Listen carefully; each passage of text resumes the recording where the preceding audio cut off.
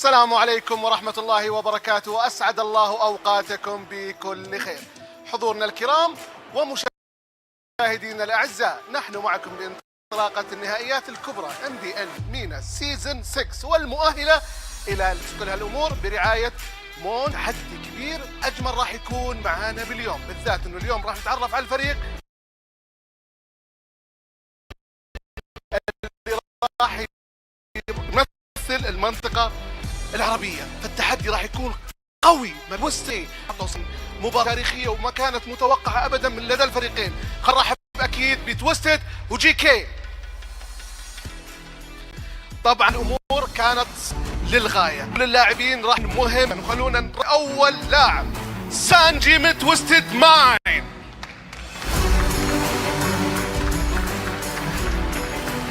Master defeat. Define your destiny.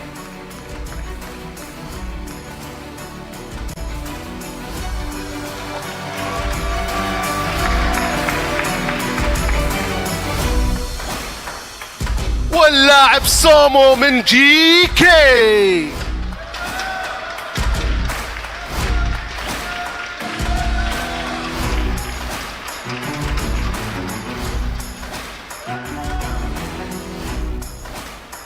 Our chances of winning is the same amount of my hair.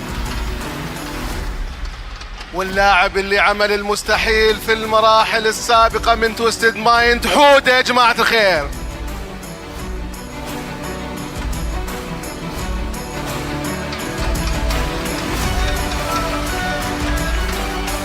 If you dream it, you can do it.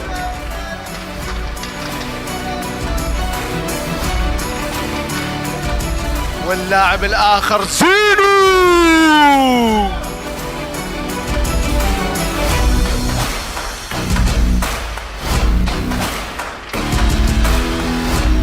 We are just 2 steps ahead.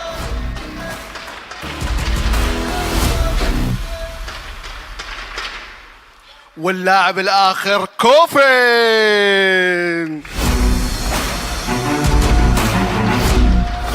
Soar, your boy.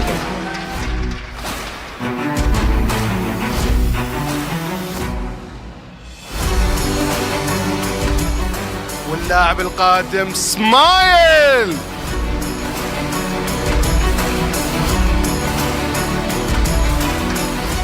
We are just better.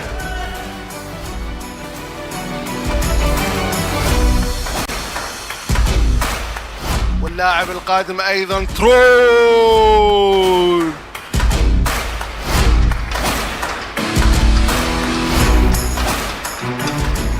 Unleash your potential. Leave no regret behind.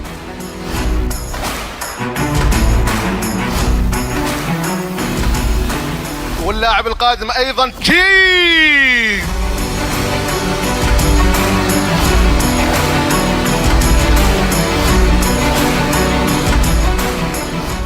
The only threat is us, not them.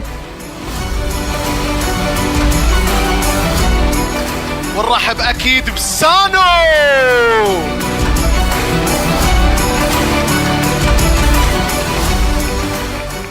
Core is one step ahead of fear.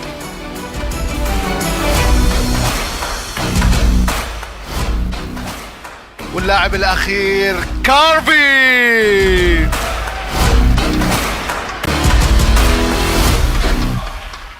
The outcome is already clear.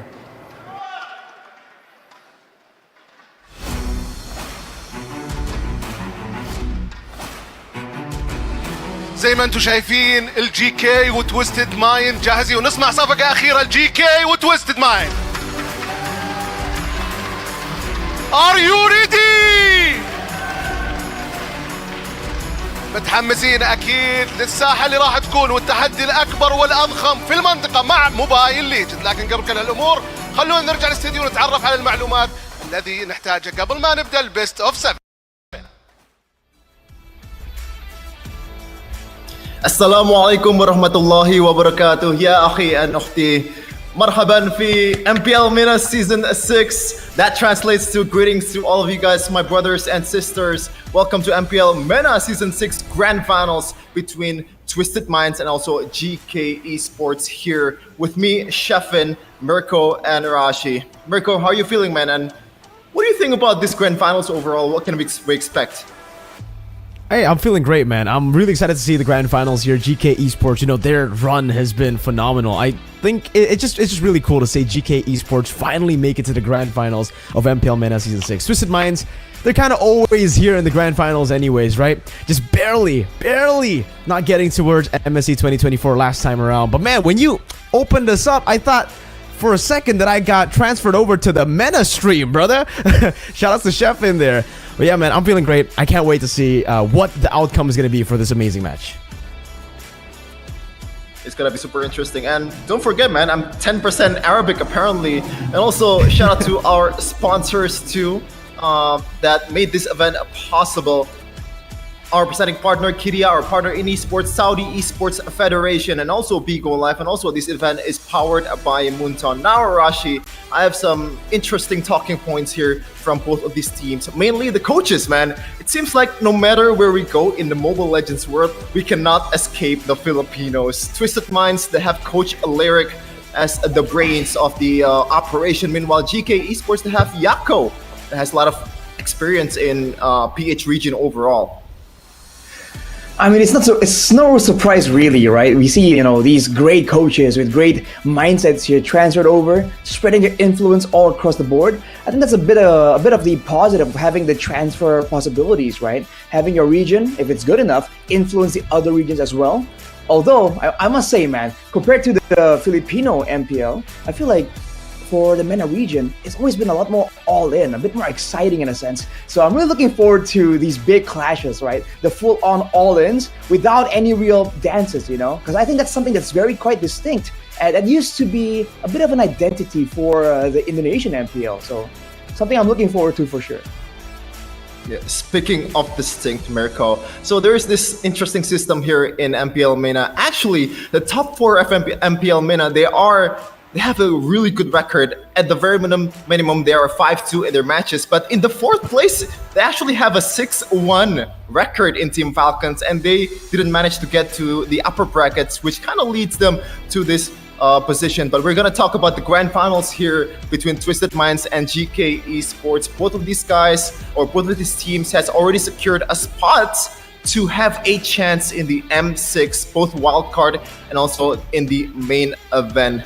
But yeah, this is going to be very interesting for these two teams, Mirko. Especially this guy, man, Carvey. We have seen him in M5 in a different team. Oh, yeah.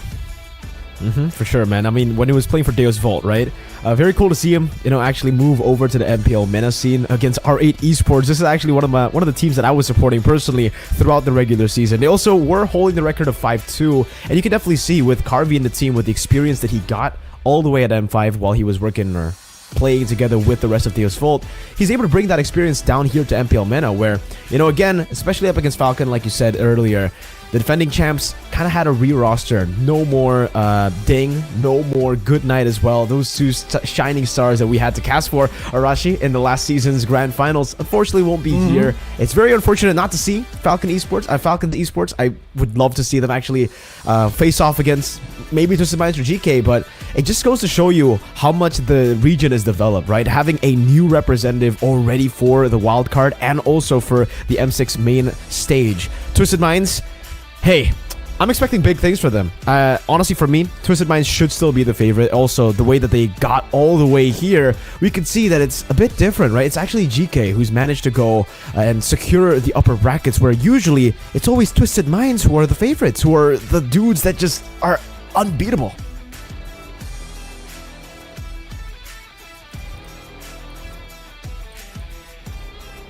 And yeah, this you can see here the route to the championship between GK Esports and also Twisted Minds. And I agree with Mirko. Twisted Minds overall in this season, they have been very much dominating in from the statistics standpoint, even all across the board, man. Like the highest average KDA with 10 KDA, by the way. It is insane how much the gap is between GK Esports and Twisted Minds in terms of KDA, because GK Esports has only racked up a 7.84 KDA. That's like a 2-point difference.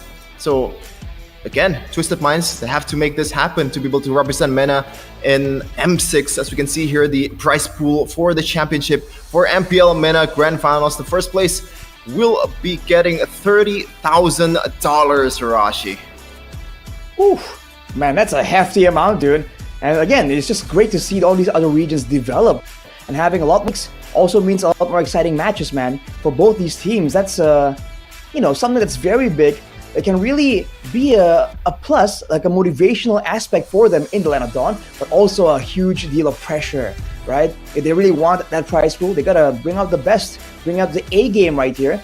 And like I said earlier, I feel like Twist still definitely is a bit of the favorite, but in this season, man, I think in all across the board, in all the other regions, it's just been a very unexpected type of season. So I think a lot of people are just looking forward to seeing some real surprises here coming in, either from the drafts or even the execution coming in from both these teams.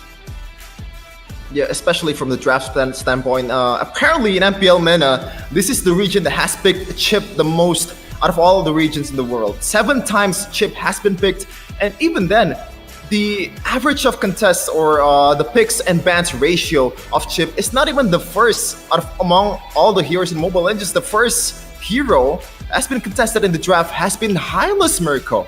That is interesting. It's been very interesting to see, again, the developments of Chip not being super heavy prio in MENA, but it just goes to show you, I feel like, the way that they play the game isn't really super macro-oriented. There's still a developing region, obviously. There's still a region that relies heavily on a lot of these team fights happening. And for Chip, we've seen as well, just in MPL Indonesia, teams who are very reliant on just pure mechanical skill, teams who are very reliant on pure team fighting, they don't do too well when they get given the chip.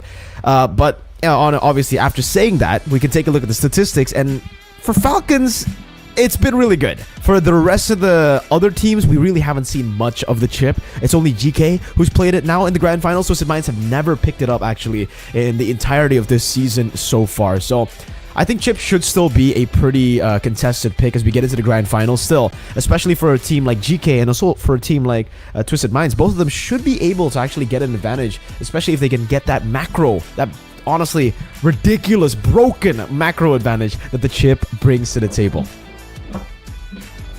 But there is some counter plays, as you probably know, the audiences as well. A lot of regions has been racking up their brains to counter the chip. Even Balearic has been showing at MPL PH. And this is going to be interesting after we're watching MPL PH earlier, like how much this region has caught up to one of the best in the world. As you can see here, the starting lineup for GK Esports: Shen, Carvey, Smile, Sino, and Samo. And interestingly enough, at the introduction earlier, Samo said something along the lines of, our chances of winning is the same as my hair. As my hair. Yeah, man, that caught me off guard, dude. Showing again the confidence, but also a great sense of humor, man. You love to see a player just crack jokes just like that, even though, in theory, this should be a high-pressure situation. I don't expect that there's going to be a lot more AoE emphasis in the drafting phase, because again, with the chip potentially let go, there's going to be a lot more pressure to really have tools available to try and counter that. So the Hylas could be a partial reason for that. But again, in this, for what it seems to be a very front to back, just dive heavy style coming in for MENA here, Hylas just brings so much value here. A lot of sustain and also a lot of ways to guarantee that a fight can happen when you need it to happen, right? Because it's not just for you, it's for the whole team as well. So it's quite a diverse tool here in the right hands for sure. But I feel like we got to talk about the Aurora pick too, Shevin, because with all this team fights happening, those AoE crowd control tools have been so important, and the Aurora has been just spiking up in popularity, man. Yep, as you can see from the statistics, our Aurora is the 3rd most contested heroes out of all the heroes in the Mobile Legends in MPL MENA. And technically, if you want to really break it down, even though it's not really used anymore, Edok in MPL Indonesia has been using it as a roamer. Even Oh My Venus said that there is some potential. There's been some potential of Aura bringing up as the roamer, even though it's mainly a mid laner. But yeah, this is going to be very interesting between GK and Twisted Minds, because the stakes are as high as ever. M6 in Malaysia, and possibly maybe winning it all, and that might be, a game changer in the whole Mobile Legends scene, man, because like we need some more new winners the international regions. We definitely. But yeah, we do. have something that you definitely do. might want to watch here. We have a video for you. ان شاء الله جاهزين للفاينل، وطبعا بنجهز كويس جدا، والكوتش بتاعنا هيشيل البريشر من على التيم، والتيم اصلا عنده بطولات كتير وعنده خبره مع الستيج اكيد، فان شاء الله هنقدر نتعامل وهنقدر ناخد البطوله ان شاء الله بكره. هو التيمات طبعا ما بتوصلش لمكان بعيد في الام 6 او في البطولات العالميه بسبب ان مفيش كوتش كويس او المينتاليتي بتاعت البلاير مش كويسه. ان شاء الله احنا اتخطينا ده السيزون ده وجبنا بلايرز على اعلى مستوى ان احنا نقدر ننافس في الام 6 ونوصل ان شاء الله لمربع الذهبي. طبعا الاداء هيبقى بسبب الكوتش اكيد والبراكتس الكتير والمينتاليتي بتاعت البلايرز والسينرجي وكل الكلام ده. طبعا ده هيتحسن مع البراكتس اكتر، وان شاء الله هتشوفوا مننا حاجه كويسه. اكشلي اتس تيم سبيريت، تمام، عشان ده كان معانا كارفي كان بيلعب في تيم سبيريت قبل كده، فاحنا حابين ان احنا نلعب التيم ده. السلام عليكم، حياكم الله. معكم اخوكم عبد العزيز مهنا ومعروف بالرياضه الالكترونيه هنكي، متواجد مع تويستد مايندز كاداري لهذا النادي، واكيد اللاعبين اللي راح يمثلون ان شاء الله المملكه العربيه السعوديه والمينا بشكل عام باكمل صوره. صراحه استراتيجيات كثيره يمكن تدور في اذهان الجميع، لكن بالنهايه هي اغلاط حصلت معنا في ريجولر سيزون في بدايتنا، لكن اكيد الفريق قاعد يتحسن خطوه ورا خطوه، والاهم اللي شفناه في اللور براكت في البلاي اوفز، الاداء اللي كان بعودة تويستد مايندز وعادة الروح مرة ثانية يعطي صورة كاملة لهذا النادي إن بالجراند فاينل راح يقدم أفضل ما عنده، وكذلك إن شاء الله بالإم 6 راح نحط صورة ومعنى كبير للمينا. إلى الآن صراحة ما في فريق بالمينا أخذ المركز الأول في أي بطولة عالمية، لكن أكيد إحنا كريجن الآن قاعد يطلع إلى الأفضل وكل مرة قاعد يتحسن من سنة ورا سنة، وتحديدا لما تشوف لعيبة خارجيين فلبين أندونيسيين وجميع المناطق الغربية اللي كانت متواجدة معنا في الريجن حقنا، يدلك أن التنافس قاعد يزداد عندنا، وكذلك اللعيبة المحترفة ازدادت، فهذا يدل ان احنا سنه ورا سنه خطوه ورا خطوه ما راح نضمن على طول مركز اول، اكيد احنا ودنا مركز اول، لكن اكيد نتمنى نشوف يوم من الايام التنافس هذا يستكمل الى المراحل النهائيه في الام 6 تحديدا هذه، حتى ان شاء الله في المواسم القادمه نشوف نفسنا كمركز اول ونحتفل معاهم لاي نادي عربي. نادي تويستد مايندز يعني تعب كثير جدا من سنتين، قاعدين يحاولون اللاعبين نفسهم اللي كانوا في منظمه اخرى ثم جاءوا تويستد مايندز هم طامحين انهم يمثلون الريجن المينا بشكل عام على اكمل صوره. اللي صار معاهم من عقبات في هذه كل الانديه اللي متواجده معنا عالميا او محليا، فاليوم نشوف لاعبين قاعدين يضحون باوقاتهم، اوقات دراستهم، قاعدين يحاولون ينظمون الاوقات اللي بين الدراسه واللعبه المفضله عندهم موبايل ليجندز، فهذا يدلك كوتش ليريك وكل من كان وراه كذلك داريو الاسيستنت كوتش واللاعبين المتواجدين كلهم قاعد نشوف تغييرات حصلت معانا في البلاي اوفز، هذا يدلك ان الفريق راح يضحي باي حاجه عشان يوصل للمراحل النهائيه في الام 6.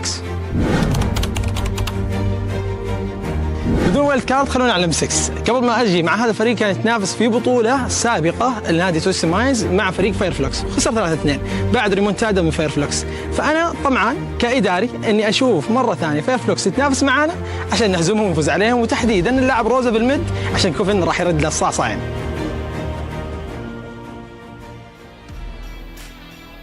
Wow, a lot of confidence. Even at the end, kind of talk a bit of trash towards Rosa, the mid laner of Fireflux Esports after their loss. Bitter too. It's bitter, man. But yeah, I like the mentality of these players. I'm not saying that they are, deluding themselves, but as an athlete overall, you have that kind of, I'm the best mentality. I can take on any guys that I want to take on, Rashi. I think that's something that Mirko can very clearly relate to, I would say. Because, Mirko has that confidence, man. And you need that confidence if you're going to be making outplays in the line of dawn in front of all these players. And I think what really strikes a note with me is the fact that they highlighted the amount of sacrifice that both teams have really gone through. And the fact that this means so much to them that they're willing to go all the way to the end, man, to ensure that they can make something amazing out of all of their efforts and their concentrated cooperation. I think it's just really cool to see, right? Especially considering, especially for GK. For Twisted Minds, we've kind of seen these players grow. We've kind of seen these players in the international scene many, many times before. But for GK, this is such a new thing, I think, in MLBB, because for the most part, we see a lot of imports, yes, but like Sheffin said at the opening of, the MPL MENA Grand Finals, we see mostly Filipino imports. For Twisted Minds, their coach, we actually used to have a lot of different Filipino players coming in, playing in MPL MENA. Falcons, again, to say a few names, it's Ding and Goodnight. Now we see a player from Mongolia, Rauzino, actually into the lineup of GK Esports, and a player all the way from Norway in Carvi. It just goes to show that MLBB is growing, not just in the Middle East, not just in Southeast Asia. I can't wait to see what the picks are going to be and what Carvi and Zeno can bring to the table as imports from a nation and a region that not a lot of people paid a lot of attention to. So we're gonna take it into the draft for game number 1 of the grand finals of MPL MENA Season 6. And right away, the chip ban, even though it's not really, it is still very much prio in MENA region. A 98% contest both picks and bans for this hero, as the third ban from Twisted Minds is going to be the Harith. A very mobile heroes, and also the Jushin. As you can see in MPL PH earlier, the Jushin has been one of the most picked heroes for some of the teams that really like to play it, Mirko. It really is. I think looking at the first phase bans, though, it's actually quite interesting the fact that the Suyo has been left completely ignored. Don't know if they actually want to give Twisted Minds Hoda, someone who's very agile on these assassins, very skilled on the assassins, a chance to pick off a Suyo. Where, I've just literally watched MPL Philippines just earlier today, and we can see that the Suyo pick, the contention rate on that pick is ridiculous. Every single team wants to go and pick it up in the first phase, or they would ban it out. With the Juicin banned out, though, it does leave a few other heroes open. Like you said, the Hylos is a top prio pick here, but also, if we take a look at other regions, the Gatot Kacha has been finding so much success. And I think for MENA, it should also be a top pick considering how teamfight reliant they are. I mean, as expected, the Suyo comes through right here, though. And man, yeah, the Gatot Kacha, it's been so good because it's so flexible, so many different uses. In theory, right? If the Hylas can be finding that much success, then the Gatot Kacha, in theory, should also find the same, if not more success. There are more ways to use it, macro-wise, and even teamfight-wise. You're not just tanky, but you're also doing a lot of damage if you can get that 1v1 against your opponent's main damage dealer. So now with this, with the Suyo actually banned away for Twisted Minds, it's got a lot of potential here, but you have to wonder what exactly is the plan. Do they want to try and establish the control first, some strong laners, or do they really want to hide some of those matchup reliant picks for later on, Shevin? Okay, so Gatot Kacha comes right away. As you said earlier, the flexibility both in the draft and also in the gameplay. And, you can play, a bit aggressively and use the Avatar Guardian not as an engage tool, but just to get away from the dangers. And combined with the durability, it's just gotta be so much trouble that this guy's gonna bring to the table. Meanwhile, on the other side, it's still going to be the Hylos, the most contested pick in the whole MENA region, and also a Faramis right away after the Gatot pick, Mirko. Yeah, that's an early Faramis, man. Not too big of a fan of the Faramis this early. We've seen kind of a fall off in the Faramis pick rate and also the Faramis win rate across the different regions here, knowing that it can be countered by a lot of the big picks like even Yves here, especially considering, again, you have the Gatot Kacha, so technically you already have a frontliner that can help and enable someone like a Yves, a front to back from happening. And we've been seeing these box to box kind of compositions work in MPL PH even. And not to mention, with the Gatot Kacha, this is still a flex pick, right? I mean, that's the same thing for the Hylos, but I think they can still go for an alpha pick here to enable the Gatot Kacha and go for more. But hey, that's Hoda. That is Hoda, Arashi. Oh man, dude, the Aurora, the pick we were highlighting just earlier, finding so much success, having so much more control in these big team fights, and the Fanny, dude. Oh boy, in the hands of Hoda, that's definitely a big threat. And we've seen the Faramis sometimes struggle, right, against these assassins forced out that Netherrealm so early on. You have to remember, if it does get casted and, the Faramis falls during the duration, the whole team kind of gets locked in animation, in the silence, the stasis. So it's going to be a big problem for you, but for Geekay, they're going with the Droid as well. They're just trying to fight fire aggression with aggression, Shevin. Okay, I wonder what's going to be like the specific interaction that they're looking for here. Is it just a counter for the Fanny? Is it just an unstoppable force, which is literally unstoppable towards Aurora? Or Because this is a very peculiar pick, Mirko. You don't see a Jawhead being picked after these kind of picks from Twisted Minds at all in any region. Yeah, most definitely, man. The Jawhead pick into... Not even using the high-lows as a flex technically here, right? So definitely giving Twisted Minds an easier route, I would say, in the second phase of bans. And it does seem like for Twisted Minds, they're setting up perfectly for something like a Harith too. Going up against a Jawhead, a Faramis, a Harith could really get a lot of value there up against a composition that is a bit too all-in. And especially with the Purify that the Harith can bring, oh, they ban out the Edith and the Taunt, so Harith left open. Perhaps GK might want to go for the Harith themselves here, but Twisted Minds, they actually surprisingly banned out the Julian, which is, again, interesting to me. It seems like for the Julian, it's a good pick, especially up against a Fanny, especially up against a lot of these lockdown heroes. You have a lot of untargetable abilities, but still, with the Julian, you kind of lock your gold lane to only physical damage rushing. The Julian, huh? For both teams, they have a 4-1 record so far with that Julian, so it seems to be a pick that really works well. If they want to go for that scrappy brawl composition, we know that the Julian can be flexible, can be quite surprising in some cases as well. And maybe in the clear speed, that's also something that the Julian has over the Fanny, sort of. But the fact that there's now the Natan and the Edith both banned away by Geekay, if they go for the Harith here, I feel it's going to be not enough damage to deal with the Gatot. They go for the Moskov. But again, in the 1v1 against the Fanny, there's a bit of outplay potential there, but against the Gatot Kacha, I feel like that's where the real trouble is for Geekay.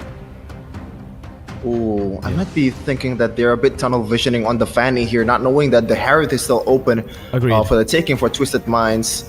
And yeah, this is going to be interesting. I think the main idea for Twisted Minds in the second banning phase was to just kind of eliminate the combo from the Jawhead and also a potential assassin that can burst down the Fanny with Ejector as well.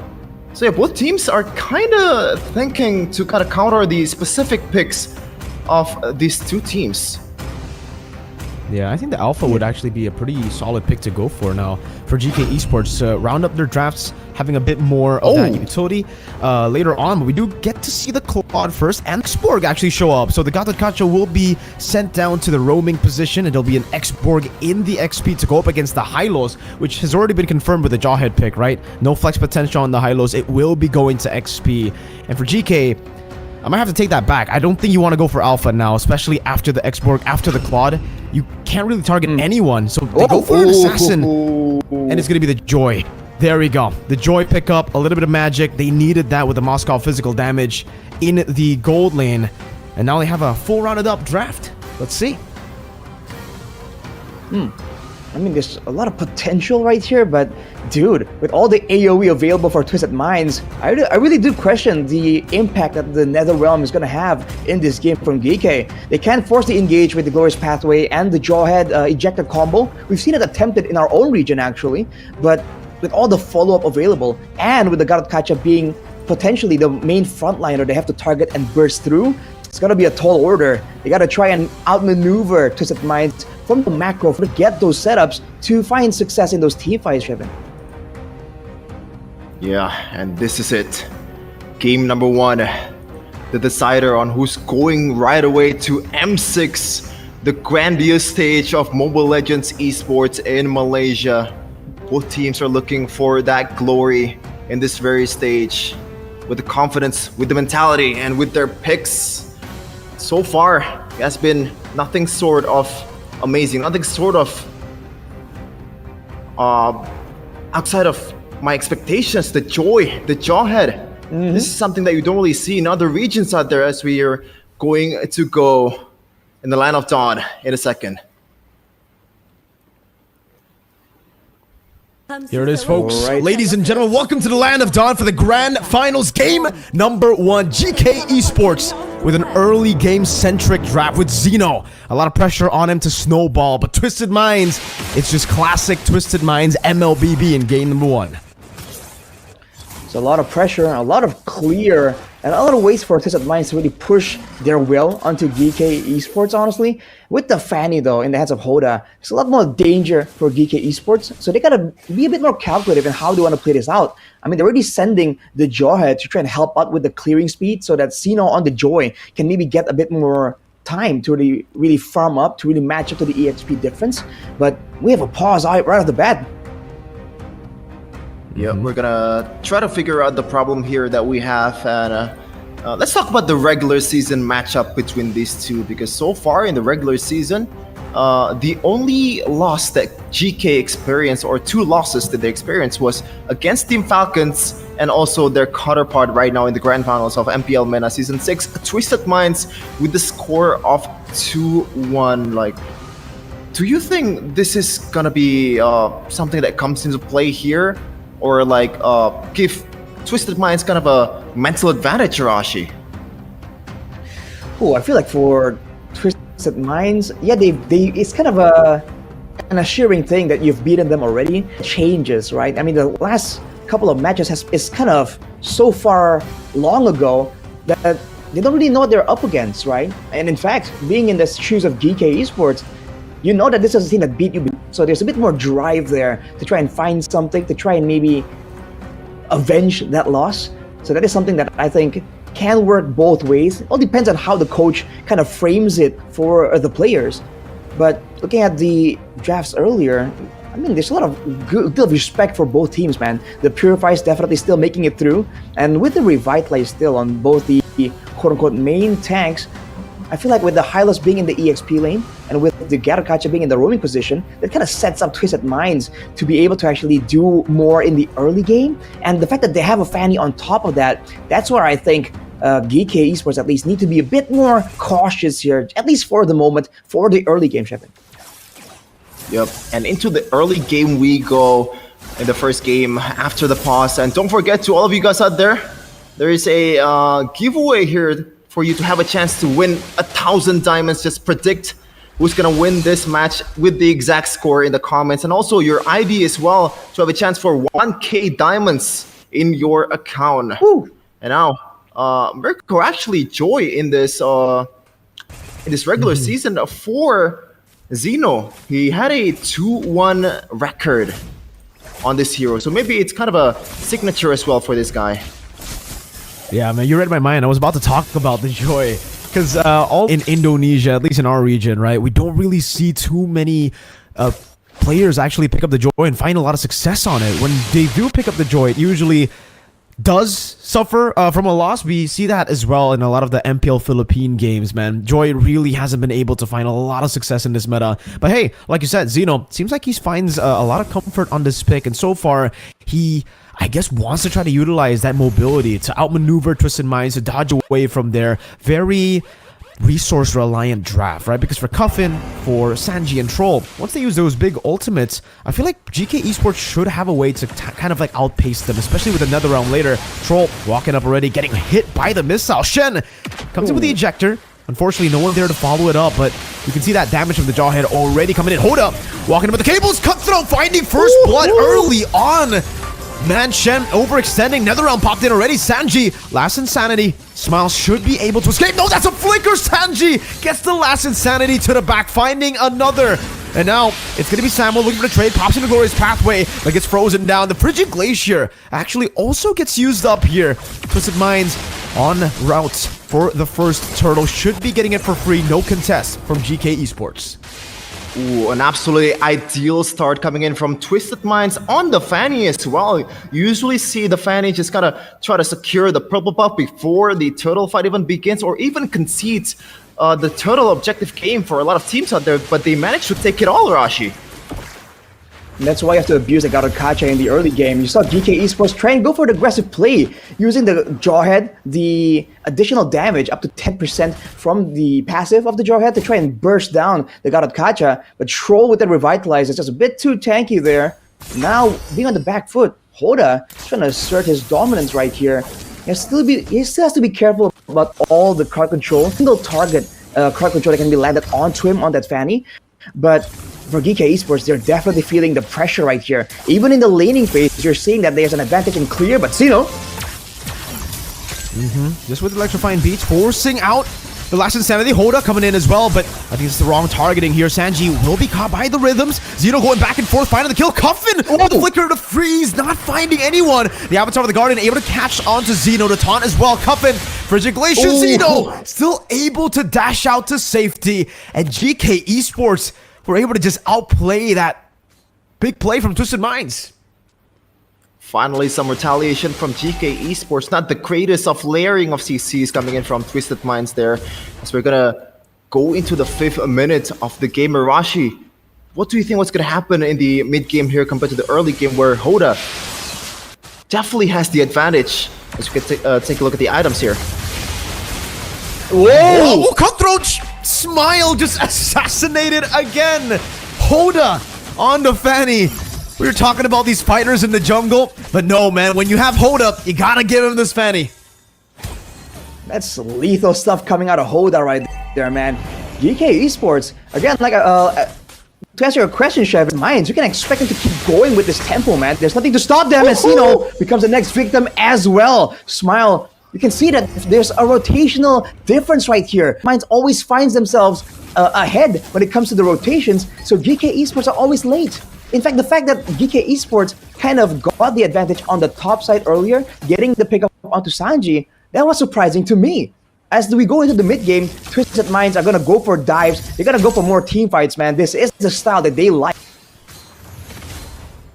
Oh, I was kind of worried about the export pick earlier. It is a counter for the Hylos, but in terms of setup, the EXP laners that you usually see in this patch, it's not really the greatest out there. But then Troll and also Coffin that sets up all the team fights, all the kills perfectly. Just kind of, replacing that setup potential from the EXP lane. Yeah, there's so many ways to play around this here. The abundance of Crow really is what is kind of discouraging GK Esports words. They already have the respect there with 2 Purifies, but for now, until they can kind of buy time, it's going to be quite difficult. Yeah, I really think it is going to be difficult for them, especially considering now for the Jawhead. There's definitely a time limiter for GK Esports. They need to find something back, but it does seem like for now they're just going to have to rely on Carvey to get his item Power Spikes, Arashi. Right, the Power Spikes for the Moskov, definitely a massive tool, but I really feel like they got to find ways to really isolate Twisted Minds as well, because again, in a big team fight, even with the NetherRealm advantage, it's going to be quite difficult. They have to try, I think you have to kind of bait Hoda into some of these situations, because he's just going in every single time, dude. He doesn't stop, man. He really doesn't with those cables. Even when he has 0 energy, man still finds enough to go and put on 1 more cable for the show. Man, it's just so hard to fight against this composition from Twisted Minds, because when you think about it, the Gatotkacha from Troll and also Hoda can cover a lot of grounds. Even if you don't really have a clear vision of 20 yards from your hero, it's still not safe because Troll and Hoda is always there. Yeah, Hoda, even though he got stunned there, still able to pick up the turtle for free. Only just a bit of the Faraga armor chunked down from Xeno. And it's not often that we see this, man. A Fanny actually control the neutral objective. 3 turtles for free to Twisted Minds. Sheffin, what is this? I just don't know, man. When I see in other MPLs out there, the Fannies always, might have just conceded the objectives. Might have just taken the safe route and used my purple buff to further my advantage in the team fight. But right now, Twisted Minds, I feel like they're playing these setups perfectly from Troll and Coffin, so that way they have all the pressure in the world. Meanwhile, in top lane, though, okay, Spirit of Misery actually catching him. Good to Stampede as well. Now the Assault Force chasing him all around. Hoda still able to get the cables to get out. Now Shen forced to use the conceal defensively. Ooh, that could have been a big blunder. Troll under the taunt. Frigid Glacier to full stun and lockdown to get Xeno out of there. Ice Cold and Fire from Sanji. When you finally thought, he's still going on after the Guardian. NetherRealm as well. The freeze not connecting, forcing Smile to get the Purify down. Man, Twisted Minds, they're not stopping, Arashi. It's non-stop, dude. Every single time. What is that interaction, dude? The Unstoppable Force chasing down the cables. Hoda's got to calm down a bit here. GK Esports definitely looking for ways to try and punish him. They gotta kind of coordinate better here. They're spending some of the resources occasionally, but they have to try and spend it together. Carvey now picks up the golden staff, so there is more damage to throw around, but still, at 8 minutes, the damage coming in from an X-Borg, from a Fanny, from the Gatotkacha even. Troll now has the Thunderbelt as well, so he has a bit of utility and damage, and he's gonna start scaling more and more. So this is where he wants to be as annoying as possible, going for those short 2-second trades just to proc and just get tankier to try and scale better into that late game. They have to use all the tools in the world. GK Esports have that far lane pressure on the Moscow, but I feel like Twisted Minds right now, they're just gonna take this one no problem at all, unless the Joy wants to go in. So far, doesn't look like it. Does look like they're still going to play this Lord Dance again with the resets. They have the way to actually utilize the Fanny to clear out the side lane, so no pressure at all for Twisted Minds. It's still a 3.5k gold lead that are holding on to. It's Hoda, as long as he keeps farming, that Hunter Strike is building up as well. They're going to hold on to this Lord, man. Good news though from GK Esports. Zeno already secured the Holy Crystal. That is a big power spike item at this point of the game. Can burst down anyone he wants to. Glorious Pathway. Good Glorious Pathway with the Frigilation actually stops him now. Hoda walking in, getting the Cutthroat, but it's only onto the Nether Realm. Avatar of the Guardian finding three, blazing duet coming down. Able to find a whole lot of damage. Zeno taken out. Good Purify out, but the horse does a bit too much damage. Troll will punch him back to the ground though as Sanji tries to burn Smile down. But he's still able to walk away from this one. It is a 3-4-1. The gold lane traded for 3 big members. And it seems like Twisted Minds will be able to get the first Lord of the game for free. Man, it's kind of a lose-lose situation from GK Esports. If they don't group up, they can execute. They cannot execute the Nether Realm perfectly, but if they do group up, that's what's gonna happen, Arashi. The Avatar of Guardian, the stuns coming in from Coffin as well.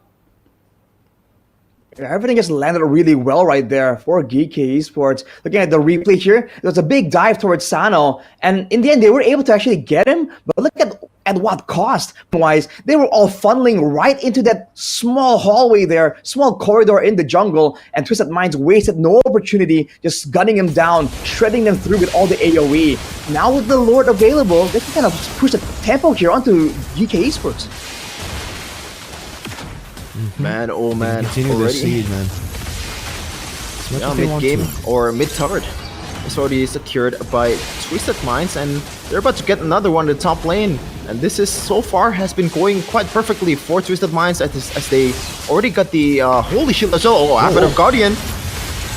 Oh, interesting one by Troll with the Avatar of the Guardian. Now going on to Samo, who still has the Revitalize. Will be able to pop it in time. Troll right there to clean up shit. Oh, Lethal Ignition not even necessary. Sano guns him down. Now a Blazing Duet. A good stun, or freeze rather, on towards Samo and Smile, but both of them will still be able to escape. No base turrets taken down for now, but there's a big wave coming down to the mid lane again. And for you guys back at home, Soar Beyond Limits, go and check out that key to go and take maybe a skin for yourself. Sano able to pick that up. Cutthroat over Hoda. A bit too overzealous. Caught under the base. Taking out Zeno. Now the electrifying beats. It's also the Spear of Destruction coming out. Zeno taking down a freeze over from Coffin. And Carvey will fall as well. Even with the Glorious Pathway, they're unable to really threaten Sanji or Troll. That looked really good right there from Carvey with a Spear of Destruction, but unfortunately the damage is a bit too much coming in from Coffin and crew. And my goodness, Hoda gotta pump the brakes a little bit at this point, man. Definitely being a bit too aggressive right there. I mean, the whole team is just going in YOLO, because you saw how Troll just use the Avatar of the Guardian, just go and dive the base with a real reason, right? Just to zone, just to assert dominance. Definitely having to, calm themselves down a bit. But for Geekay Esports, it really seemed like the moment for them to capitalize on. Carvey catching them off guard with the Spear of Destruction, but gets breasted down in the end. A bit too behind, too much damage in the hands of Twisted Minds. Maybe that's a canon event for Carvey. We'll have to see how this goes, man. He has the Wind of Nature now, so more ways to really outplay. But with Sanji in the picture, on the expert doing true damage, I mean, now he can deal with Hoda, but he still won't be able to really walk in front and kind of deal damage reliably. His troubles have only just begun. Yeah, it really is danger wherever he go. Even the Avatar of Guardian, Coffin is ready to stun him up. Just a bunch of CCs, a bunch of controls is waiting for Carvey in the late game. Considering that he's gonna be the most sought commodity, it looks like it's gonna be Concealed Blade. Oh, Zeno almost getting caught there. The taunt comboing with the Frigid Glacier, not enough. That Lord will just be given for free. Samo, the Glorious Pathway actually towards the Cutthroat, not even needed, man. He just gets melted down to Avatar of the Guardian. Gets used up, but Smile was able to purify out. Now Shen Oh, running to the wrong side of the map, but Twisted Minds won't be able to cut him off in time. Still, that movement speed when you pop in the ejector, enough to get him away for now. Troll, so trying to go for the chase. Cuffin just going for that poke. And with Samo down and an enhanced Lord in the mid lane, is this an end angle for Twisted Minds? Another cable from Hoda. They're going to be able to get one base turret down. That's a base turret up top taken out. 2 base turrets to play with now. Another wave coming down. Xeno going for a little bit of poke. Twisted Minds. Seems like they want to go for that end angle. Carvey already. Shen with the ejector. Purify out. Blazing Duet coming down on the Shen. Taken out completely. Even with another realm smile. Will not be able to survive now. Carvey kiting back. But the last Insanity was still able to dish out some damage. They're an SOD onto the back as well. Unable to connect onto it. Unable to just dash over. It's a good defense from GK Esports. But they've lost 2 massive base turrets. What a play coming in from Xeno. He took the unorthodox route, Arashi. He came from the back, and they didn't expect it at all. This is why he has the highest KDA out of all the junglers in MPL MENA. All things considered, man, 3, 4, and 1. Not the greatest stats, but he's keeping up when it comes to the farm there. Look at his gold. Actually keeping up with Hoda. But Hoda now has a BOD to really secure those assassinations. But for Xeno, he has the advantage of having AoE damage as well. If Cuffin and Sano don't really mind their positioning, if GK Esports can find a moment to catch him off guard. Oh, Sano! Oh, Sano! Unstoppable force to chase all the way down to the bottom lane. GK able to find a trade, but luckily for Twisted Minds, no neutral objective is up.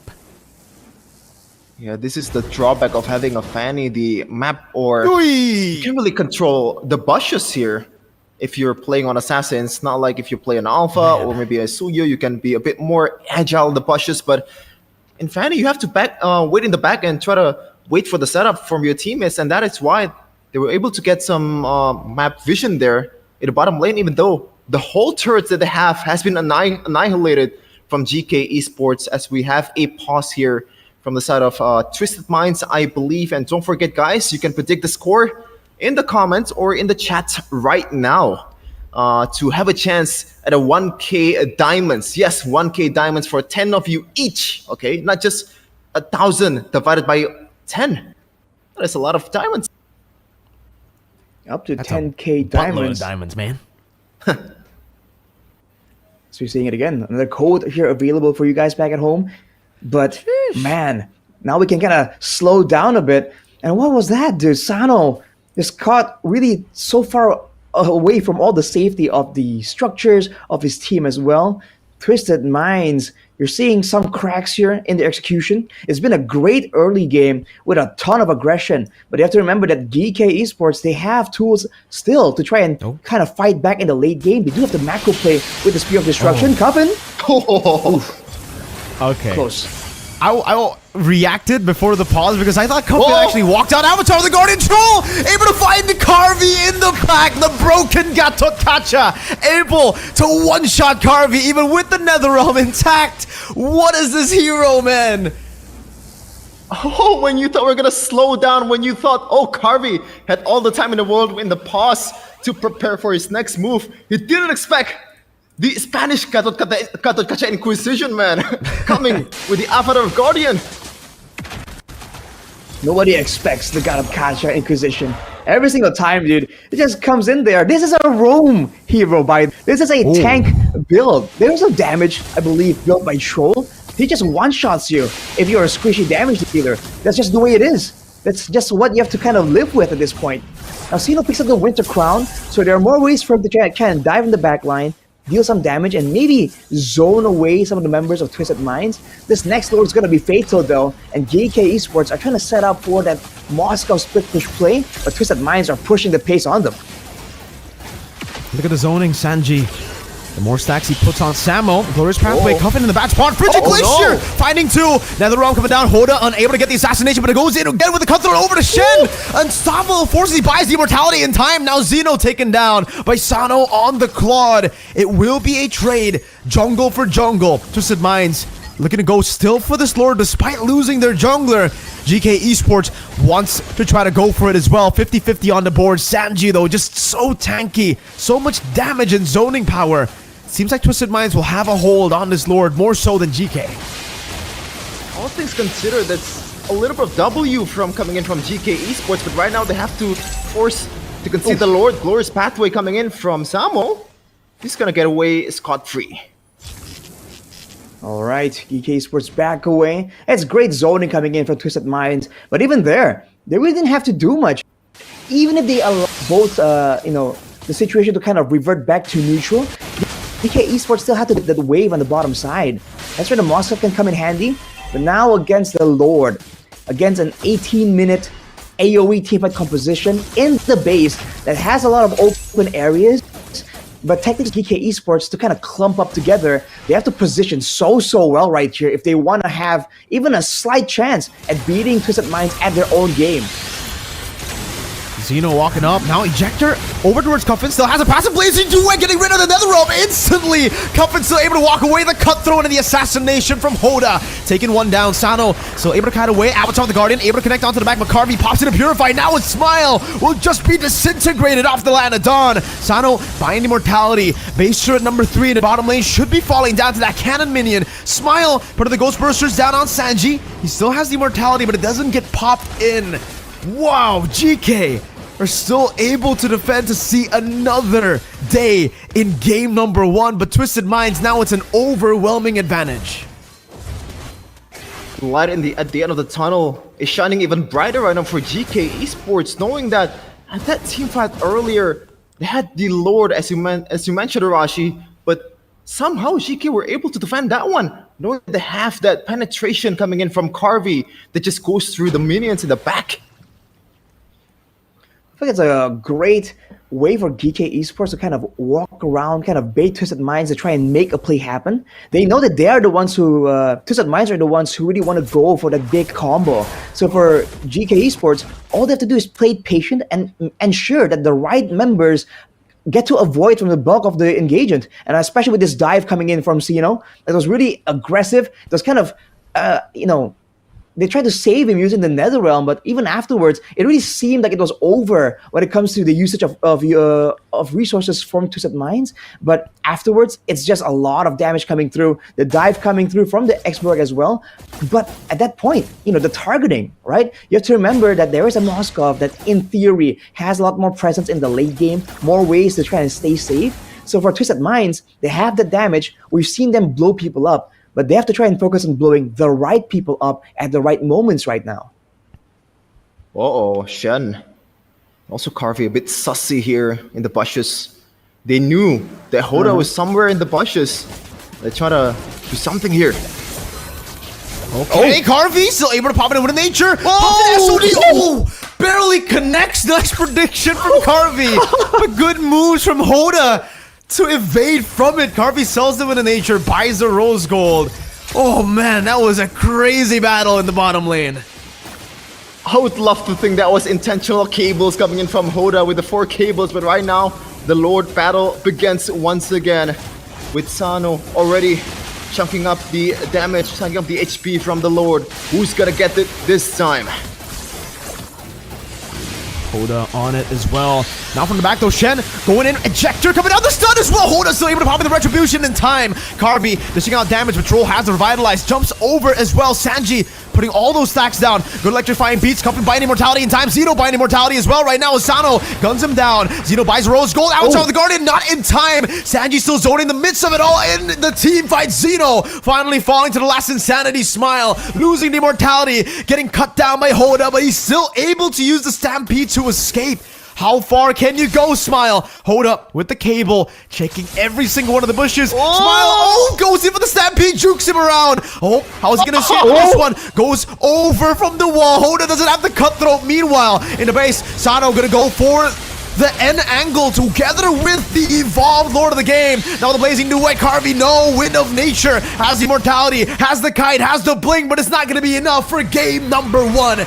It's Twisted Minds getting it. Twisted gameplay indeed from Twisted Minds.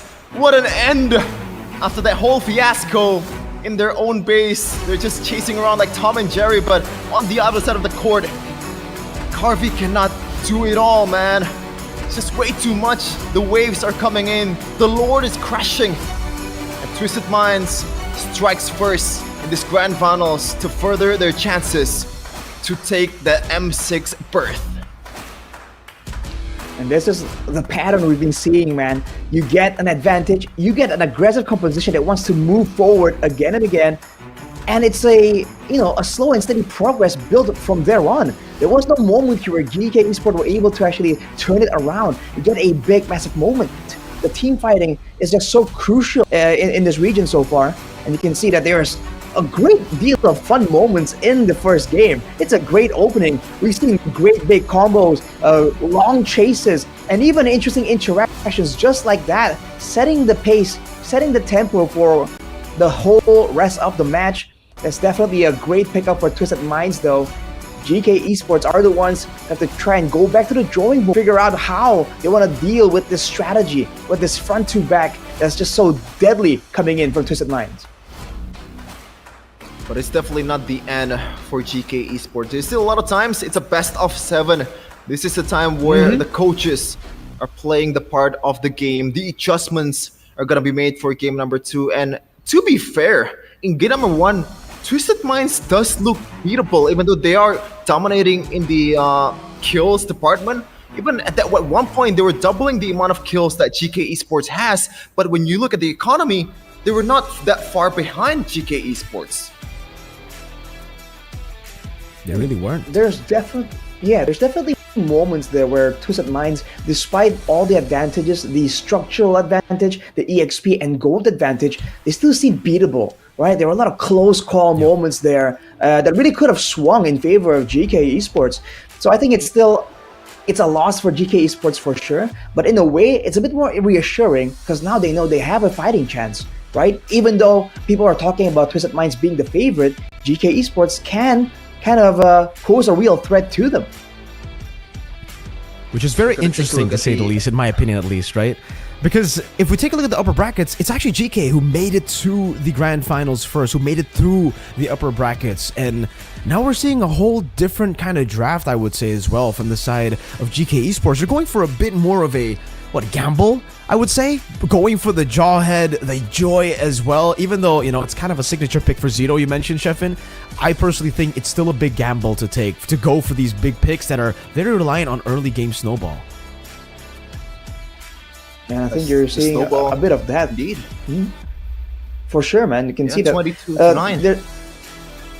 22 to 9. I mean, the idea, right, for Geekay is to actually really win it out in the early game. Use the Jawhead to really set up traps, perhaps, to stop Hoda, and maybe to get a Xeno just that much further ahead.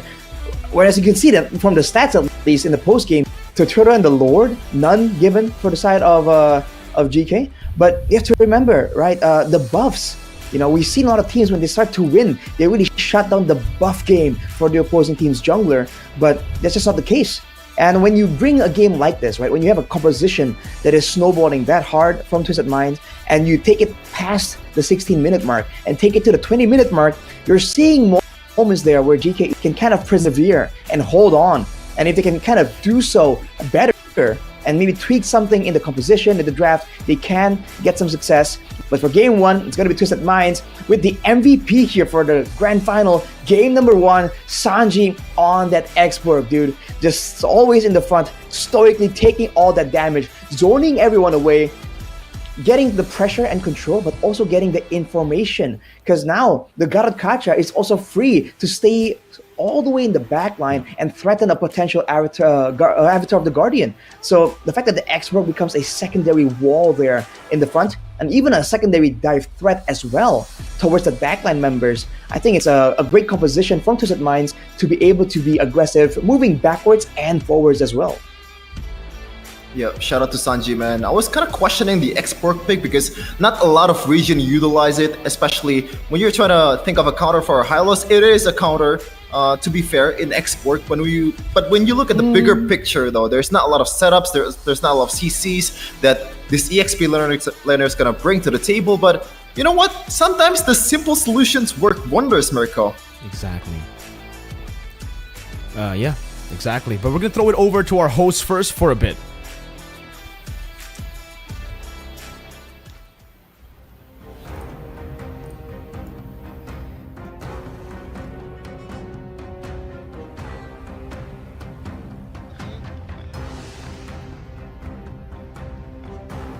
حلو. يعطيكم العافية محيينا الأعزاء وأيضا مقدمنا الغالي. مباراة كانت ولا أجمل لفريق تويستد مايند، نتيجة كانت جدا كبيرة، لكن لسه باقي معانا مباريات كثيرة وتحديات كبيرة في MPL MENA سيزن 6، لكن جايبين لكم فعالية ولا أجمل من موبايل ليجند. خلونا نختبر قوة معرفتكم باللعبة والهيروات اللي راح تكون موجودة بالشاشات. الجائزة طبعا 50,000 دايموند، فراح يطلع لكم هيرو الآن وابغاكم تخمنون مين هذا الهيرو، فنبغاكم معنا. Are you ready guys؟ اوكي متحمسين على 50,000 ها؟ يلا مين هذا الهيرو؟ يلا يا شباب انا راح اختار واحد عشوائي من عندكم الحين. يلا تعال انت تعال.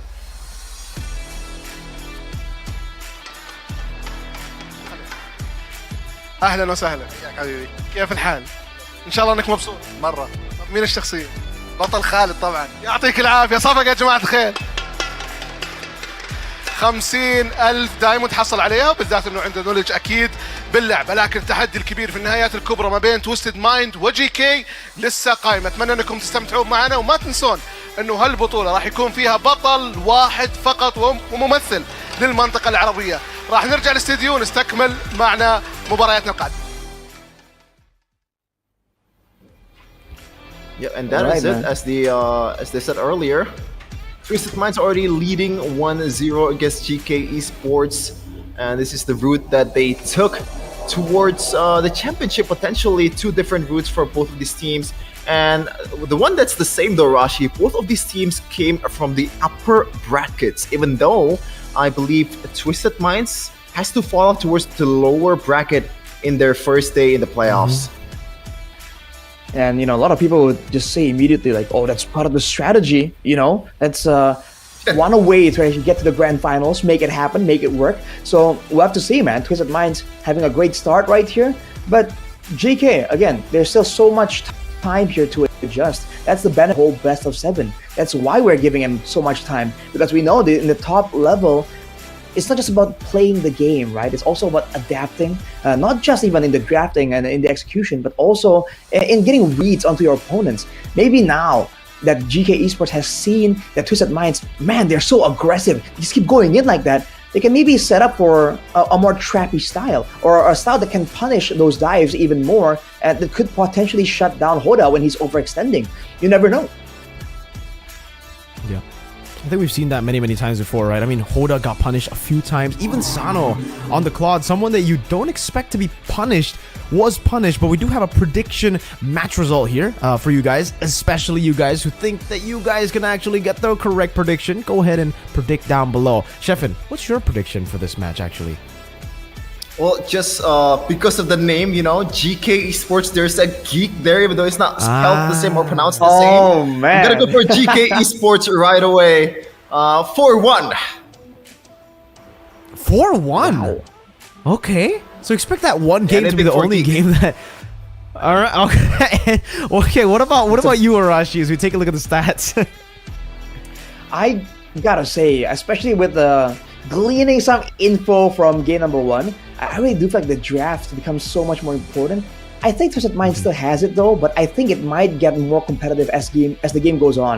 Because again, when the drafting phase is that important, you know, with more games comes more experience, more information. I feel like it could be like a 4-2, I would say, for Twisted Minds, I think. Interesting prediction there, Arashi. And you know what? Let's talk about some of the drafting earlier, man. That Jawhead, let's just talk about that again. Because it was a very early pick for a Jawhead. Usually you want to see those pocket picks in the second phase, but it might be a signature pick for the roamer of GK Esports. But what do you think? Because in that performance earlier, I didn't really see a solid ejector towards an unstoppable force gameplay or like pickoff. Not even a single one of them. Yeah, I mean, it seems like there's one moment where the Jawhead kind of found some kind of play, but it really is so far and few in between. And when you're at this level, when you're in a region that's so aggressive, you gotta have just more activity, man. You know, have a higher work rate on the roaming position. I mean, on the other, right, you're competing against a Gatot Kacha, and you're seeing how difficult it was for the Jawhead to kind of keep up. Even in the early game, level 1, where in theory, right, the Jawhead is at its strongest. You know, with the passive, with the way that your skills kind of do damage, it still wasn't enough to kind of bully the Gatot away. So in that sense, if you want to go for something that's aggressive, go for something even more aggressive than the Jawhead. And if you can't really beat the Gatot Kacha, and you know that you won't get to pick it first phase, then, you know, go for something a bit more passive, Shevin, right? Oh man. Speaking of passive, there's someone that's not really passive there, from a few. Apparently Coffin said there's not really competition here in MENA, at least for him. So a few just kind of showing up the potential newcomer here, not newcomer, but new guy here in the international scene, that the mechanics, the gameplay in the international stage is way different than in MENA. So he's definitely gonna be excited to show him up in M6. But oh wait, I spoke too soon. I just realized that. Why you gotta do that, he's man? not gonna be there. Why you gotta open up wounds that are just new? Like, bro, a Falcon Savior Ben just lost, right? You don't have to do that to them, bro. Okay, but yeah, unfortunately, they won't have to. It's kind of personal. That's very unfortunate. It feels kind of personal. What do you got against Falcon's AP Bren here, Chefin? What do you have against them, bro? No, like that is a genuine mistake, ladies and gentlemen. I am Genuine. being honest here. Genuine. No, like seriously, I kind of forgot that Few is not supposed to be in M6. Let's talk about it, man. Like it's crazy that both TLPH and Falcon's AP brand didn't manage to go into M6. If you told me that before MPLPH started, I would call you crazy. That is just, oh man, Arashi is just. It's gonna be very different without both of them in the international stage. It's gonna be different, but it's gonna be exciting as well. And at the end of the day, you know, it's a tough situation to be in, but overall, it's still a net positive here because we can get to see a whole different style, right? A whole different group of teams coming through to M6. So it's still definitely an event to look forward to. But back to this region, right? Back to MENA here. You have to wonder how they're planning this out, because you can see that there's a lot of mechanical plays, a lot of combos, but when it comes to the macro game, you really don't see a lot of it being explored too much by both teams. We saw that the Moscow split push was kind of attempted by GK, but for Twisted Minds, as you can see earlier, it's all about just finding ways to force that fight. And if that is the idea, could this be the angle that GK can kind of go for, right? Go for that macro angle and then deny all of these great initiation tools that Twisted Minds have been able to abuse for game number 1. Yep, it looks like from the sound effect that I heard earlier, we are going to go into the draft in a second. So let's see what's going to be the choices here, especially in the bans, because I am very interested if Hoda will get the respect that he's already earned in the first game. It seems like both respects are given Mirko, both Gatot Kacha and Fanny banned from GK. Yeah, they gotta do it. They honestly have to, right? Especially the Gatot Kacha, I feel. Because the Fanny, I think it's more of a... Well, to be fair, yeah, the Fanny is, especially on users like Hoda, special users who can execute the Fanny to perfection, you gotta ban it away. But this does leave a lot of other heroes up for grabs. You see the chip ban as well, but I don't know about MPL MENA, right? Because technically we haven't really seen a lot of the Loyi, but in MPL Philippines at least, the Loyi is such a hot commodity right now. Every team that gets a Loyi, 100% win rate. I think throughout the playoffs of MPL PH so far, it's been one Loyi loss. Every other game that we've seen the Loyi, it's been 100% win rate. So maybe GK might want to try to do that later on. Maybe even this game. Who knows? They banned out the Edith as well, by the way. So a lot of pressure on Twisted Minds now to go for a big pick, because again, GK are going to be on blue side, which we kind of know as well, even in our league, has had more success getting those big prio picks before the red side. Well, we do know that the Edith is a pick that really resonates well with Twisted Minds, but banned away again. If they want to go for that low Yi play, Mirko, I mean, in theory, against a team that is kind of dive heavy, kind of headstrong like Twisted Minds, the kit of the Loyi itself can be a great asset to have, right? More survivability for your mid lane. We saw that earlier. You know, the mid laner, right, was finding it quite difficult to just smile, was just getting targeted. But the Suyo, I heard the groans, man. The Suyo was left open, immediately sniped away by Geekay, Shevin. Yeah, absolute. I would rather not face this hero in ranked games or in pro scene at all, man. Like, even Mirko said it in one of his streams. It's a hybrid of Nolan, Julian, Lee Sun-Shin, whatever, even Alpha. But right now, on the other side of the court, Mirko, this is the forbidden combo in ID.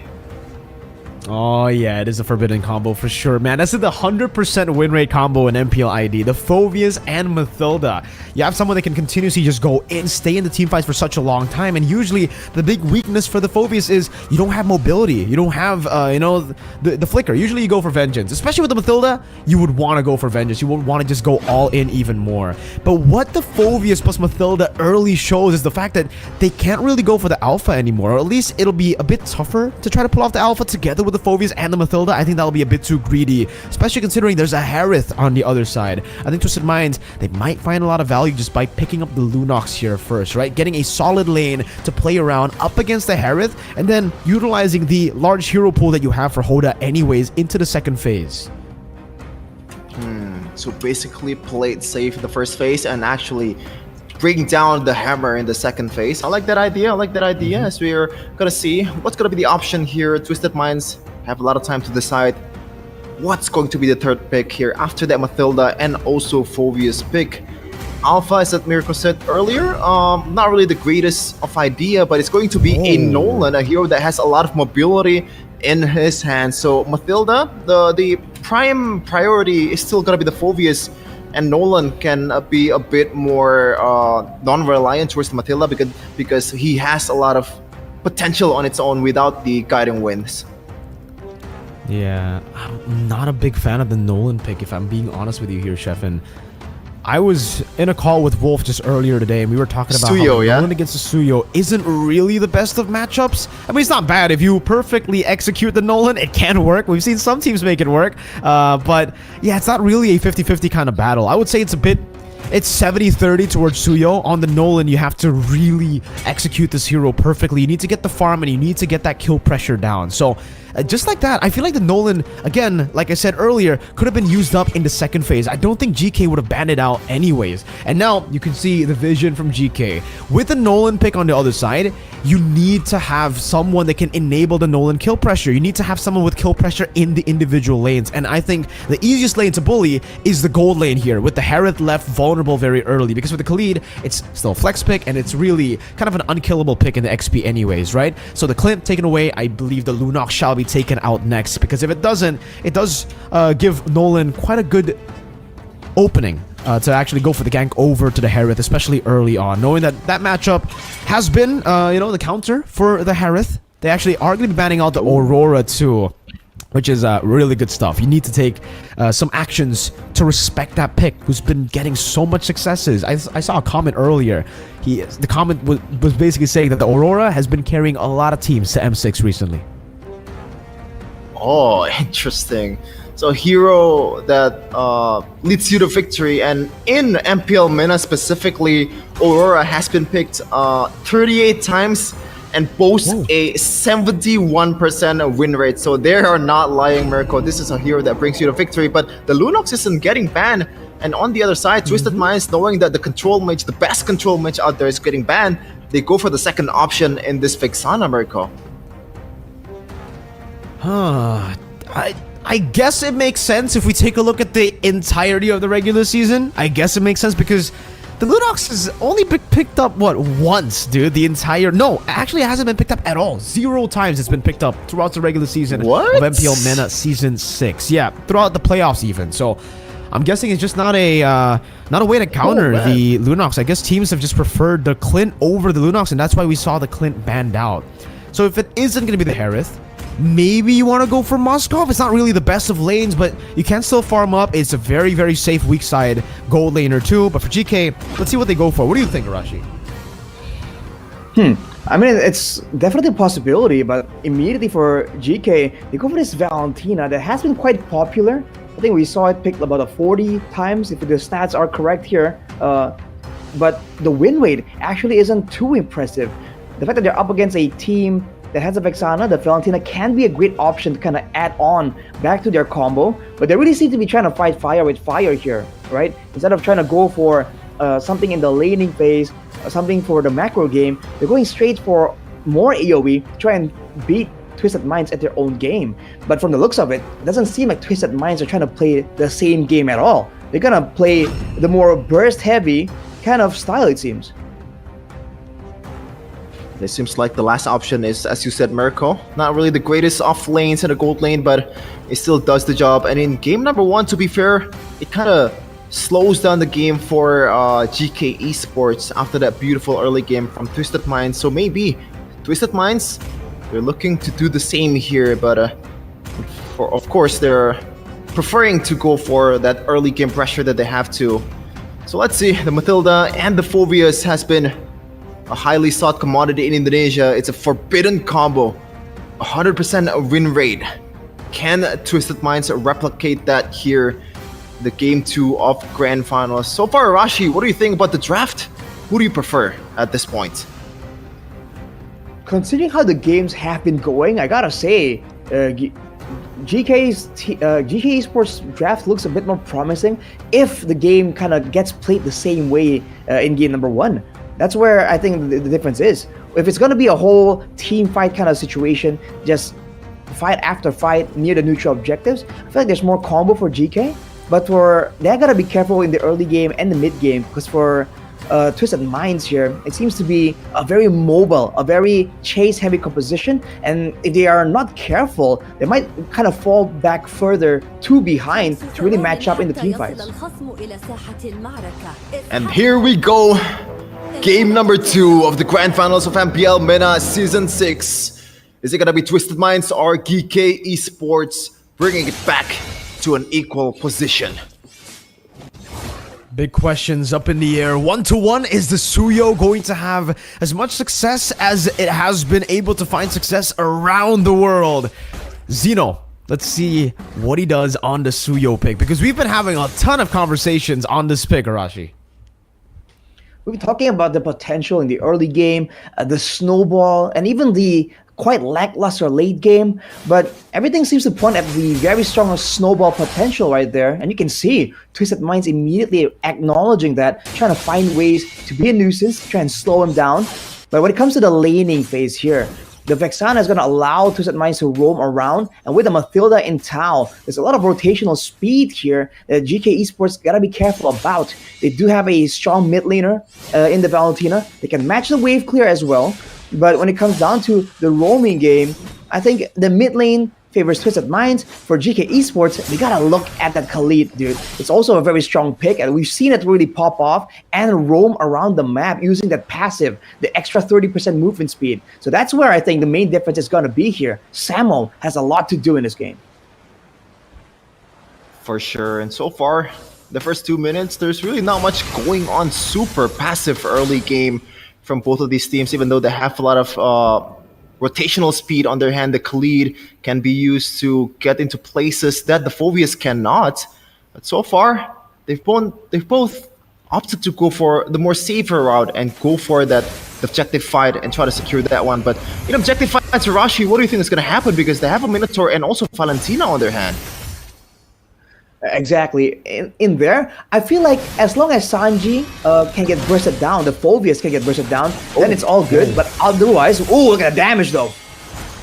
Yeah, Samo placing the damage down. Raging Sandstorm already used up. Eternal Guard unable to connect now. It's gonna be the Infernal Pursuit. Retreat battle. Zeno getting it down. Sanji in the midst of it all. Popping a Vengeance as well, putting out some damage. But Smile is able to isolate everyone from Sanji. And the rest of the team just disengages. They'll take that turtle and they'll be happy with it. I was gonna say there was kind of a mistake with the Raging Sandstorm from Samo way too early on the team fight, just to kind of choke down some of the HP that Hoda have. But at the end of the day, it's still a victory for GK Esports, a victory that they're very happy to have. As predicted, man, the Fulvius is going to be a big problem, especially with the Vengeance as well. You can't really deal with him this early in the game. But if you slow him down, if you distract him long enough for your jungler to kind of steal away that neutral objective, it can work out just fine. That is exactly what they did, GK Esports. But look at what they are doing now. All right, it's still a lot of waiting happening around. With the Minotaur as their main roamer, they can't be as aggressive as they kind of want to be, especially against all of the mobility and the safety that Troll can bring on that Mathilda. It's going to be so hard for GK Esports to find fights unless, Samo is the one initiating it, roaming around, or it's actually a big neutral objective. That's why without a neutral objective on the map, this is where Twisted Minds can be a bit more crafty in their movements. But now there's a bit of a break here. Good time for both teams to kind of strategize, Shevin. Yeah, for sure. And it looks like they've been strategizing, man. They've been watching MPLPH. In the first 4 minutes, there's no kill whatsoever, just one objective, a true Filipino style from both Filipino coaches.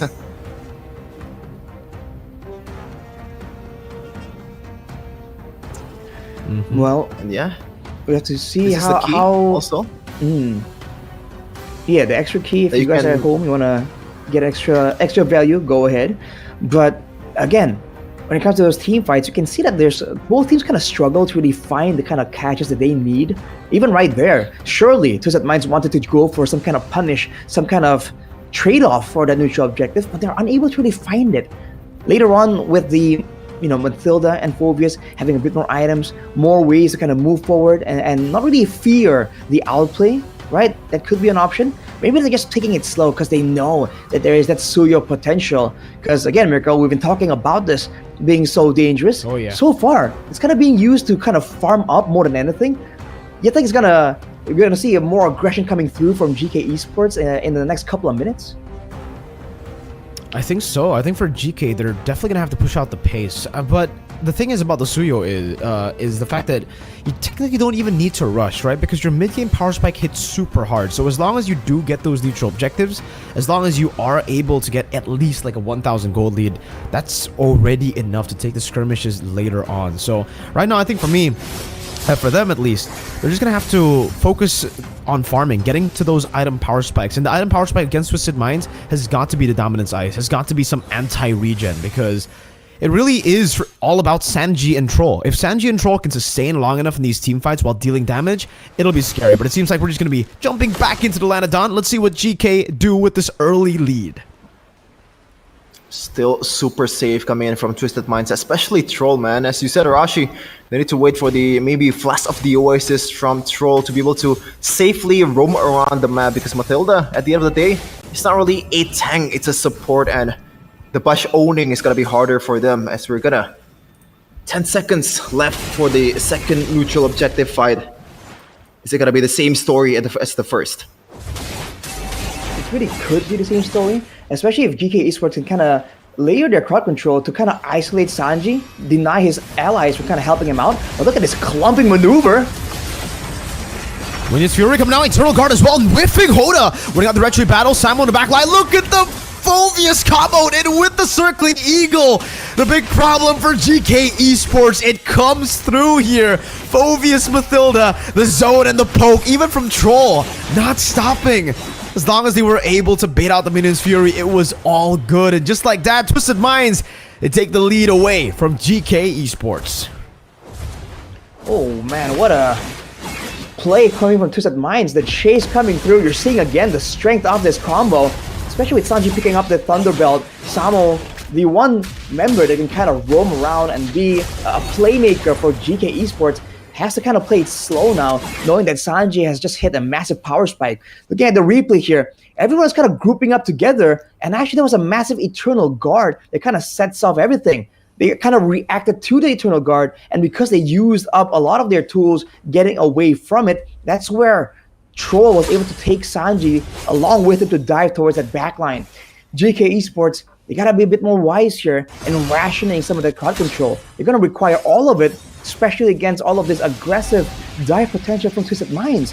That was just Sanji doing the bulk of the damage. Hoda hasn't even really started popping off yet. No, not at all. Does seem like for Hoda though, the clear speed has been great for him. He's a level ahead now despite the turtles being equal. And honestly, Arashi, I think it comes down to also GK Esports. I'm not a big fan of this. Oh, wait, Hoda walking up, dealing damage to the fracture. Sanji spots Samo in the bush. But yeah, back to the point. I'm not a big fan of the Valentino pickup here because you're very one-dimensional. I think the only ult he can take is the Eternal Guard, and even with the Circling Eagle, I'm not sure you want to jump in alone as a Valentino with the Circling Eagle. Pops in a Circling Eagle, and just like that, that's a big ult wasted down. But he Sandstorm to the back, not able to find anyone. The Vengeance down as well. Patrol has a Circling Eagle. Will be able to give a little bit more HP towards Sanji. Guiding Wind, he doesn't take it. He's actually too far away. Carvey with his Mod Force. That's a kill over GK. Punishing Twisted Minds. We're definitely way too overextended. Hold up. Finding the assassination. Samuel trying to go for the zone, but Sano is able to go for the Spirit Misery. Retreat battle. Zeno wins it out with that second skill, man. The mini Bauman ultimate built in Suyo. That skill definitely is dangerous. Look at Sano, 1v2. Oh, the Khalid is a monster! Sano, can he survive? Oh, one more dash in. Carvey gets the Synchro Fission, finds the kill, and now it's back again to GK Esports. Oh boy, man, a complete back and forth again and again. Twisted Minds, though, they're doing a great job using all this mobility, but they gotta be careful. They're relying on Sanji being too tanky, regenning through all the damage, but you know, with the Suyo in the picture, Mirko, like you mentioned, mini Balmon ult can be quite deadly, and here, the chase coming in from Samo, like we mentioned, not a lot of crowd control tools, but the ones they got definitely are great when they need it. It was a great win for GK Esports, getting the neutral objective on top of kind of winning in the fights, but Twisted Minds were able to get that mid lane turret, so you gotta keep being aware here. But look at that damage coming in. Carvey barely survives with the Flash of the Oasis available. Man, they gotta be a bit more careful there, because Hoda, he's gonna start doing a lot more damage here past the 8-minute mark. When we were saying, you know, when we saw the Nolan, I was not a big fan of this matchup, the Nolan into the Suyo. Last time I saw this, it was literally just earlier Aurora versus FCAP, and the Nolan went 0-0-0, while the Suyo dominated all the way in the late game. Let's take a look at the items, though, Arashi, here, because even though Hoda is dishing out damage, it does seem like GK are actually getting to a comfortable spot, too, with their items. Hitting quite a few power spikes, but it sure seems like Twisted Minds have reached the more substantial ones. I mean, the Heptacy is on Hoda, like we were talking about earlier. You can see that if you just miss up even a little bit, you can get picked up, but look at this, whoa! Yeah, you can still escape with the Guiding Wind, still all good. Twisted Minds, though, they gotta be very careful going up against GK's mid-game power spike, because this is what I was talking about. Earlier, second turtle, they were able to utilize their maneuverability and that combo Phoebus Mathilda to get in. But now, even if they go in, GK have that mid-game power spike, meant Carvey is gonna deal a buttload of damage. Just be aware of the potential there, right? Carvey for sure is gonna be bursting everyone down, but Sano has been doing a great job splitting. He got the mid turret as well earlier, and he's at 2 items, I believe. So he's definitely getting there, but he's kind of capped because he has no idea where is Samo, right? That's the power of the Khalid. So much damage, even if you don't build damage. Now with Sano showing up, you can see GK Esports looking for a chance to go for a pickoff. Okay. Just poke around. Seems like the Lord will be held down by GK. Up top, though, you can see that Sano is already going for the cut, or going for the split push, rather. Hoda trying to get a good angle. He should be able to find the angle, but no, man. They burst it down way too quick. The Mod Force used up. Carvey assassinated by Hoda, who comes in last second. And now Sano, too, finds the sod. Over to Smiley goes. Zero won't be able to escape another assassination. Twisted Minds! They twisted the gameplay of GK Esports. They completely dominated that team fight. Now, there's a difference in priority right there. Twisted Minds, it seemed like they were trying to go for the neutral objective, but technically Sanji was the only one diving. Let's take a look at it one more time here in the replay. Sanji diving in, but everyone else, look at that. Even Hoda wasn't really diving in along with Sanji. It's almost like they kind of called it, right? Hey, they have a mini Balmon ult on the Suyo. We can't really contest that easily. Might as well make them pay for going for that neutral objective. And they got a massive wipeout right there. The Lord cleared out, and a lot of the base turrets, the base turrets are still available, but all the other turrets are taken. And look at this, Sanji once more. Oof, man. Oh, sun over. Zeno with a cheeky little attempt there to actually catch Hoda during the dash. But man, again, we were talking about this all the way from the drafts, right, Arashi? Twisted Minds, with their composition at least, they're going to be able to actually bait out a lot of these big resources, man. The Minions Fury, the Raging Sandstorm, even the Zaman Force. Once those big ults have been used up, it just feels like GK won't be able to deal as much damage as Twisted Minds. I mean, take a look at it. Twisted Minds have so much more consistent damage with the Moskov. I mean, honestly, even if we take a look at the Phoveus, that's way more consistent damage with the resets and the Infernal Pursuit. Samo, Raging Sandstorm, good flicker out by Cuffin, and that is an amazing Circling Eagle. No, Guiding Wind to get help. Now re-engage with the Circling Eagle. Sanji still in the midst of it all. Pops in, avenges, soaks in so much damage, even with the Minions Fury. Sanji keeps on going, and now Hoda able to go for the cut, able to go for the assassination. Clean up crew for Hoda, as Sanji was able to bait everything away from GK. That's 4 for 0. Sanji didn't die. That is insane, dude. He is the danger, man. You cannot take this guy out. Twisted Minds with a big play. Is this an end angle? Samo, can he do it? Oh, Raging Sandstorm. Samo goes in for the healing, but that's a bit too much burst to heal from, buddy. Shen spawns in again, Carvey and Smile as well, so no end angle. But Arashi, that's a 7,000 gold lead for a composition with a Phoveus Mathilda, man. This is already a deadly combo if they didn't have a lead. Heck, if they had a 3,000 gold lead, it would have been a deadly combo. What's a word more deadly than deadly, man? Because it's a 7.3k gold lead for a snowballing late game weak side pick in the Moskov and a monster combo in the Phoveus Mathilda. Let's not forget that Hoda is still in the picture, man. 6-0 and 2. We know Sanji is stealing the show right here, but the jungler for Twisted Minds is absolutely lethal, and Geekay Esports haven't really had an answer for it. They have all these AoE tools, but they are forced to use it in an aggressive fashion. And that way, Hoda just waits for it to get popped, the Minions Fury, the Raging Sandstorm, and it just goes and makes a beeline straight for Sino, for Smile, for Carvey. And again, he's been able to find the mark.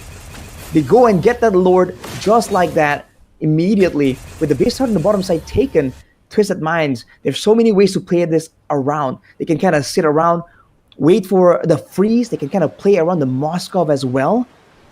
Man, it seems like they're going to be waiting for that Lord and then go for a decisive engage.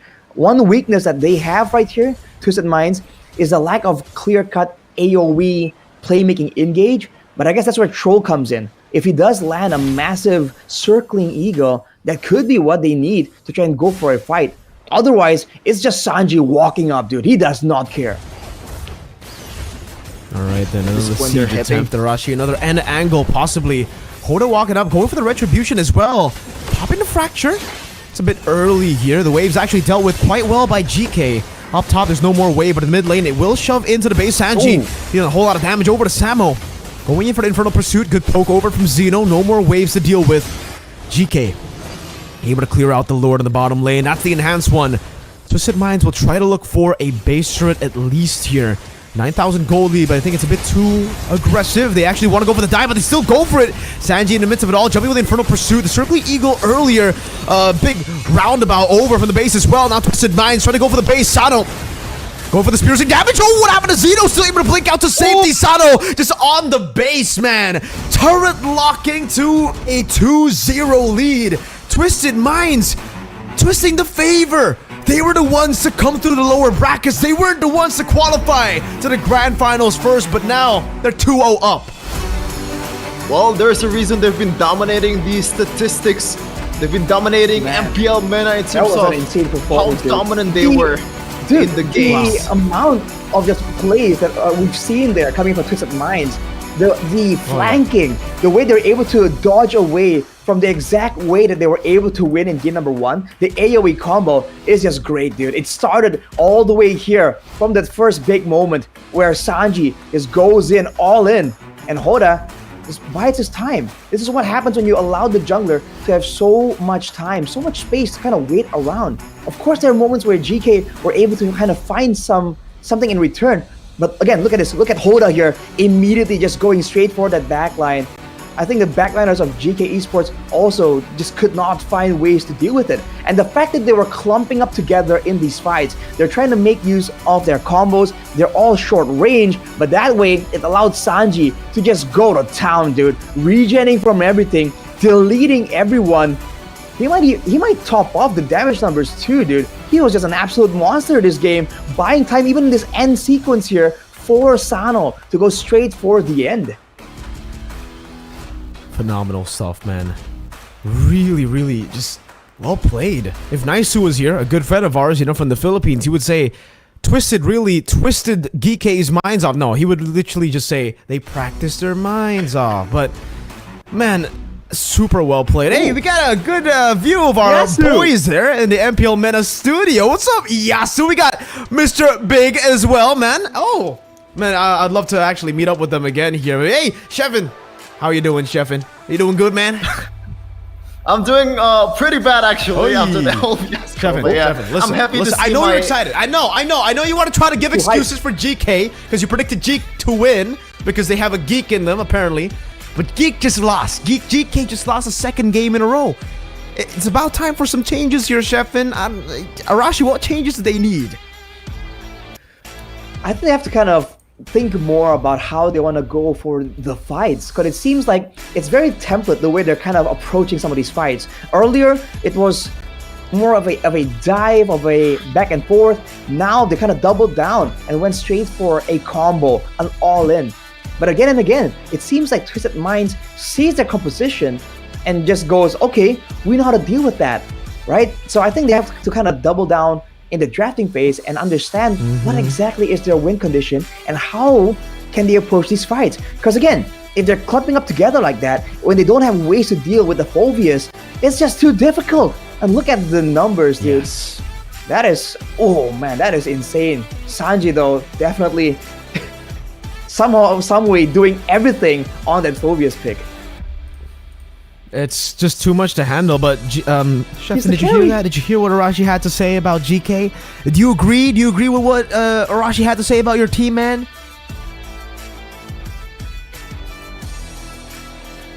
Okay, I heard you, Shevin. I definitely heard you there, man.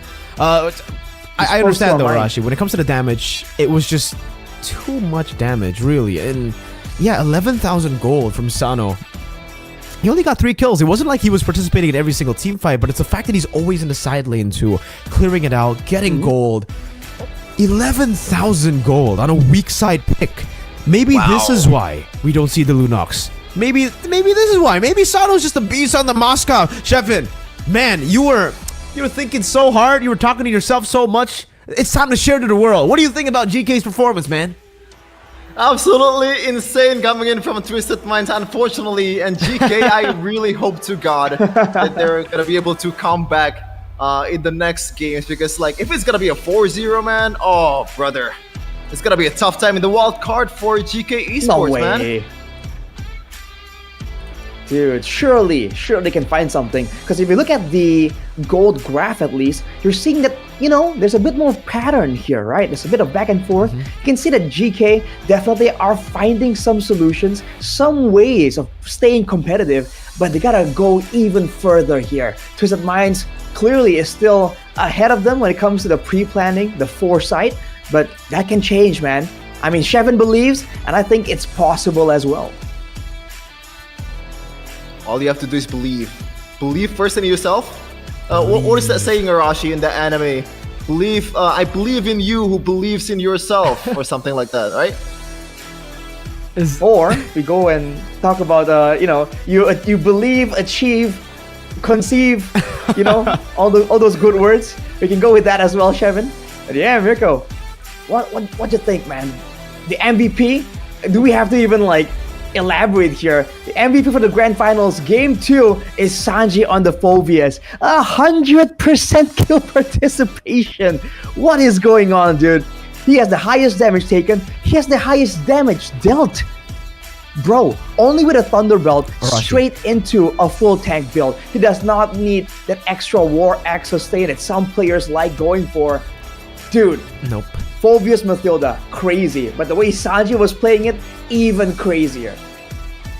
Exactly, dude. I mean, like, we were talking about it already, right? The Mathilda was open. They decided to go for Suyo, which is fine, but they couldn't get the wins on the side lanes there, and I'm not too sure about the Minotaur pick.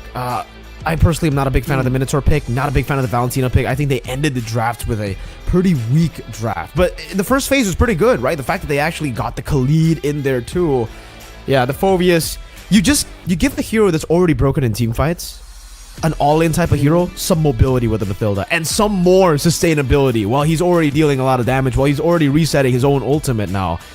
It's just a recipe for disaster for whoever is going to face off against it. And not even the Suyo, it seems, can handle that kind of pressure. The Suyo was not doing good here. And this was the matchup that we were talking about hyping up to be a Suyo-centric matchup against the Nolan. Hoda took that and said, nah, bro. You saw that in a different game. I am him. I am the Nolan god, bro. He played it so well. If there was a special shout-out, I would love to give it to Hoda. The positioning, when he decided to come in the team fights, the decision making was sublime, honestly, by Hoda. Yeah, he said, nah, I'd win, but he actually won, not like the other guy in that anime. But yeah, okay, but yeah, we're gonna take it to our host first for something that you might want to see here in the stage.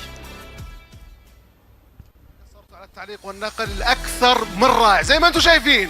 تويستد مايند 2-0. فريق الجي كي جالس يعاني صراحة أمام تويستد مايند، بالذات أن البداية صارت لصالح تويستد مايند بنتيجة ولا أجمل 2-0، لكن لسه باقي معانا مباريات كثيرة وتحديات كثيرة. بيست اوف 7 وبطل البطولة لسه ما بين معنا بنسبة كبيرة، ولا نعرف مين هو بطل هالنسخة، يا ترى جي كي أو تويستد مايند.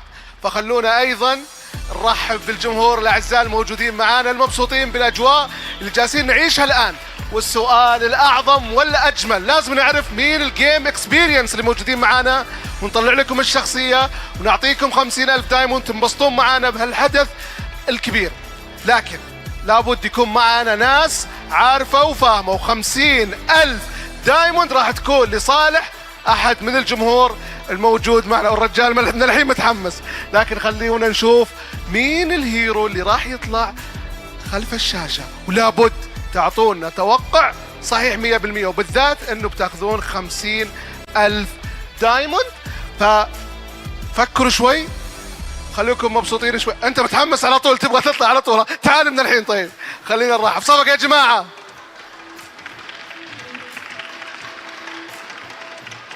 لازم تاخذ نظرة ثانية. طيب شلونك اول شيء؟ الحمد لله بخير. قبل تجاوب، وش رانكك داخل الجيم؟ كيف؟ الرانك حقك؟ ميثيكال جلوري. اكيد.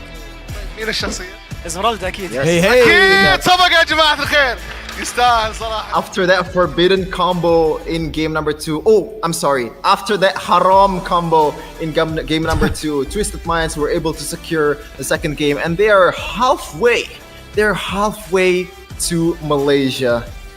What is going to be the solution here, Rashi? Because I feel like in these 2 games earlier, they brought out the first game, Twisted Minds brought out the Karukacha. It's banned in the second game. Now, they've done it all.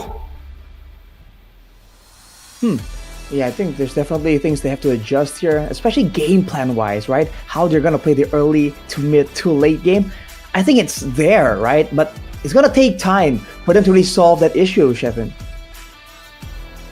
Okay, we're gonna check it out to break first to further prep us for game number 3 in MPL MENA Grand Finals Season 6. Don't go anywhere.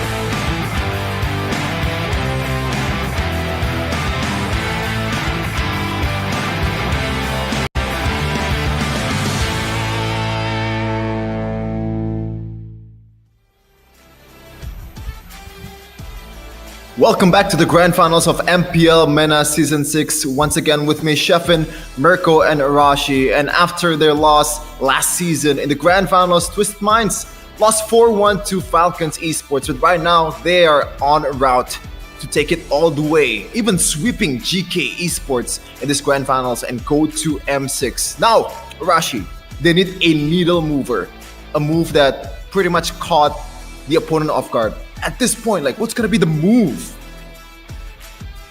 Oh man, it has to be something that can set up, right? Because we've seen that. I think a big problem is in the playmaking. Again and again, Twisted Minds have been the ones to actually make the plays happen, engage on it, and even when they do have a better initiator, when they have more chances, it seems like GK kind of takes it a bit easy, and I feel like they should kind of, wrestle the control away from Twisted Minds, because it really seems like that's something that Twisted Minds are completely abusing to really get ahead of GK in some of these games.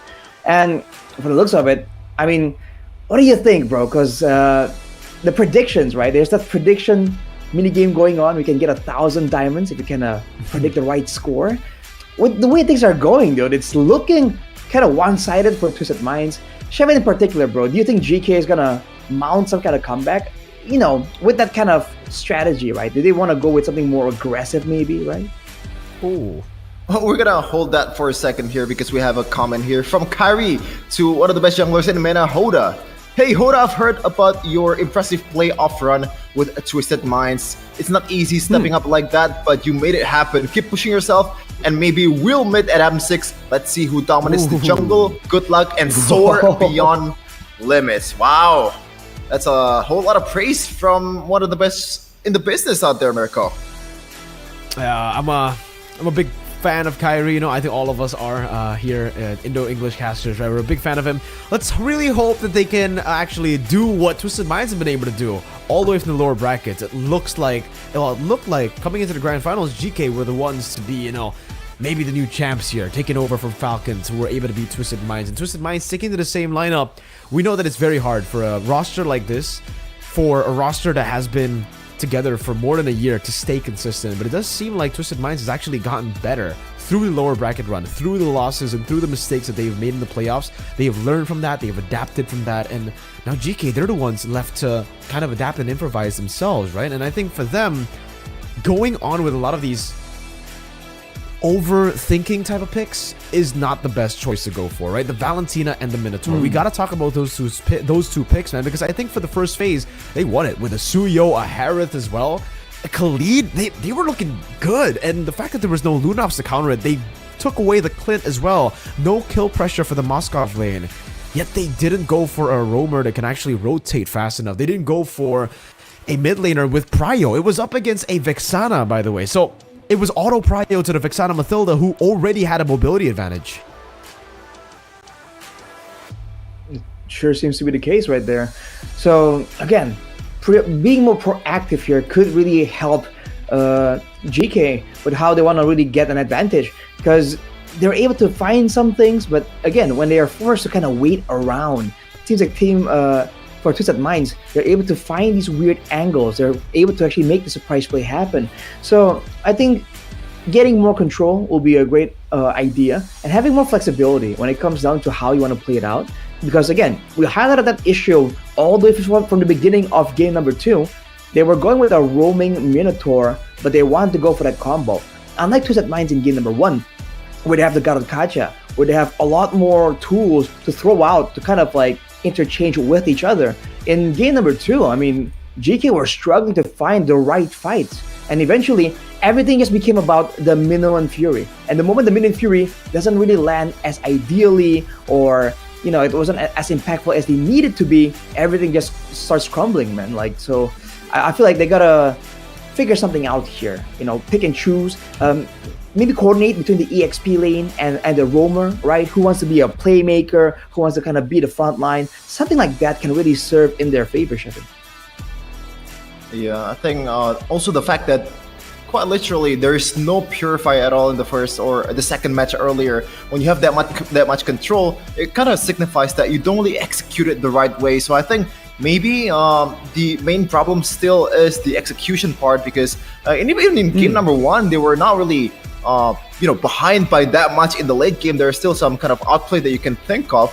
But at the end of the day, it really comes down to the way you actually execute the plays, man. Like, it's not just about the drive, it's not just about what the coach already presented to you. You have to somehow cook the ingredient to your favor. As we're gonna take a look into the third game draft. And right away, GK ban, still the same, that Gacha and that Hoda Funny. Okay. Same bans across here. Honestly, the Fanny and Gatot makes sense, but the fact that GK's esports still decided to go blue side means that they can actually try to just correct the little mistakes that they made in the drafts previously, right? So they should be able still to get that Suyo. I think especially after that win, Twisted Minds will be comfortable to leave that open. So far, they're going for the exact same route. Fanny, Gatot into the Edith. So again, setting up for the Suyo pick. So do you agree, Arashi? Do you think it was just a problem with the second phase draft for GK esports? I don't know if the second phase draft was the fatal mistake that ruined everything, but I do agree that the first phase just looked so much better compared to the second phase. But look at this. Yo, they're going straight for that Phoveus that were giving them so many issues, but now they're going to be letting go of that Suyo. And technically, a hero like the Phoveus that wants to sustain, that wants to stay alive with low HP, you can struggle against the execute mechanic coming in, the mini Brahman ult coming in from the Suyo. Yeah. It's gonna be super tough, I mean, especially the Matilda is already picked. The thing is, right? Yeah, the Matilda gets picked up, so what? They go Suyo here for sure, right? There's no way they don't go for Suyo unless they want to combo it together with the Alpha. Yeah, it has to be Suyo, and then GK will be put in a tough spot, and then yeah, for Twisted Minds, they can still pick up the Vixana, which still would be amazing, by the way, right? The reason Twisted Minds went for the Vixana in game number 2 was because it is one of the counters towards the Phoveus. So we'll see if GK actually try to do the same thing here by taking away the counter to the Phoveus before the opponents can. Super tough. And now GK, as the second game earlier, is looking to close out the first phase of the picking phase here with some solid picks. Now, the Matilda Phoveus is already gone because the Matilda is already picked by Twisted Minds. And generally, there's really no like a good counter towards a Matilda, but it looks like it's going to be a lead and also a Julian. So bye-bye towards the flexibility of that Khalid. It's gonna be a Khalid Wolmer maybe? Even though in MDL Indonesia, I believe earlier Khalid has been picked in the mid lane, but I don't know if that's gonna be the option here for GK Esports. But yeah, to be fair, it's a global ban. It's not like this. Right. But man, Khalid in the roaming position, I feel like it's slightly underrated, right? You have so much pressure being roaming around. Your kit as a Khalid kind of allows you to kind of stay on the map constantly. You don't have a mana bar. You can kind of have a built-in sustain tool, and you move fast, right? What more do you want? And you have decent damage, by the way. Even if you go for a full-on tank build with a concussive blast, you can still do a hefty amount of damage to the backliners. So it's a great option for GK, but at the same time, this is a very all-in type of composition, and for Twisted Minds, they immediately spotted out. They go for the Aurora that's been so good, so prio when it comes to these big team fights. And with 3 fighters, right, they're kind of at risk of getting caught in a massive frigid glacier, and if that happens, it's gonna be fatal. So GK, you gotta find ways to deal with the crowd control now that they have the sustain and playmaking advantage.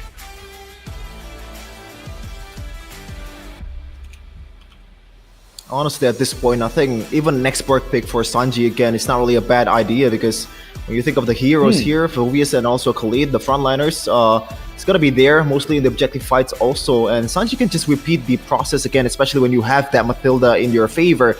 And once again, as I said earlier in the first game, after the first game, sometimes the simple solution might work, you know?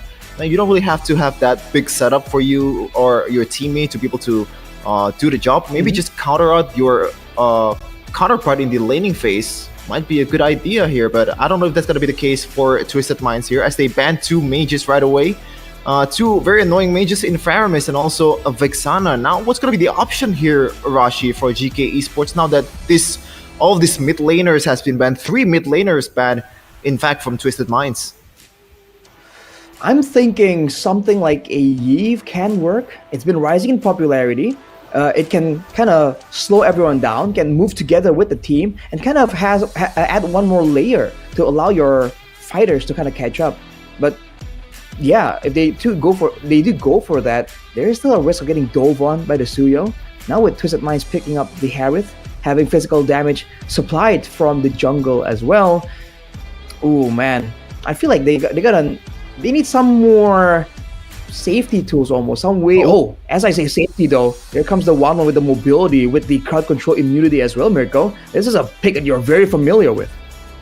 Oh. Yeah, that's a really good pick up against the Harith too. Love it. The Valentina, technically only the only real mid laner that you can take now, right? Other than the Vexana, Faramis, Juicin, all of those banned out already. The Aurora taken away. Really smart move from Twisted Minds. I guess they saw what GK played just earlier with Smile and the Valentina, wasn't able to really create an impact. But the thing is, that's why I feel like, oh wow, they go for CC here instead of a tanky boy.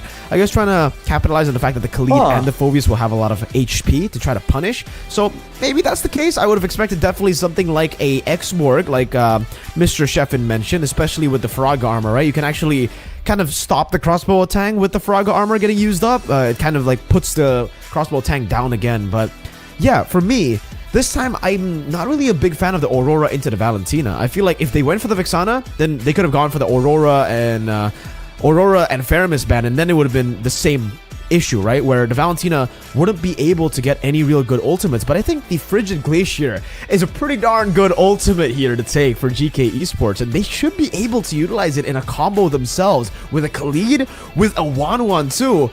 GK actually have a pretty strong composition now. Yeah, a lot of burden on towards Troll's shoulder here, trying to cover his teammates, heal up his teammates, pretty much doing everything that Mathilda can do in the Land of Dawn. Look at that match. Look at that, man. I like the color scheme, bro. Like the greens and all that stuff. It looks pretty peaceful. I don't know why. Oh, peaceful. Interesting word to use there, Shevin, because the game we're gonna witness soon will not be peaceful at all, dude. Both teams wanting to go for the brawl. Both teams having those big ultimates to really make plays happen. I feel like we're in for a massive fireworks show right here for game number 3 of the Grand Finals.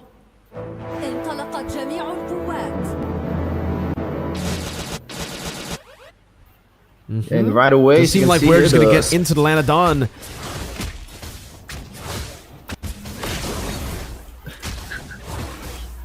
Yeah, looking at the spells here, nothing too crazy here, just pretty standard all over the place. Maybe Sano going for the Purify, and makes sense, man, against this Khalid, against this kind of pressure that you have especially in the late game. It's gonna be very vital for this guy to be able to survive this onslaught from GK. But Arashi, speaking of onslaught, man, this Shen pick, this Khalid, what is he gonna do in the early game? He's gonna be an absolute nuisance, as we just saw right there. Moving in the front line, being tankier than you were gonna expect.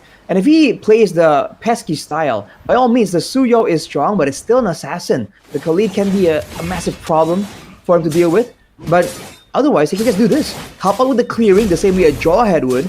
And, you know, just go for the ganks, right? With being so mobile, you can gank so efficiently with this Khalid. And later on, especially at level 4, you can have a massive playmaking tool.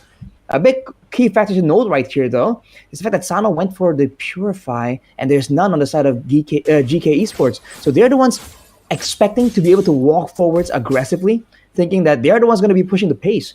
But for Twisted Minds, they have like a makeshift Phobius Mathilda combo using the CC, right? It's also tanky, also sustains well and does a lot of damage.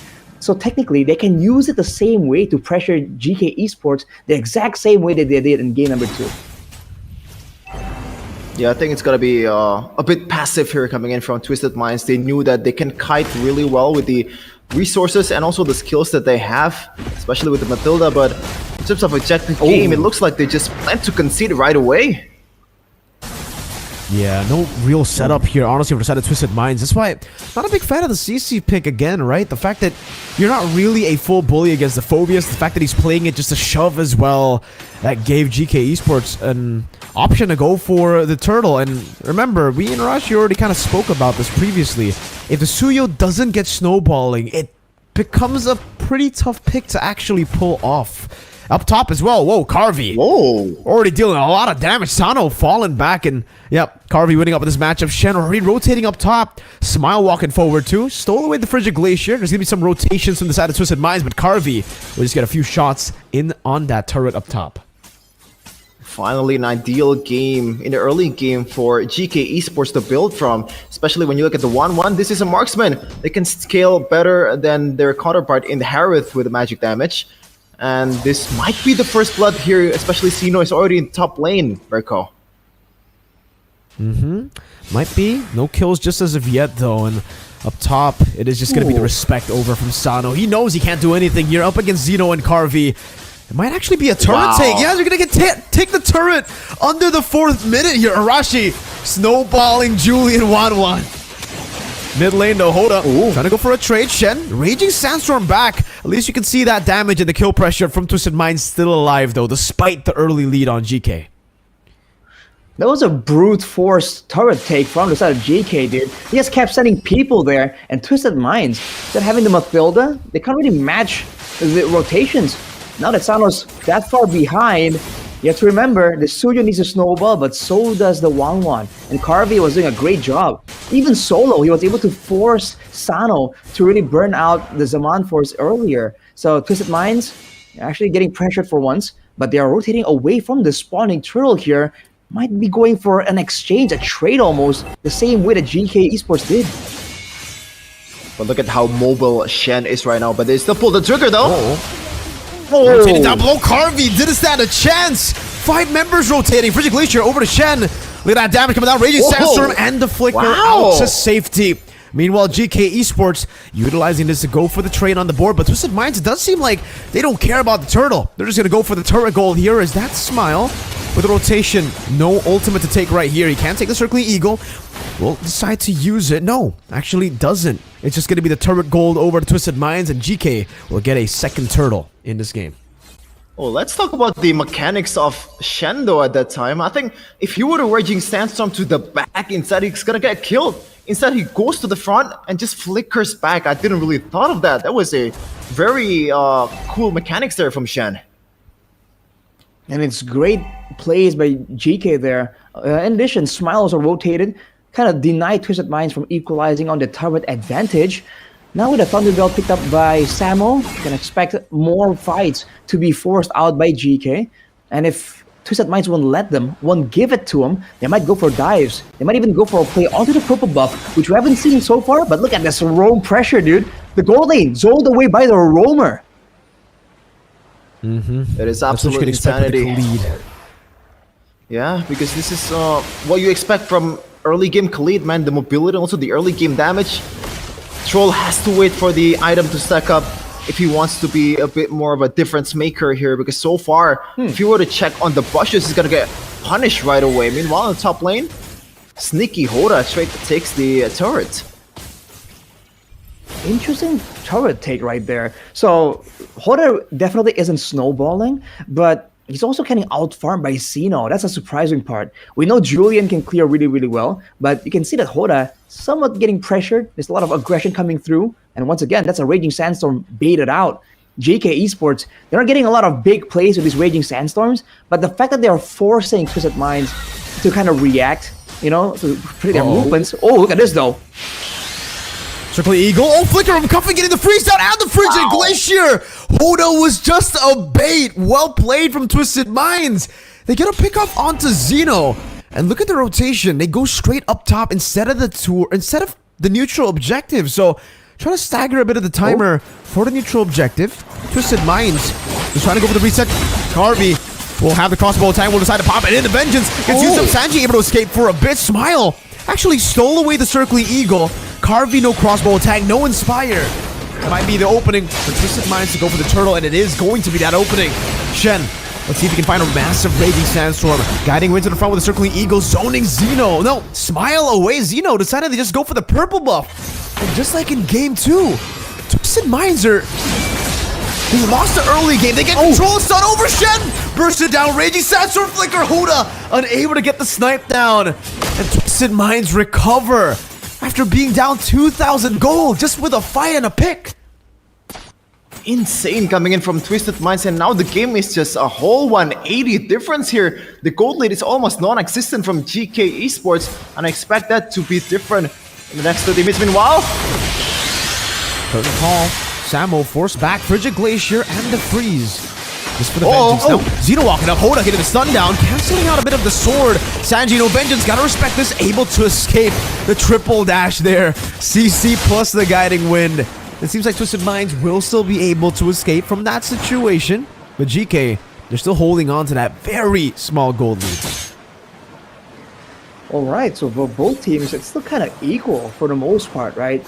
When it comes to the turrets, when it comes to the control, and the gold even, there really isn't a massive disparity just yet.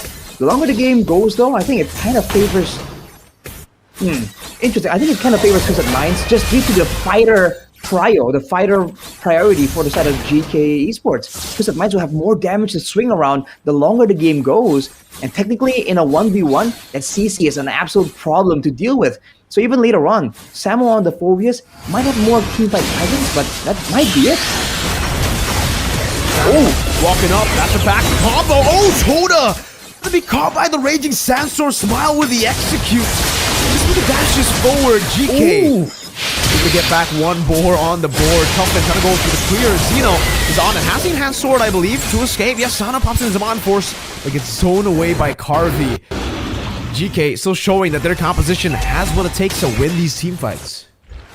good map recognition from GK Esports. They realize that Harith is no longer inside, is not in the vicinity, and they pull the trigger with a numbers advantage. Now they're gonna take the Lord without any retaliation whatsoever. Coming in from Hoda. That might be the first neutral objective so far in the series for GK. Ooh. Interesting moves there. The trade of Frigid Glaciers, it seems like. But for Twisted Minds, definitely falling behind. GK Esports did a great job playing with this fighter priority, right? The idea is that the fighters are tanky, they do some damage, but you know, Jack of all trades, master of none. So if they can jump in together and get the prior member for Twisted Minds, in this case it was Hoda earlier, or maybe Sano, the longer the game goes, then GK Esports still come out on top, even though they trade equally. So Twisted Minds have to kind of respect that and make sure that they have solutions. They only have the Frigid Glacier as a way to stop the full-on charge. Hoda maybe, with the fighter mode, can kind of do some crowd control, but aside from that, it's only about maneuverability. Look at this up top. They're already kind of struggling to clear this Lord up, it seems. You know, they're going to have to use a lot of resources. Shen corralling around. Sanji going to be caught by the sword. Sano in front of pursuit. That's a Frigid Glacier. Over to 3. Actually getting 3. Whoa, Sano with a burst. Taking him out. Hoda coming with the side. Raging Statue connecting on Hoda, but the damage is going to be enough from Troll to find that kill. Shen getting the slash down. Now escaping Hoda with the execute towards Smile. Carvey, one more necessary for the crossbow tang. Finds it. Hoda blinks away. Still gets taken down. Crossbow tang over. Sano with a dash forward. Unable to get the kill, but it's a 3-for-2 trade. And Twisted Minds, they didn't even lose a tier 1. They didn't even lose a mid lane tier 1. That's crazy. How the hell did they do that? That defense was immaculate. They knew their weapons and they used it the right way, man. They knew that they need to be the one on the responding end, and they did just that. And so far in this game, it's always, you know, they're pulling the trigger first, and Twisted Minds always responding in the perfect way. Shen, though. Okay, Raging Sandstorm defensively, no flicker to save him. Oh, not enough. Shen surviving with 1 HP, just barely getting out of that skirmish. And Xeno, I believe he took that purple buff away too. So, hey, that's a dub by Mr. Shen. For sure, man. I think it's the 3rd time so far in this game the Raging Sandstorm plays. It's not really raging, it's just back down and calm and collected and try to regroup with the group. And he's escaping all the deaths that's coming out onto him. Hoda now with the BOD though, it's gonna be doing a lot more damage. But he needs to kind of wait and choose. he's playing this Suyo so much more impatiently compared to the Nolan. Earlier, he was able to kind of wait around, find the right moment to go in. But we were seeing earlier, right? Hoda was the one chasing, being the one in the front. And he kind of has to understand that it's still an assassin. You want to be a bit more careful when it comes down to it. With the Lord coming up, with the wave kind of favoring Twisted Minds though. Let's see here. There's outplay potential for GK Esports, but Twisted Minds can definitely make a play. Let's see. It all relies on how they can actually bait Samo in and kite back away. Twisted Minds have the CC to do it, but do they have the damage to burst them down? Is the question now. They're still gonna have to just go for the resets overall. Twisted Minds have the advantage, by the way. Slow push down to the bottom lane. But they're not going to try to go for the commitment. They want to try to reset him with GK Zeno. Takes the aggro back. Oh, Sandstorm with the quicker combo. Troll able to get out Carvey though. Now dishing out some damage. Won't be able to go for the crossbow attack. And Sano with his Zama force. Back and forth. Shen getting the execute down. Now as in front of pursuit comes down. Sanji out of the fight already. Hoda with a big forward. Zeno with a chase. Troll surviving, guiding win away. Just 1-for-1. Both the gold laners down. It's 1-for-1, but the neutral objective battle still gonna be a tough one for Twisted Minds. Hoda, can he go in? Oh man, goes in for the stun smile, almost executed down. Curtain calls Chen and Samo down as he goes in for a little bit of the yo-yo hits. It's going to be the Lord going over to GK Esports for the fight. Samo will just be taken out. Sanji go for the chase.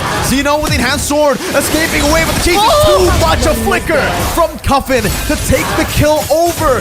3 kills for the enhanced Lord. Twisted Minds going for the turret in the mid lane. They're gonna give Sano the chance to go for the clear up top. They don't care about it. They want to go for some more turrets. Smile.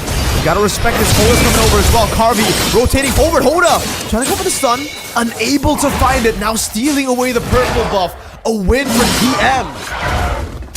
What a response coming in from Twisted Minds. They knew they has to concede the neutral objective, but they find something on the other end, which is kills. They got 3 Rashi.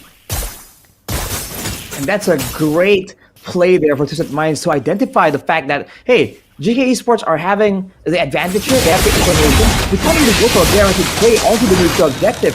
So what we can do is go for the members who are doing it. So they are able to punish GK Esports, and they make it worth their while. They actually got a couple of objectives in that exchange. Looking at it again here, the Raging Sandstorm engaged there finally from Shin, but then the Frigid Glacier just stops everything, and Sano dives in alone 1v3, gets taken out. So Twisted Minds, once again, they have potential, but they have to kind of play it more calculatively when they are actually in the midst of a dangerous situation like that, where if Sino got just a bit further or does a bit more damage, that could have gone terribly for Twisted Minds.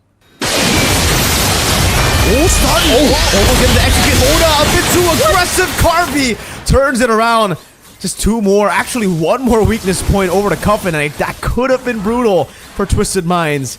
Hoda's gotta be careful, man. On the Fanny, we saw a bit of this, and now on the Suyo, we're seeing it too. Now going for the siege, tier 2 taken down in the mid lane, just down to their base turrets, Twisted Minds. Man, what was that coming in from Hoda? I mean, on the Fanny, I get it, you're trying to get kills, but at that time with the Suyo, I feel like that's more than just naive. That was just bad, man. Exactly, dude. You gotta understand it. You have a fighter mode where you take less damage, but at the same time, you know, you're kind of stuck out there if you go in, right? It's not the same kind of in and out like a Nolan can possibly do. I think it's a lot wiser for them to really just allow Sanji to do his work. Like earlier, all these good engagements that Twisted Minds have been able to get has been off the back of Sanji making the play. The pick off on the top side towards Samo, the dive to the backline earlier in the Lord, near the Lord pit as well. You gotta play around that, right? The strong EXP lane that they picked for this extra bit of damage. Now already 16 minutes has elapsed in this game. The Lord's gonna come up, and once again, looks like Twisted Minds. What's going on here? GK Sports, they want to blitz this? In front of pursuit, Winter Crown used up by the Suyo. Hoda, can he do it? He walks in forward, blinks forward, but will be caught off. The Lord also going towards GK. Carvey unable to get the crossbow tank. Shen still. You can see they're healing up HP with the Khalid It's a jungle traded in for nothing, and the Lord went to GK. Twisted, can they go for the defense? Can they defend against GK's composition? This is an enhanced Lord, second one of the game. Or third one, rather. It's super hard. It's super hard. It's Harith. It's not a Moskov. And what was that coming in from Twisted Minds, man? They're supposed to be better at macro game, but at that time, it's not just terrible, not horrible. That's terrible. A combination of both. They showed up in the bottom lane and they just blitzed the Lord right away. GK Esports on the onslaught. Enhanced Lord charging the mid lane, finding one. That's another in the bottom lane. Like you said, man, wave clear is definitely questionable for Twisted Minds here. It's all about burst with their composition. Only the CC really having consistent damage. Frigid Glacier down. Oh, the execute from Hoda as he plays forward. Zeno taking down Carvey, still going with the kite. One more weakness point. Unable to find it. Just one more on Sanji. Now kiting back again. Samuel getting chased down. Comfort very low. Passive already brought down. But somehow Twisted Minds find an amazing team fight off of a pick from Cuffin, and they live to see another day, another defense from Twisted Minds. Hold up, Carvey. Cool down, man. Walking up Sanji, trying to survive now. Crossbow Tang ready, pumped in, win a crown though. That's the weakness. Now Carvey gonna be executed down. Circling Eagle, not ready just yet, but the guiding win will bring Hoda back again. Smile with the flicker backwards, baiting on Zaman Force. Now the Circling Eagle comes in, and Sato gets brought into the back, finding the kill as well. No crossbow Tang. That's a winner crown bought in by Troll just in time, but he will be able to find a kill. Pops in the winner crown, but still that trade isn't worth it. It's only the roamer traded in for Samo, and the fact that Twisted Minds can now use this to look for another fight, another pick to set up for Lord is massive. It is massive indeed. Back and forth in this point of the game for Twisted Minds and GK Esports. But so far, even though they have the economy advantage, GK, it doesn't look like they have the pressure in Twisted Minds' hearts. I mean, Twisted Minds has just been hitting back every single time, harder and harder. The next Lord is going to be on the side of the map, where fortunately, on the opposite side, Twisted Minds has the base tower still available, so they can still have an edge in the macro department. Let's take a look at that fight earlier. Sino, with no cooldowns, gets stuck with the Frigid Glacier, and you're seeing that Suyo damage.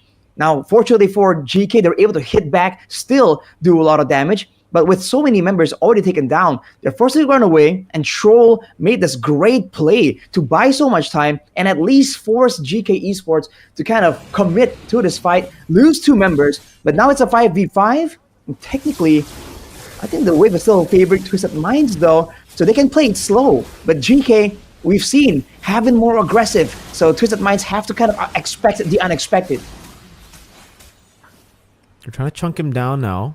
Again, this time, it does look like GK have actually done a lot of their homework up top. It's a slow push building for them. So Twisted Minds will be the ones struggling to get control over the Lord.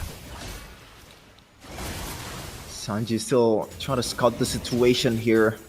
He's a fighter, not a tank, so it's gonna be harder for him. But thankfully, though, it's Troll on a Matilda, so the healing is always there. They can stay as long as they can, but I don't know if that's going to be the same for GK Esports. They do not have a healer, but so far, the members of GK Esports, they have some kind of heal built into them.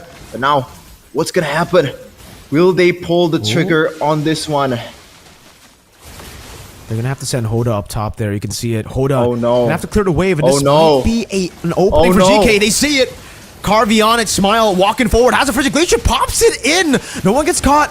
Circling Eagle still ready, but Hoda is way too far away. Zeno just retrieves it and secures it for the team. Zeno gonna be caught by the curtain call, still able to use it. Enhanced Sword to escape as Smile goes into the back. Smile actually going for the chase. Raging Sandstorm towards it, the Purify as well. The crossbow Tang not ready just yet. He's unable to utilize it. Twisted Minds. The communication needs to be better if they want to send Hoda up top to clear. And they burned the Purify on the Harutharashi. Sano is much more vulnerable now. Definitely, Ashen looks for a play, looks for a chance to engage right here. GK Esports, this is their window, but they gotta be careful. The ultimates are available for Twisted Minds. We've seen this play out before. So far, the waves are quite staggered, so Twisted Minds actually have a chance to go for the defense here. Frigid Glacier already used up, though. Big resources, Hoda low. But it seems like GK will take the slow route. They will just take the base turret up top. They won't try to force anything, despite the fact that Twisted Minds have lost a lot of their resources already. No ults on the board. for Cuffin at least. So that's a big game changer, I would say, for Twisted Minds. Yeah, both teams, you can see the hesitation from both of these teams, man. They lack the definite engage potential. Yes, there is a Raging Sandstorm, but the cooldown or like the stun duration is not that great either. And you have a few purifies and all that stuff from Twisted Minds, so it's gonna be harder for you to pull the trigger. Meanwhile, they're gonna chase down onto a Shen. Oh, freeze and able to find the Frigid Glacier. Zeno's gonna be caught. Immortality bought in time. Can he buy more items? No, Hoda just executes him. Zeno is down for 50. But luckily, there's nothing to take. GK, I think they're fine despite losing Zeno.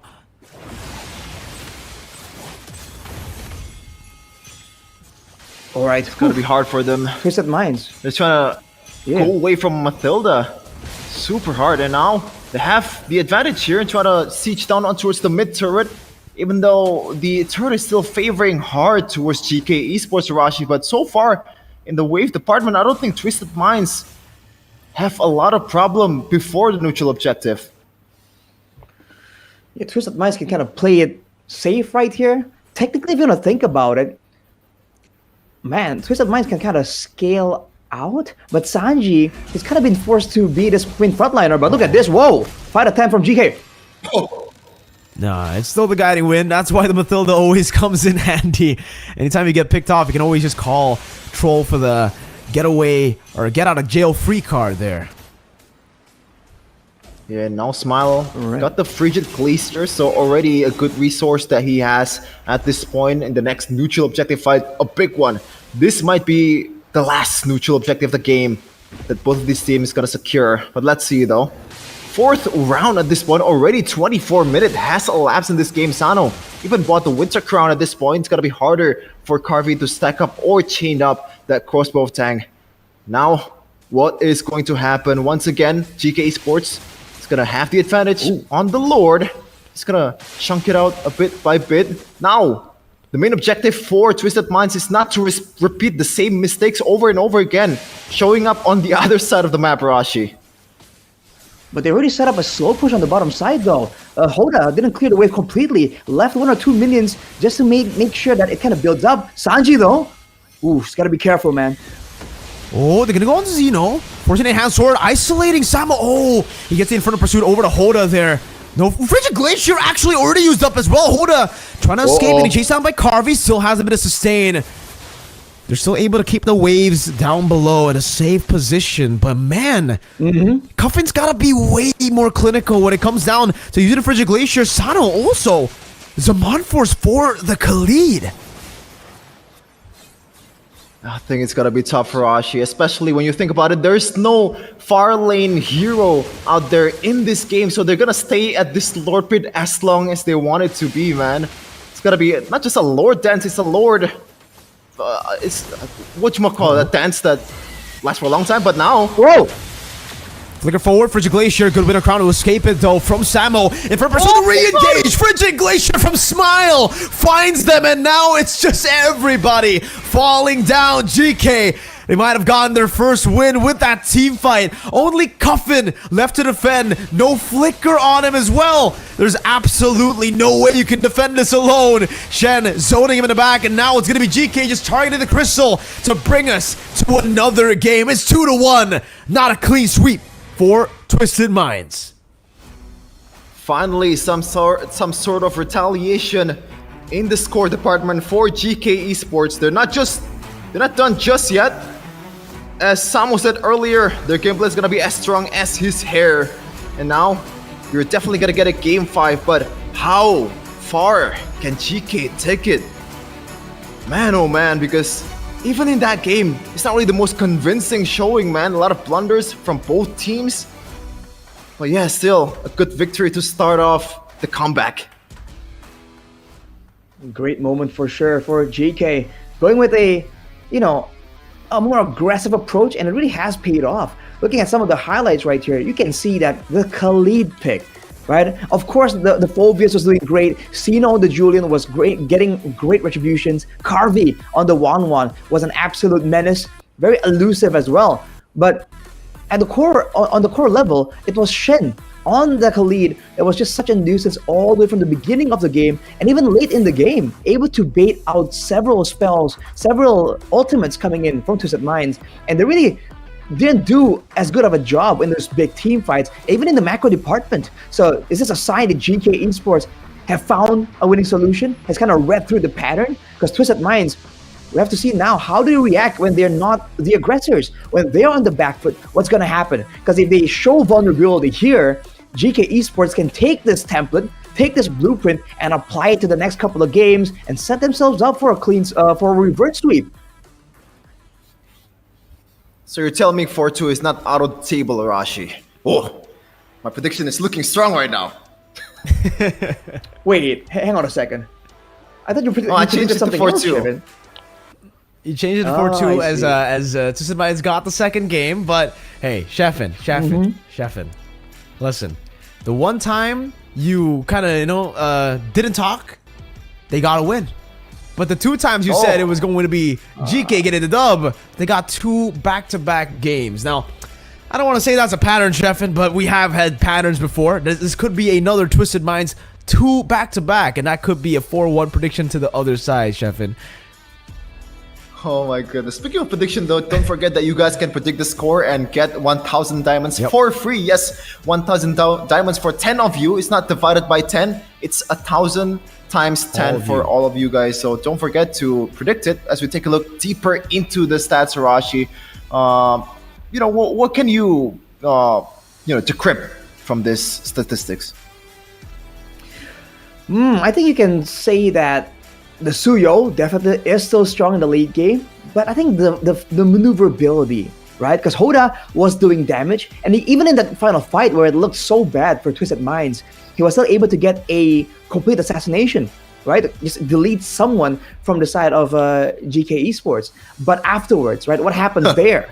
And looking at the post-game stats here, you can see Samo, with all the pendants, making a statement. He was definitely a massive problem on the Phobias. So 2 times we've seen the Suyo, and twice we've seen it lost, actually. So is this a sign? Do both teams just want to double down for that late game? Because throughout today's match, this particular grand final, not a lot of games have been ended below the 18-minute mark, I believe. It's been super long games here in MPL MENA Season 6 Grand Finals, so definitely looking at it, maybe the snowball kind of composition might not be able to get the job done, but also it honestly just feels like the composition for Twisted Minds was not really fully to enable the Suyo, right? For the most part, it's kind of like everybody's doing their own thing. The CC, I'm still not a big fan of it, right? Even though we were talking about how the CC can counter the Phobius and also the Khalid, a lot of HP there. You can try to go for the shred and, maximize your passive or your damage dealing there with the max HP percentage damage. I still think they should have just set up for the Suyo. They should have made Suyo the main carry to get that early game and to win it out, because despite them actually having the counter matchup, Twisted Minds having their matchups actually countered by GK, they still brought it up to 24 minutes, which is very impressive in my opinion. The 1-1 against the Harith, the Phobius up against the CC as well. They had so many losing lanes, yet they were able to force it out. So if they got the early game, I think things would have been very different. Yep, and this is the MVP of that game earlier. The man from I believe Mongolia, or one of the imports of Norway. I'm sorry. So Norway. This is the brother of Magnus Carlsen and playing chess in the Land of Dawn. Carvey with 327 KD, and also the Hosklos as well to kind of respect the damage dealing output from the opposing side and to kind of heal up in the process, because they do not have a healer. So I like the itemization there coming in from Carvey import. I feel like, there's so many factors going on right here. And on the point of the CC, I feel like they also it felt like they lacked the frontliner, right? Because you see Hoda again and again kind of try to frontline with the fighter mode of the Suyo. Ain't gonna happen, bro. Just not possible. But for now, we're gonna send you off to the host because there's something spicy happening in the MENA region. مباراة كانت ولا أجمل، ومباراة كانت طويلة جدا فيها فائز واحد فقط اللي هو فريق GK لكن جت الفقرة الأجمل والأفضل معنا في MPL مينا السيزون السادس اللي هي فقرة الهيرو. راح يطلع لكم هيرو الآن على الشاشات وراح تحصلون على جائزة 50,000 دايموند. ففكروا، نبغى الناس اللي تحب موبايل ليجند وتلعب موبايل ليجند كثير وتعطينا توقعها بعد قليل. لكن نتمنى انه الاجابه تكون سريعه جدا، ونتمنى انه الموضوع يكون في افضل ما يكون. خلونا ناخذ الاورنج. كم صفق يا جماعه الخير؟ صفق كم صفق؟ هاي هوز ذا هيرو؟ كفرة. شو؟ يس كفر 50,000 دايما. صفق يا جماعة الخير. لا يا جماعة. اوكي زي ما انتم شايفين اجابة ولا اجمل، زي ما واللي 50,000 دايموند راح تكون لصالح اللي الاجابة الصحيحة. وما ننسى انه لسه باقي معانا مباريات كثيرة وتحديات كثيرة. اللي هو مين هو بطل هالليلة؟ البطل اللي راح يمثل الريجن العربي افضل تمثيل في الام 6. لكن خلونا نرجع للاستديو نتطرق لاجمل معلومات اللي راح تكون معاهم.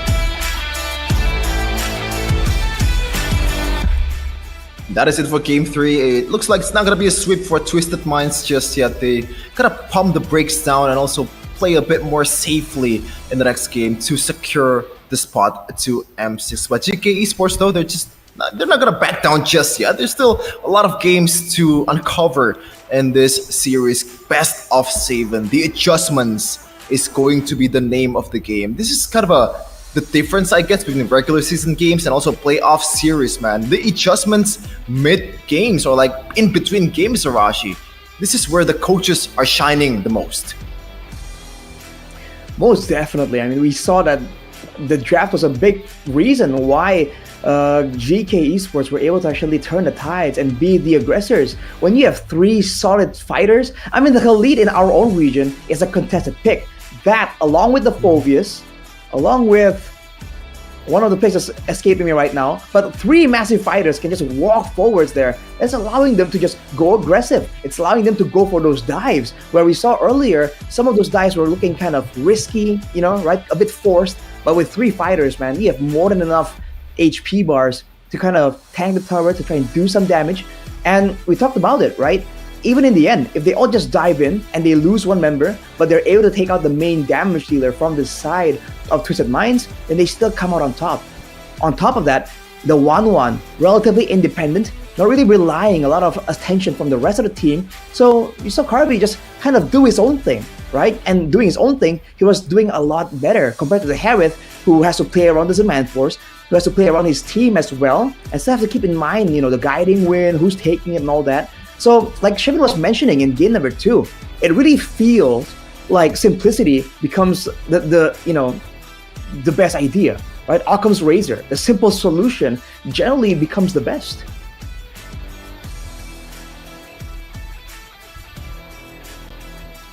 I think if we take a look at it, the fact that the Harith it hasn't really been able to find success in a lot of the games, right? I mean, I don't know about the Harith anymore. It really feels kind of weird because Carvey was on it earlier, didn't get the job done in game number 2, and in game number 3, obviously there was a big swap. We do have a message, by the way, to Carvey from Mr. Super Marco. Unfortunate for Super Marco, yeah, won't be able to qualify to M6, but he has a message here, Sheffin.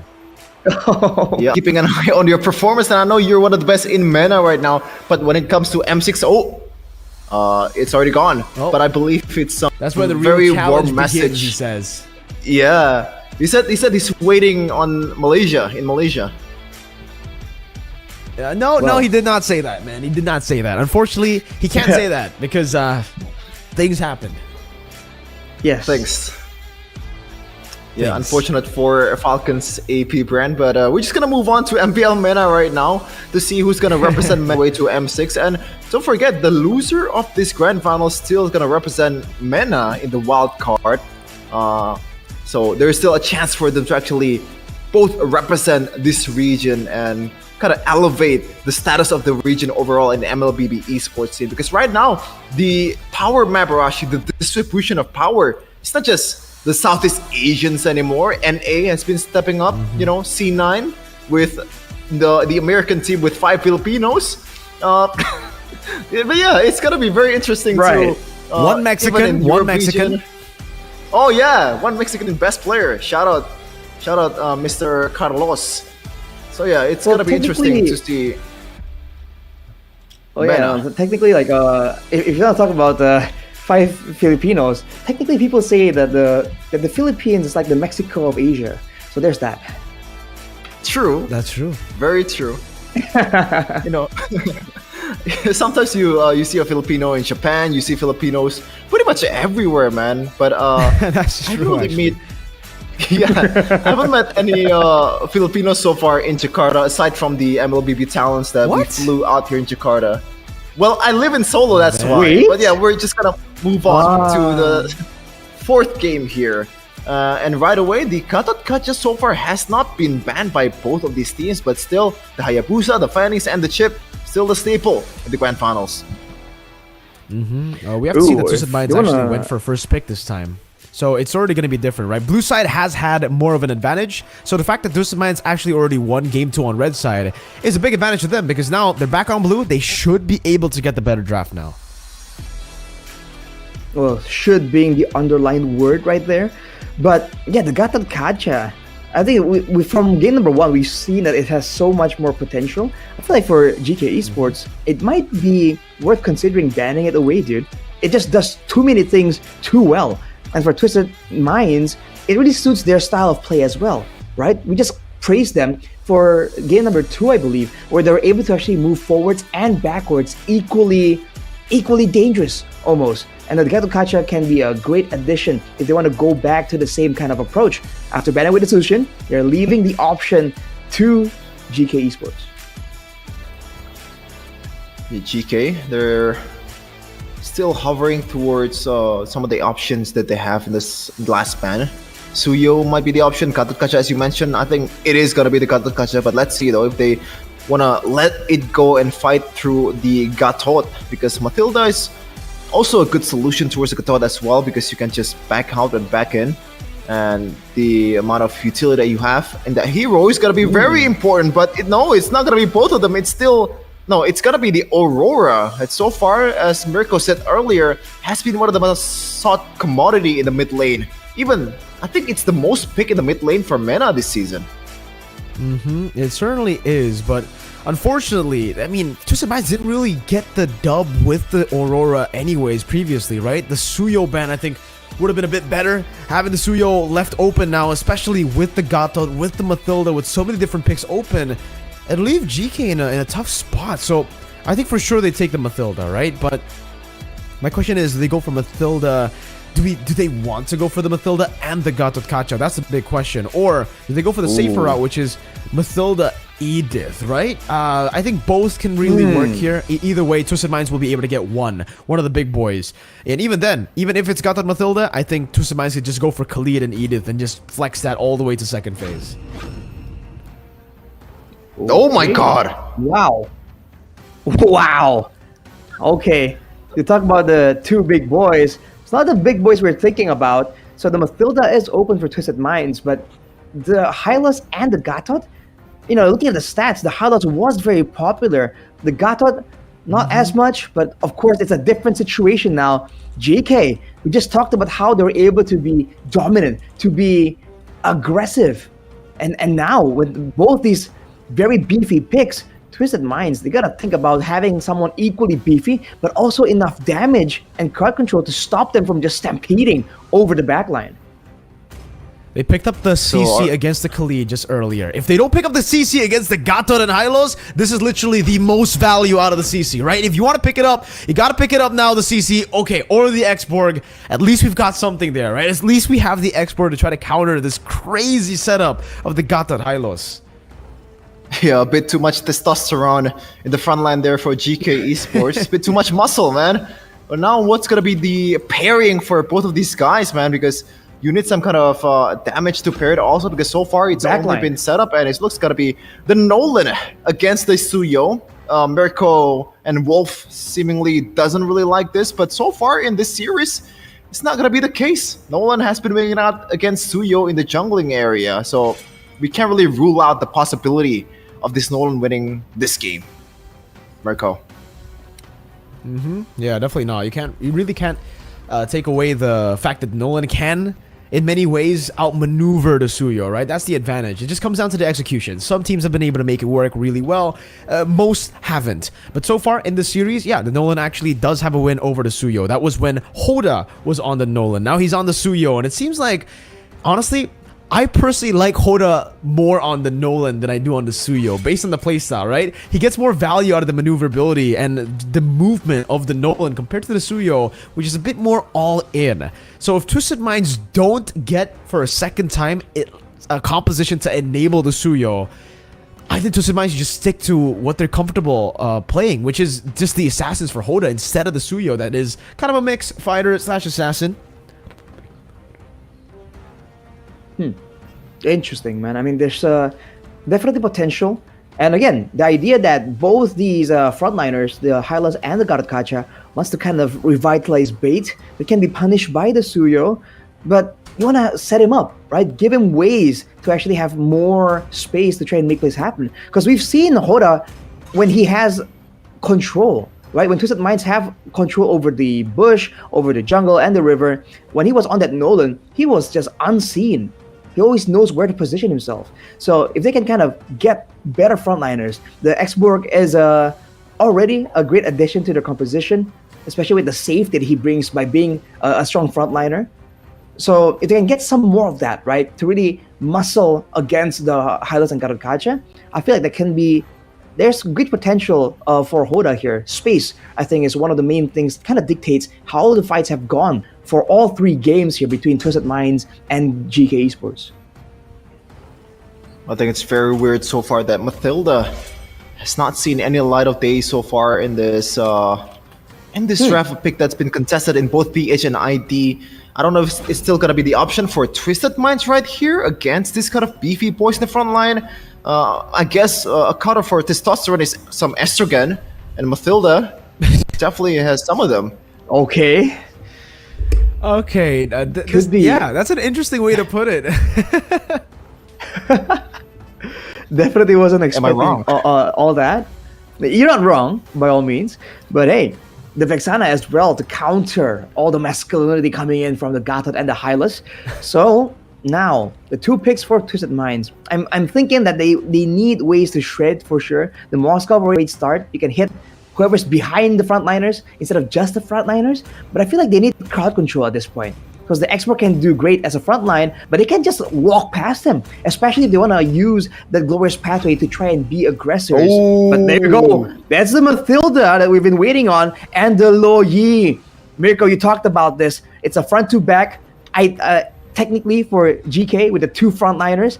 Now with the Lo Yi, with the rotation, with the dispersion. So many ways to be effective. But that's the 1-1 coming through as well. Hey man, if I'm being honest with you, I know I said the Lo Yi is great, but together with the Mathilda, that's where I have to question it a bit, man. I think they might be a bit too overloaded. They have so much mobility. The Mathilda, the Moskov, the Lo Yi as well, man. I'm not too sure if they had in mind when I was talking about the Lo Yi, right? Because usually, especially with the Lo Yi, you want someone beefy too in the front line that can help you to help peel for the Lo Yi. So honestly, for the second time in a row, I'm gonna have to say GK have the better draft again. That Gato at Hylos, I don't see a way for Twisted Minds to really get over that. The fact that the expert can put some damage, sure, right? But then the Revitalize comes through, and then there's an Avatar. There's not a lot of more damage that can come through to really melt them down. But I guess we'll see. It comes down to the execution. Twisted Minds, they fought even in a losing situation up until 24 minutes in game number 3. I think based on the execution, they should be able to get it done too if they play it perfect. This time they're on the blue side, the side that they are definitely wanting to be on. Let's see though if they can actually utilize it in this one. The series is so far 2-1 to the favor of Twisted Minds. Can they make it a 3-1 and take a step closer to Malaysia in M6? Here we go. Game number 4 of Twisted Minds versus GK Esports. Game number 4, and already you're seeing the two revitalizes. So in the early game, I don't think there's any way for Twisted Minds to really win out in a skirmish. I expect a lot of trades to come through from them, and they have a lot of mobility. They have the Spear of Destruction, and they have the Lo Yi, but ooh, look at this. Ooh. Aggression coming in from GK in that mid lane as well. But yeah, as you said, Mirko, they have a lot of mobility, but when it comes down to the prowess in the lanes, when it comes down to the wave clear as well, they might be overloaded on mobility, which causes them to kind of lack on the other departments. GK Esports' composition definitely is a bit more balanced, but I guess the hopes and dreams of Twisted Minds lies with Sano on the Moskov, right? If you can kind of outplay the 1-1, kind of bring it to the late game. Ooh. Crazy damage indeed here that they're gonna have to really hold on to. And this is the problem, right, with the Mathilda. Yes, you can get people around, but you're very squishy, especially considering the burst is definitely there for GK. And when it comes to lane prio, Vexana Gato does a better job right now, you know, clearing the wave. Sanji putting the stacks down, but they can obviously just run away. Hoda to go for the damage here, but we'll just be caught. What? Way too over-aggressive there from Hoda. And again, this is why we were talking about maybe the Nolan fits better in his hands compared to the Suyo. Well, I think that's just an experienced Suyo player, man. He's just not used to playing it, because what was that coming in from Hoda? A player that's supposed to be mechanically sound doing that in the Grand Finals? What is happening, Rashi? I mean, he had no ultimate. He used the Retribution to try and get a aggressive move on the Smile, potentially because there were some comms about the Flicker being down. But that's where Sino just capitalizes on that moment, going to the top side, but Faraga Armor allows Sanji to take that momentum, to try and take, still be around, but he won't be able to actually contest for the turtle. So as you can see, the team, as predicted, is forced to trade out to try and find something on the other side of the map. It's almost like Twisted Minds are playing with multiple losing lanes here, multiple weak sides, and that's just not in line with what we're talking about, setting up the Suyo for victory. I think it's still gonna be the case for second neutral objective, even third turtle of the game. Twisted Minds has to find something on the other side, because when you look at the setup that they got, they barely have any setup. The only thing they have got going is that diversion play from Coffin.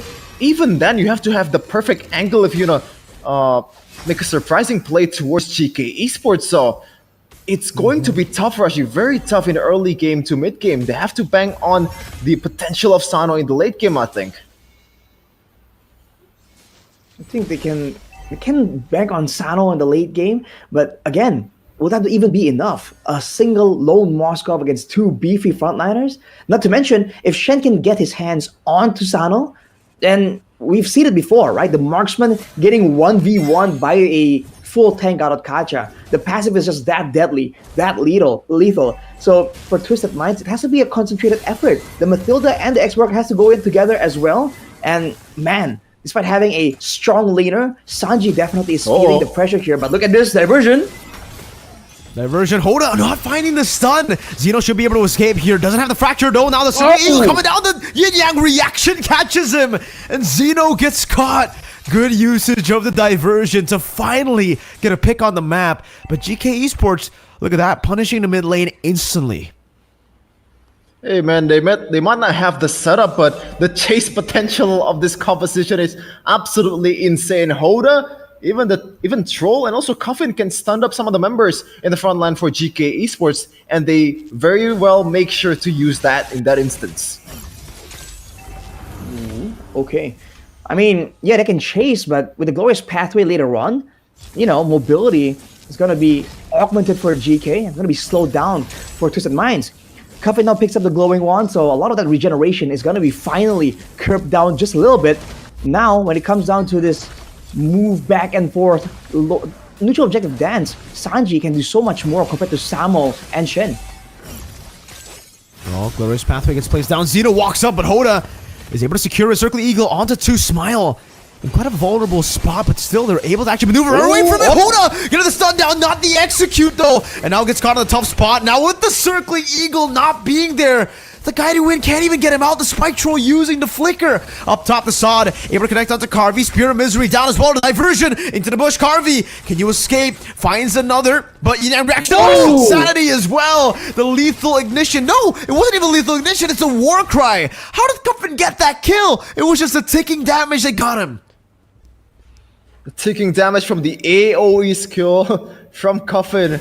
That sliver bit of damage secure a very important kill on the other side for GK Esports. They might want to defend this one, but they can they do it? They can. No Oh, they chance, cannot. man. Tower does fall to GK Esports, and you're saying Twisted Minds have the chance to make mobility happen, but look at that! Troll deleted immediately, and the purple buff is immediately targeted by GK. They're just pushing the pace right here, and with the diversion still, Twisted Minds can't really match up to the movements. Uh-oh, Shen stunned down under the turret, but even then, this is a Gato Cachazino coming down with the assassination again, finding the pick. Hoda is 0-3-1 on the Suyo. I just don't know, man. Hoda looks lost, like an Indonesian looking for a bidet in Singaporean toilets. They really look lost, man. Like they don't know what he doesn't know what he's doing. It seems like he has a vague That's actually idea quite relatable, of the potential. Shevin. Yeah, good call, Shevin.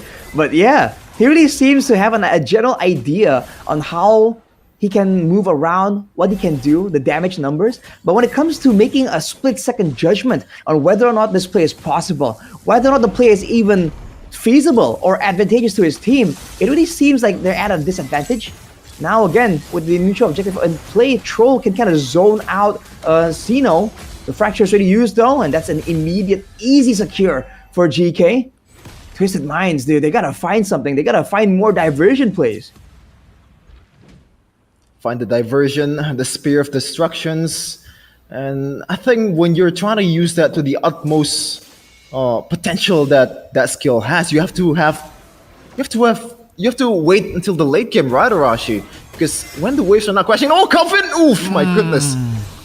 Thankfully, the Flask of the Oasis is there. But once again, seeing this position from being pressured, the gold and being pressured as well. Diversion though, will this pay off? Oh, into the bottom lane, circling Eagle as well with the Sod, but this is the thing, right? When you have a diversion, you need someone to catch. The circling Eagle isn't really something that you can use to catch Xeno though.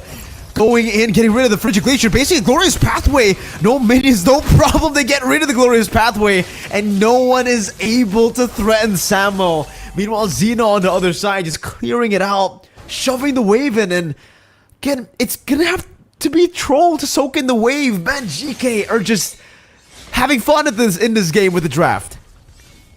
So far, the Guiding has been used to be a passive tool, not an aggressive tool at all, because when you try to chase down or maybe get away from the horse, you can't really do it on this kind of bird. It looks like they're just riding on a kiwi instead of a falcon or something. Definitely not enough mobility. And looking at the items, the Thunderbolt completed for Shen. It's only going to get more difficult as time goes on. But you can see that Sano already on the golden staff. With more items, he's going to need a lot more though. But look at that. Ooh. Almost taking him down. The Avatar of the Guardian used up already. Smile with the flicker out. Hoda unable to get the assassination down. Troll with the guiding wind, just trying to bring Hoda over to the Lord. But remember, for GK, this is still a 4,000 gold lead. Still very much solidly to build on, especially once the Lord comes up. The first Lord, now there's no setup whatsoever from Twisted Minds. How the hell does Hoda get into the vicinity?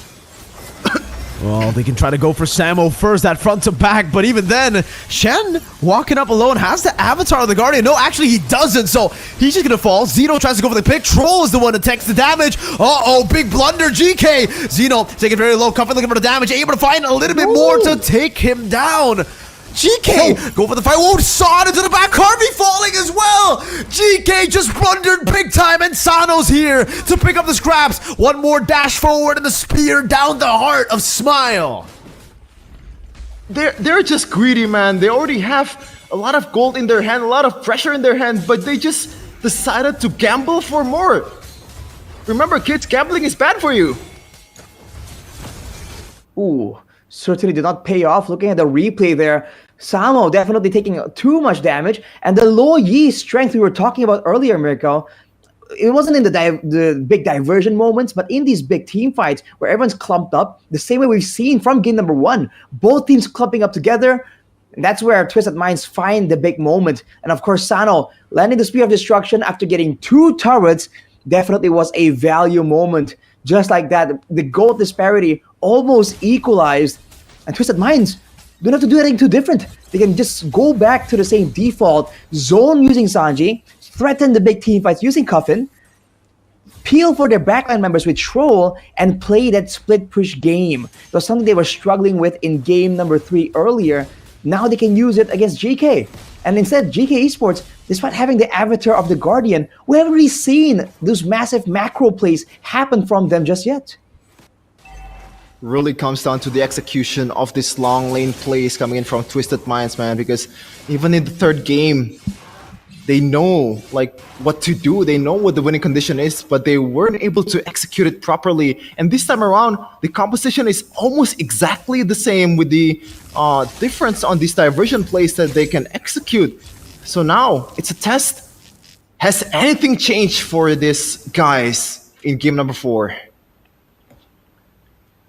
think you have to wait and see for sure. Look at the real-time victory here. GK definitely having more of a vote. But this is where it gets tricky for GK Esports here. Against a Mathilda and an X-Borg. Oh, hang on a minute. Oh, crossbow tang already used up. Sanji walking up. Good stun over Carvey. Caught in the last insanity. Still a kill over, but that's going to be the Sod into the back. Smile. Compromising the position. Finally, Sado decides to go for it. Piercing damage over. Shen with a taunt as well. Unable to find it. Yin Yang reaction and the damage from Hoda to finally get the execute.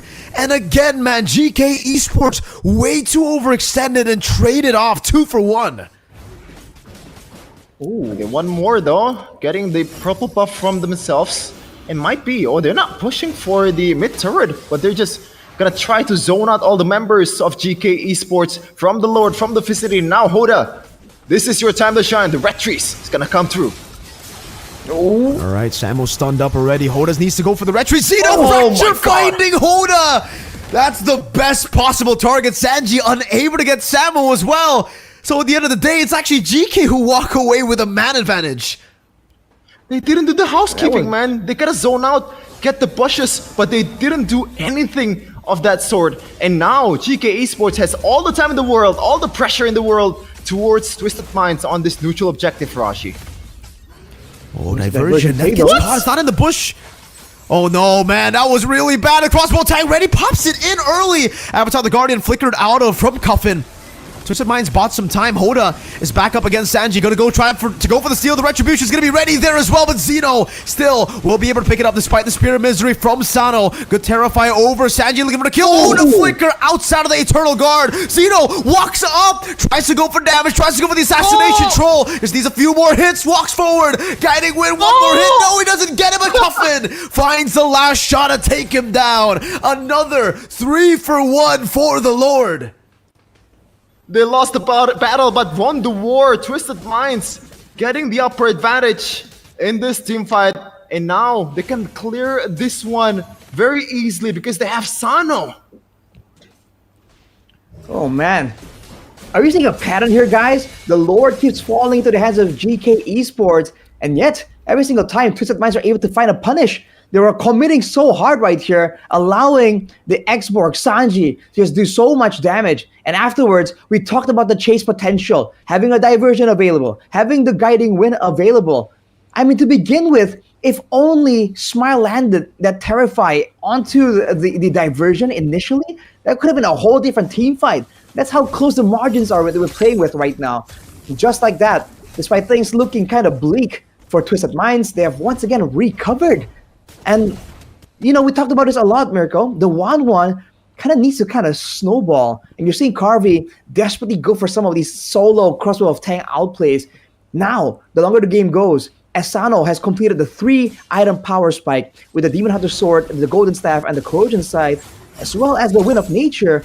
Twisted Minds have so many more tools to try and play around with. All this mobility that we said was useless in the early game now becomes a massive source of pressure for Twisted Minds to use against GK Esports.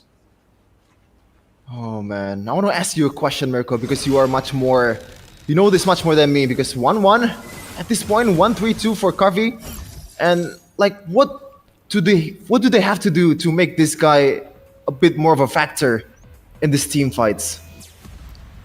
Oh man, it's tough. This is the reason I was talking about it for. I think it was game 3, right? It was game 3 where he picked up the 1-1, and for Twisted Minds, we were talking about the Xborg pick possibly, but they went for the CC. Now you get to see why the Xborg is actually quite a bit of value up against the 1-1. You can take a lot of damage to the Faraga armor. Once the Faraga armor gets popped, the crossbow tank falls over, and even then they have a Mathilda. This is a pretty good composition to actually deny the 1-1. So for the 1-1, it's all about just finding the right time. He needs to be very, very clinical with that ultimate. He needs to be very calculative as well. He needs to come in last second in the team fight to get a crossbow attack, or at least in the team fight, he can't pop it randomly, you know? He needs to use it in a way where it can actually translate to a few other members. So it's just going to be very tough for Carvey. Also, the itemization for him, I'm not a big fan of the Golden Staff, if I'm going to be honest with you, you know? Especially now that we've seen a lot of different other players around the world go for other picks over the Golden Staff. I think the Windtalker is a great option. I think the Melphic gun actually. Whoa! I thought that hit. That actually went through Carvey. It seemed from our screen at least. I don't know what happened there, but again, yeah, for Carvey, Golden Staff a bit too greedy in my opinion. If he wanted to go for something else, maybe even. Yeah, again, Melphic Gun or Windtalker could have done him a bit more justice with a bit more mobility over the Golden Staff. But for the Golden Staff, it's more attack speed at least when Twisted Minds are there to take the damage. What? I'm still baffled by that interaction. If I were be Sano, I would be complaining to Munton. What was that? But now Rashi, it looked like it hit. It really did. Already has the advantage on towards the Lord, and Sano is on the other side. SOD is already up. Oh, Glorious Pathway coming down. Sanji able to escape with the guiding wind. Zeno walks up, forcing a Circling Eagle. Troll with the Circling Eagle forward. That's a good Eternal Guard over. Hoda gonna be sunlocked over there with the crossbow tank ready as well. But Hoda is invincible at all. Can he go for the retreat? It's Cuffin who steals it away. Sano so able to cut away. Carvey, no crossbow attack. Twisted Minds desperately running away. Zeno barely getting out with a dash, but Twisted Minds can play with the Lord. Diversion with the flags over Zeno. He did not expect it. Sano gets the pick over. Walks over. Smile now trying on the flicker as well, but gets caught by the Circling Eagle. Twisted Minds, the losing draft doesn't matter. The diversion is a big distraction over to GK. Carvey walking over again. A minute away in the mid lane. Can they go for the clear? Samo, a chunk of HP taken. Sanji putting on a bit of those stacks over. And luckily for GK, they'll be able to defend, but there's another big wave up top. Oh man, they fell asleep at the worst moment, and now they're trying to close out the game. Still one wave though. Can they actually do it? Winter Crown of the Avatar of the Guardian connecting onto the back. Smile gonna be not up just yet. That's a Circling Eagle to bring them out again. Another last Insanity over the Carvey. Wind of Nature won't save you from that true damage. Twisted Minds against all odds. They pull off a comeback. It's match point for Twisted Minds. Their minds are twisted, and they're twisting everyone's minds with their execution. Oh my goodness, man. Cuffin. The 2 kills from the AoE skills. And also, the Stolen Lord. That should not have happened. Hoda was not in the vicinity. They have the retreat. They have all the tools. They have all the CCs. They have all the control. And somehow Cuffin got it in the end, Rashi. Man. Wow. I mean, that was a close fight, dude. If you look at it, right, the setup in the first place was already so razor thin margin-wise, because you can see that if you look at the highlights here, again and again, that burst damage is available for the side of GK Esports. But afterwards, right, especially the longer the game goes, Sanji is able to catch up, get a few more kills. They're able to get more pressure using Sano here with their split push play. It's just so good. They're just kiting backwards again and again, and the combination of the Moskov and the Lo Yi both independently having ways to kind of stop a diver, to try and land some crowd control and maintain distance. They just work so well together, either individually and even together. And because of that, that chase and mobility we talked about, the fact that the glorious pathway is so one-dimensional and the guiding wind can be used in a variety of different ways, it just allows Twisted Minds to kind of play the back and forth game on so many more levels there. The guiding wind and even the diversion there to really seal the deal after that fight at the Lord Pit, dude. That was a great usage of the composition that we were doubting, right? Everything we questioned initially, all the way till the mid-game, happened in that final engagement, in that final sequence. What the heck is going on, dude? That's not gonna lie, man, that is a hard loss to recover from, man. The locker room is gonna be, oh man, why didn't you do that? Why didn't you blah blah blah? I hope to God they're not doing that and instead focus on the mission to reset and try to take this one home from themselves. But right now, 3-1 lead, it takes a miracle, man. Whether it's esports, sports, in any kind of best of 7 series, once it's 3-1, it is super tough to come back. Okay, some of the stats just for now, before we continue on that point, Shevin. Coffin on the Lo Yi. I mean, this is why Mirko was hyping it up. It's what we were talking about earlier. It's just so strong. I personally was thinking that maybe it's gonna do well against the Backman members, but against Samo and Shin, you know, the two beefy boys, surely the Lo Yi won't be able to kind of, you know, be a real threat. But in the end, it's a combination of the yin-yang effect, as also of Sano, able to just scale up to the late game, even with the Malefic Roar, just for good measure. You're seeing the amount of damage coming through for that Moskov, and this is the difference between a normal tanky frontline like the Godtot, like the Hylas, and the X-Borg. The fact that you have a second chance at life with the Firaga armor really lends itself to great moments in that late game, right? Because for the Godtot and the Hylas, once you're taken out, you're done. But for the X-Borg, Sanji, he can kind of walk up even more impudently, take some damage, and worst case scenario, Firaga armor gets popped, and he can get out. And look at this valley, dude. Literally. The valley, dude. The valley. Valley, dude. Man. A lot of value. Yeah, it's God, man, like, they have all the tools in the world, man. At that, I believe it was like very early in the late game. They kind of threw it all away once they got the Lord. They forced out a fight, and then where it all went wrong in that 10th minute mark, man. And this is the MVP of that game number 4, Coffin. And I believe so far in game number 3 and game number 4, Coffin hasn't died a single time despite losing in game 3. So shout out for this guy, man. One of the best, probably the best mid laner so far in MENA. Wow. I mean, that's a very impressive stat. We've seen this match just have all-out aggression, and yet 0 deaths still. That is definitely impressive. But again, it's also a whole team effort. The fact that Coffin was able to kind of position well, stay safe, it also kind of is due to the fact that GK, they're really forced to kind of use all of their efforts and early game aggression, the duo Hylas and Gatot, to shut down the X-Borg, you know, to shut down the Moskov, because they were concerned about that mid game, right? The playmaking, the frontline advantage, the split push advantage. But in the end, they forgot about the Lo Yi as well. If you're gonna shut down Twisted Minds, you gotta do it all the way, dude. You leave one running around, you know, sometimes they can come to bite you in the back, and that's exactly what happened there. That Lo Yi, out of nowhere, was so quiet, so, you know, passive until it's time to go hard, and he absolutely did. Okay, Mirko. So we've talked about the bad, Mirko. Now, we talk about the good from Twisted Minds earlier, which is Coffin. Now, let's address the bad, because you've been the one who's pointing this out the most. The Suyo on Hoda. Should it not go away in game number 5, or do they still want to actually use it to gain Ws? I would personally say, right, despite the fact that he has been underperforming on the Suyo, he hasn't really been living to the expectations that we set for the Suyo. I think because of that, he needs to change, right? I mean, despite getting the win, I think it's about time to change it up. Maybe ban the Suyo, no problem. Get it away from the opponents, no problem. But it's very clear to see, at least for Hoda, he's a very assassin-centric player. He does well on the Fanny, amazing on the Nolan, amazing on assassins. But when you force him to play a fighter in the jungle, it's kind of like last season, Arashi, if you remember, right? In the Grand Finals against Falcons, where he was forced to play utility because it was the utility meta back in the day.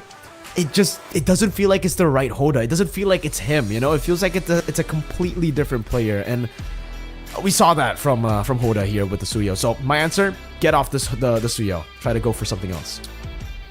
That's the answer from Mirko. But yeah, we're gonna take a break first to charge us up for game number 5, which is potentially... Wait, is it game number... Yes, game number 5, which is potentially the last game of the series that decides who's gonna go to Malaysia. So stay tuned, do not go anywhere for the next game.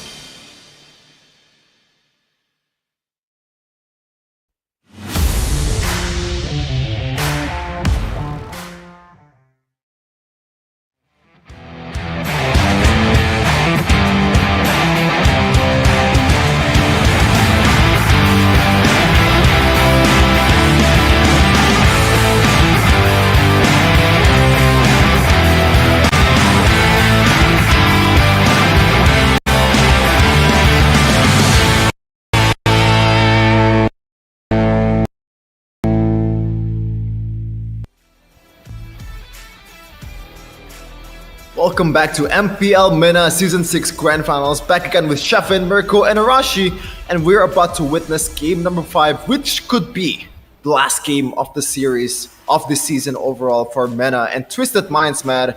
We've talked about it earlier in game number 4. It was a losing draft, as our analysts would say, but somehow they did it. Now, what makes it possible for them, Arashi?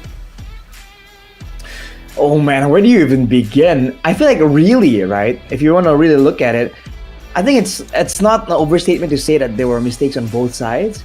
But I think that in a game with mistakes on both sides, then the late game composition just gets so much more value, right? That's how it goes. There's a bounty system for a reason. And in that game, the fact that in the late game, you got the diversion, you got the Spear of Destruction, you have all these tools that we said, like I said, right at the end of the game as well, all these tools that weren't really useful in the early to mid game, they were unable to use.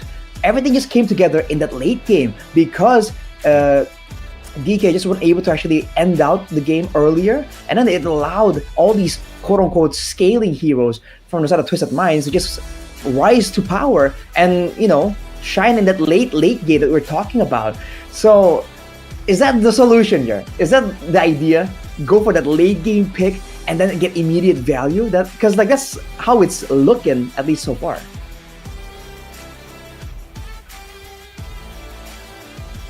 They've been super dominant so far, man. Like, Twisted Minds, even game number 3, which they kind of lost, you know, it's winnable for them. And this game probably shouldn't have happened if they were able to execute it a bit better. And now they're looking to close it out in once again 5 games in this Grand Finals, because last season it was 4-1 against Twisted Minds, and now they're en route to win in 4-1. How poetic is that? Wow. Pottery.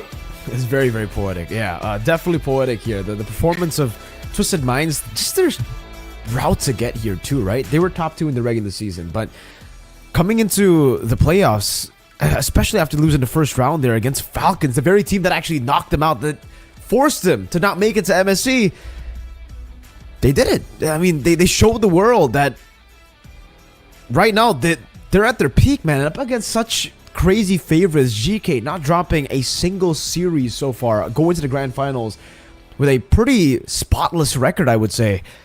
I don't know how they did it. It really is poetic because Falcons had the exact same route just last season. They had to battle it out in the lower brackets to make it all the way to the Grand Finals. And even then, a lot of people were writing them off already up against Twisted Minds last season.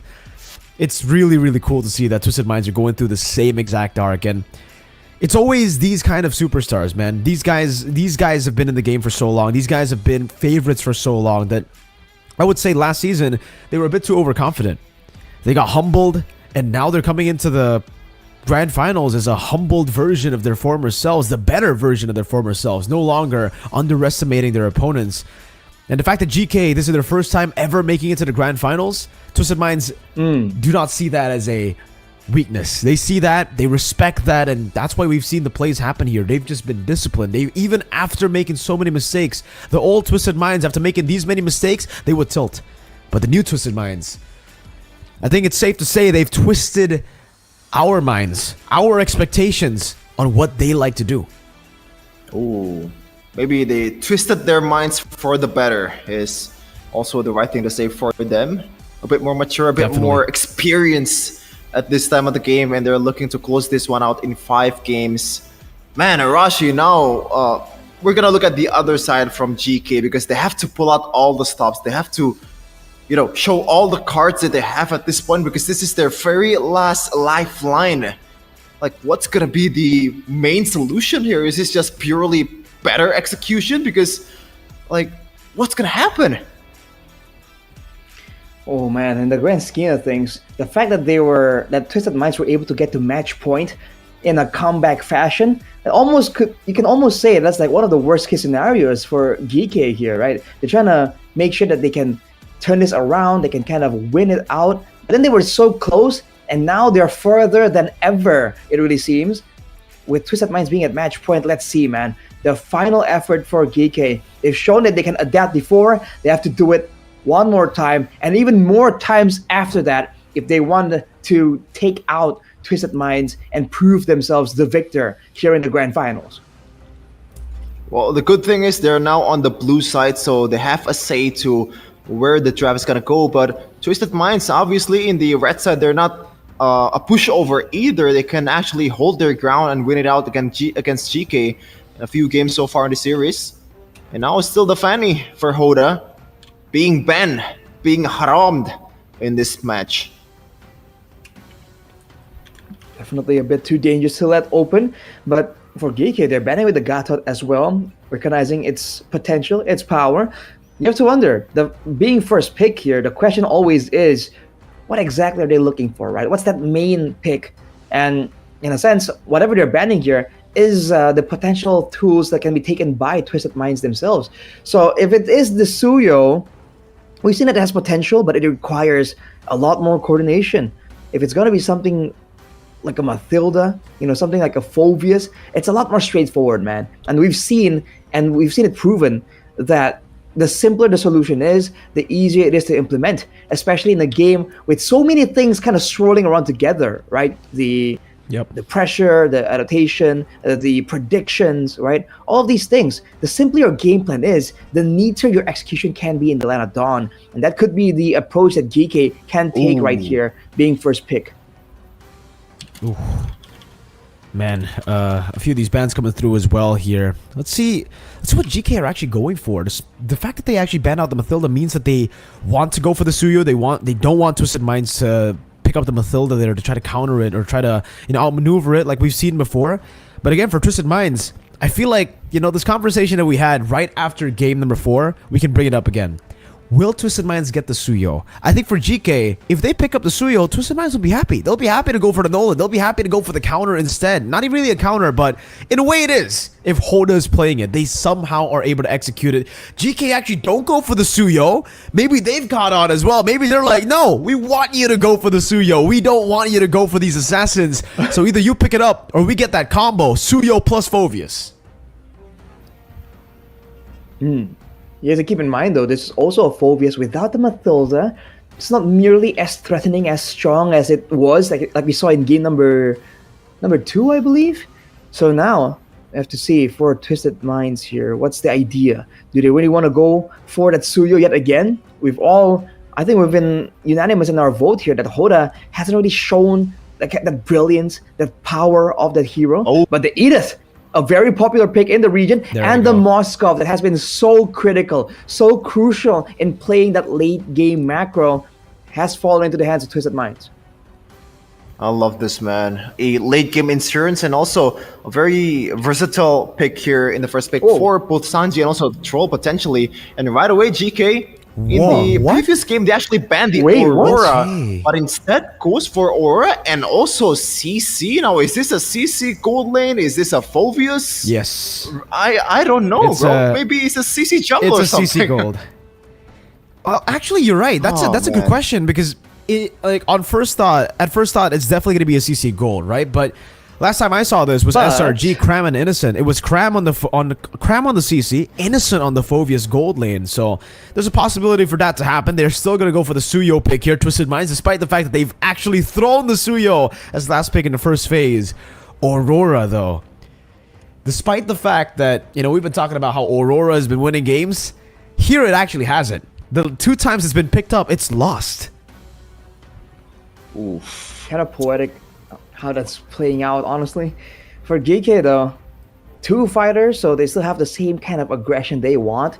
And it's going to be a tough order for Hoda once more to be an assassin against 2 very mobile, very chase-heavy fighters here that can punish his aggression and his flanks to the backline.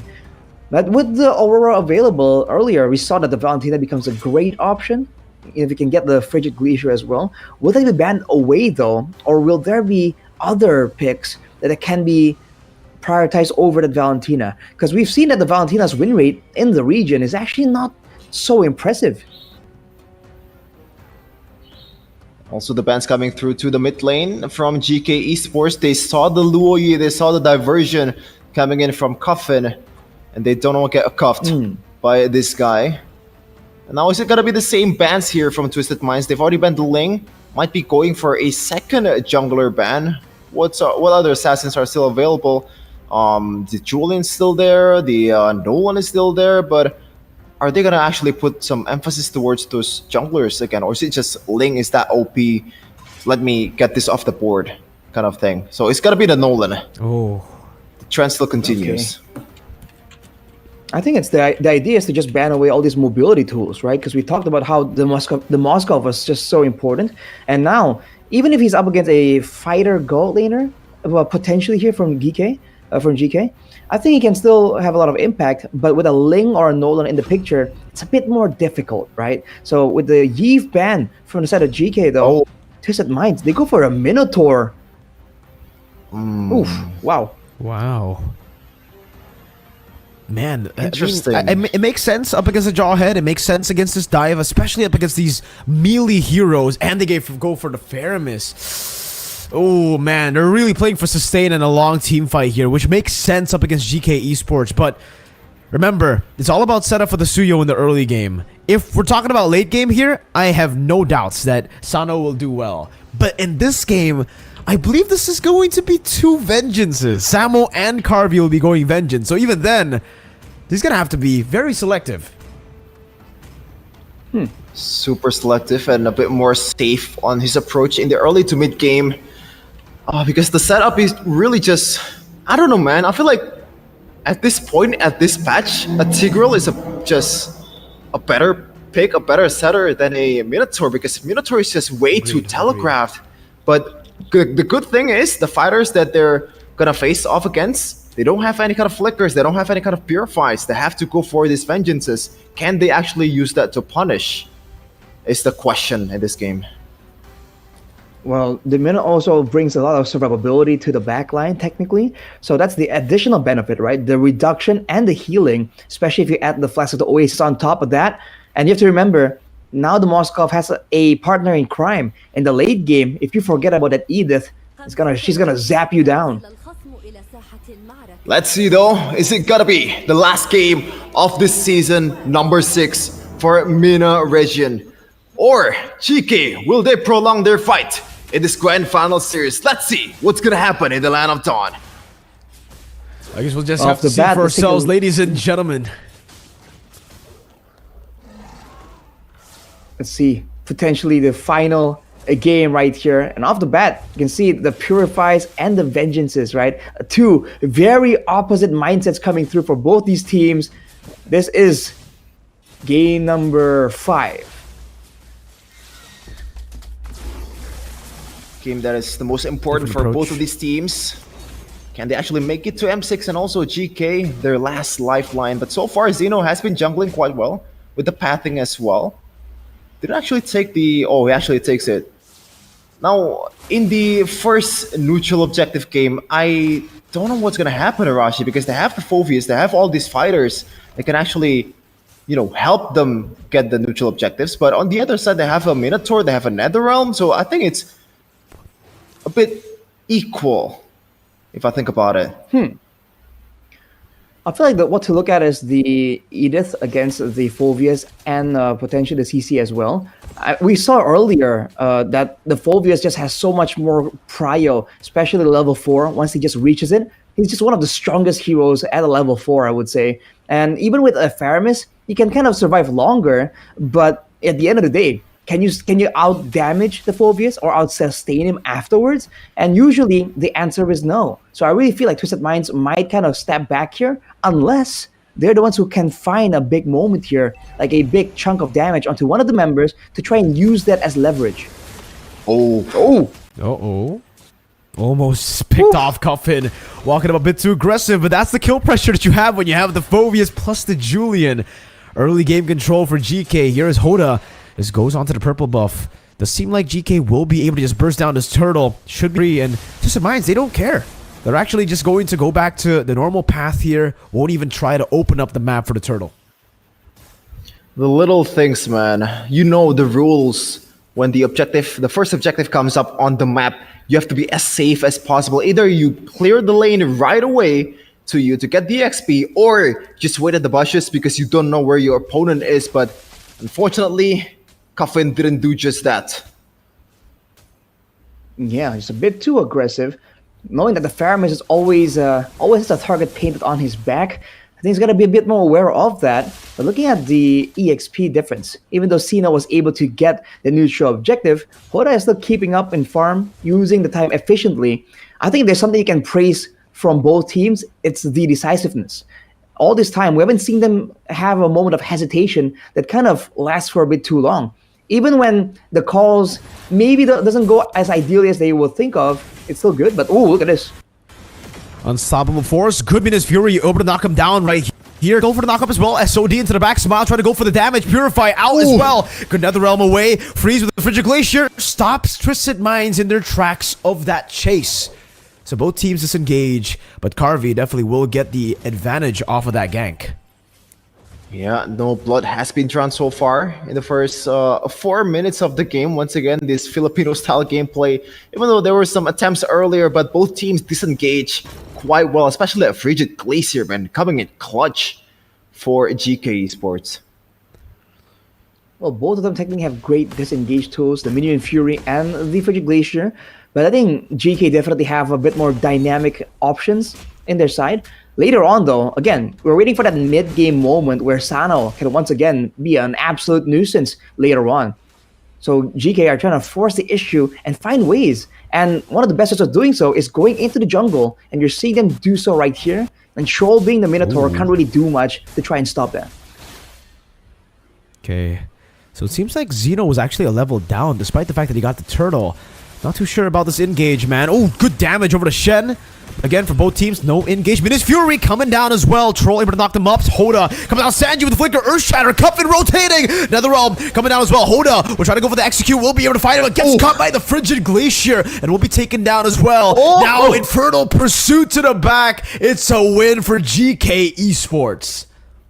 Oh man, as you said, Arashi, Phobius early game, he's just doing jumping jacks in the 5th minute, and now another kill secured by Xeno in the mid lane, plus the turret, killing 2 birds with 1 stone.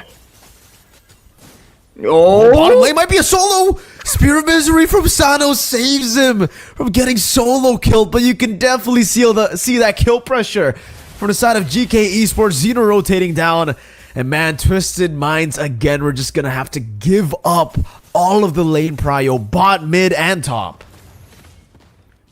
That's what we're expecting, man. 3 fighters, so much prio here. All the pressure coming in from the jungle and the 2 side lanes, and technically even the mid lane as well. How are you supposed to actually out-clear a Jawhead Aurora, especially if you're on a Faramis, right? So Twisted Minds are definitely on the back foot, but we've seen them play this style before. Wait for that late game where they can actually take advantage of this macro emphasis. But looking at GK, they are a lot less willing to let that happen. Already making invades, setting up traps in the brushes as well. This is what they need to do if they have the early game advantage. And ideally, they want to end this before it gets to that 13, 14 minute mark, man. Hoda is still keeping up when it comes to the EXP, but slowly but surely, with the map opening up for GK Esports, Twisted Minds, they're going to be starting to fall behind here in the resources. A gank down below. Carvey does have the Vengeance here, so he'll still be able to buy a little bit more time, but when it comes to escaping, not too sure about that. Carvey should be taken down. That's a kill over to Sanji. Re-engage? There's actually no trades happening. GK are actually rotating down below, so a wasted move here by GK Esports. I think they were trying to really just play around it, but now they're going to be late to take the turtle even. Luckily, they'll still be able to get it. Hoda didn't have control over it, but yeah, definitely delayed there, and it actually does give Twisted Minds a chance to move back into the mid lane and try to get some more pressure on the map. That is an interesting decision coming in from GK Esports. Oh my goodness! Minos Fury and the Flicker combo, holding it in the stun as well. Shen getting caught, and now that's the pressure that we were talking about. Netherrealm able to save Sano. And man, just with the little opening, that's why, man, you gotta be decisive. One mistake, and Twisted Minds can take over the game. It is just weird, man. They have a sandwich in front of them. They just opted to go for a stale bread instead on the total, and they got punished for it, man. What was that? Definitely wasn't ideal for them. Twisted Minds with a small victory, but still definitely on the back foot. The fact that they were able to get that moment there, that pickoff, kind of allows them to kind of explore the map a bit more, get out of the base, get some resources. Again, there's still no answer for the double vengeance combo. So much tankiness in the front line. Now for Twisted Minds, they're just trying to avoid all the big plays. And Sano moving kind of aggressive here without escort. Alright, a siege attempt up top here. Sano should still be... Oh, enhanced sight! Sano's just sitting on it too! Oh man! The damage is ridiculous. Hoda getting the stun down on the Shen. Gee, that was just one enhanced sight. You sit on it for long enough, you're dead, Sano. He's got to be careful about that. Well, at least Zeno is already earning Sano's respect by now. Sano will not be able to do that again, knowing that a single sight. Sanji. Oh my goodness! Tries to open up the map, gets obliterated. Doesn't even pop into Primal Wrath there. And yeah, we'll just be picked off. Not a chance. GK, they know that the Lord is coming up. Twisted Minds are trying to set up for something. But man, Sanji, definitely a bit too far from safety. Twisted Minds are setting up for that split push again, but GK now have a lot more prio, a lot more ways to kind of nuke down this Lord, with Sino being so ahead in the jungle. That is the first Lord of the game secured by GK Esports. Oh, so far, 4.5k gold lead. That is a lot in the 9th minute of the game. And they're just running down to the second tier turrets of Twisted Minds. It's looking pretty bad for them, but once again, it's just that Arashi, that late game potential, that wave clear of Sano is going to come in handy when the time needs it to be. Actually, on the top side, I thought Sano was going to get a turret at least in exchange for their troubles, but it wasn't even taken. He was kind of so respectful of the potential solo play, the potential gank coming in from the EXP, from the gold laner, from the jungle as well. Just backed out of there, wanting to play it safe. Looking at his items, one item away from the quote-unquote trinity of the marksman. But everyone else, they're just way too squishy at this point. Even their main frontline Sanji, you can see earlier, got obliterated. Yeah, it's going to be a very late 3-item power spike, man. Usually we see 10, 11 minutes. I think he might get it at the 12th minute, looking at the way or the pace of his farming right now. But it should still be defendable here. Kuffin actually taking a whole lot of damage. Gotta be careful again. Holy Defense is still here to save them. So Twisted Minds will be able to clear out this Lord, but they're going to lose all their tier 2s, that's for sure. GK making quick work out of these waves, out of these turrets. And the Holy Defense in the mid lane has been popped as well. Hoda getting the stun down, forcing a flicker from Smile actually. A bit too overextended there. So Smile still has to be very careful, still has to be very wary of a possible kill threat from Twisted Minds. Man, it's not just happening on Twisted Minds' side. Even GK Esports, these little things, man, the spell burns, this, overextending by an inch. It's gonna get punished real hard in the international stage if they keep doing this over and over again, man. This is the for sure improvement that they need to use, or they need to actually address in the training. I know, the 6k gold lead. GK actually backing away for quite a bit, but Shen eyes an opportunity. Opportunity to take the orange buff for free. Takes it away, and man, Twisted Minds are just getting choked down in their own base, man. Just gonna have to use the minions to their favor, and GK Esports it's not just gonna let that one go towards Twisted Minds. Actually freezing the lanes and all that stuff, getting them as little money as possible, knowing that Sano is gonna pop off if he's given the time. Now, for Twisted Minds, what is the solution to this neutral objective battle? Do you just want to concede and wait for Sano? Do you want to go for the Hail Mary at this point? Because I just don't see that happening for Twisted Minds. I don't think they have an avenue to go in. We'll see, but look at this. Copy. It's already zoning them away, man. Infernal Pursuit, Shen! Oh, flicker forward, ejector over to Troll! Flicker back as well now by Troll. So flicker for flicker. Meanwhile, Sano actually still on The wave up top. This is a split push potential of the Moskov, and so far, it's a Twisted Minds win. It's a Twisted Minds favorable trade. That's another turret that's gone down, and I need to make a move fast. Oh, that's going to be the ejector over to the Earthshatter. Hoda dealing damage over to Zeno, taken down by the Minus Fury. Hoda caught again. Inferno Pursuit taking him down. SOD over from Sano to go for some damage. Carvey walking up, canceled out. Sano going for more, poked down by Smile. 2 for 1, but that's ultimately worth it. They got 2 turrets off of that. Yeah, that's W's in everyone's book, man. 2 turrets and all that's left. Even the Holy Shield is already triggered by Twisted Minds. And now, at this point of the game, even though the jungler is gone, they might have a chance to actually go for the steal the way GK Esports executed the fight just now at the next neutral objective battle, Arashi. That was really, really good, man. The fact that the Minion Fury lands on everyone, the fact that Sano got the 3-item power spike right before the fight even begins, that was just so good. But Sano opted to stay there. Now Twisted Minds, rinse and repeat, same play. Well played. Mind games. He's playing Really chess well played. in Dawn of Dawn. No, checkers even. Oh man, this is incredibly well played here. Twisted Minds holding on to the Lord, and Sano's just gonna stay there. He doesn't need to oh no, he does! Twisted Minds have to hold on this. He has SOD anyways. Oh, way too respectful, and now Lord are gonna be taken to reset. Cuffin caught in the ejector. NetherRealm used up already. Cuffin's still able to escape because Troll is able to back him up right there. Buys immortality in time. Sano rotating as well, but Troll is compromised, isolated. A bad call from Twisted Minds. They had control over the Lord. Oh, man. Oh, sometimes you just gotta gamble with the risk, but Sano playing a bit more safer at this time, which is why he's so far 0 death. But now he might be paying that to his team's favor. Twisted Minds, they're down 6k plus the Lord. Second Lord of the game. Can GK Esports actually close it out in this time around? It's going to be a tall order. You have to remember that they're up against a Minotaur and a Faramis. But this was that play earlier. Again, there was a ejector that allowed the Earthshatter from Sanji to actually land on 2 members. And that was the follow-up coming in from the Minotaur. But look at this.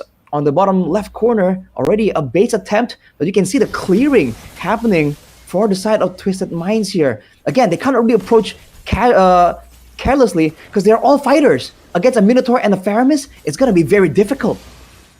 No sieging potential, man. Absolutely none. Oh, the 3-man stun over. Shen with the ejector and the flicker combo, but it's over on to Sanji, who's still able to use that primal rat, dealing damage. NetherRealm a bit too late, but Samuel's going to be taken very low, taking down Sano in the midst of it all. Now with the help of the NetherRealm, still able to escape. Zeno walks up, gets the enhanced chain. GK looking for Hoda, getting a 2-man stun. That's an all-in. Sano's just free hitting. GK, they might have been too much, and they could chew. Twisted Minds on the chase. The curtain call coming down. 2 base turrets for GK.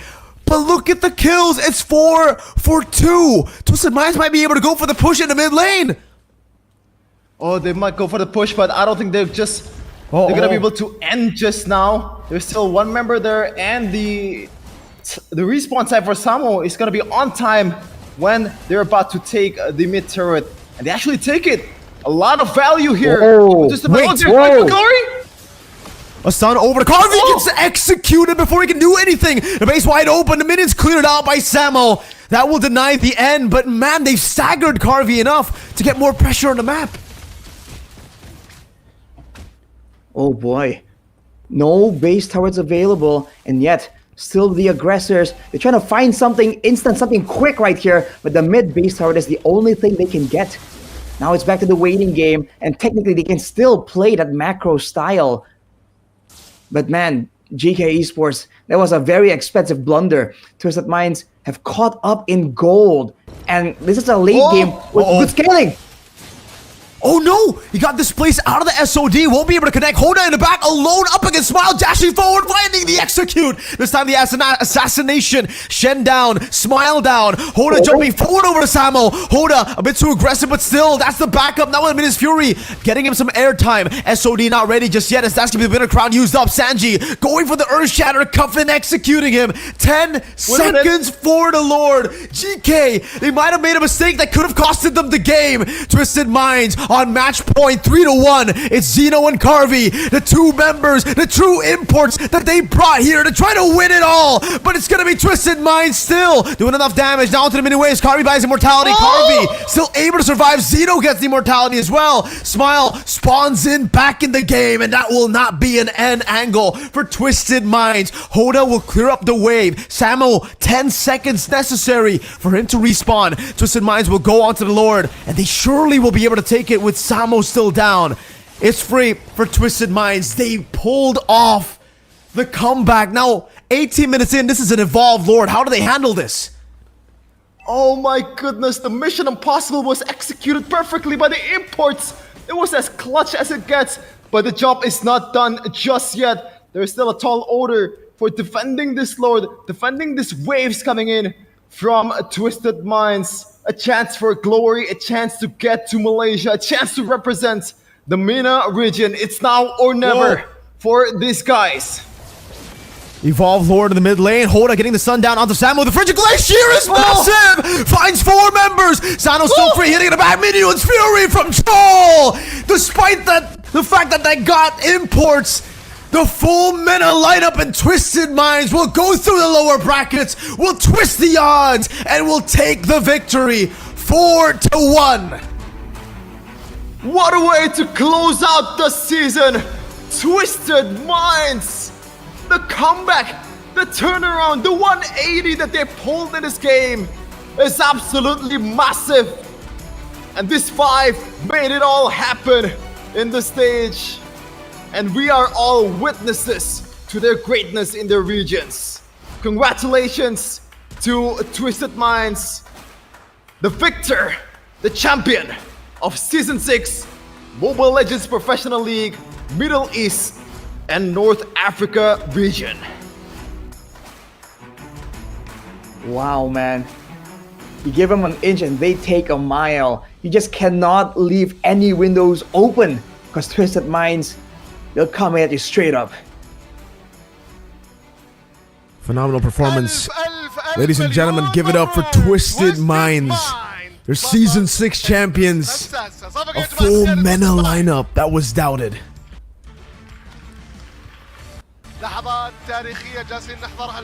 My goodness. We're gonna take it to our host on the stage to have the ceremony for the winners.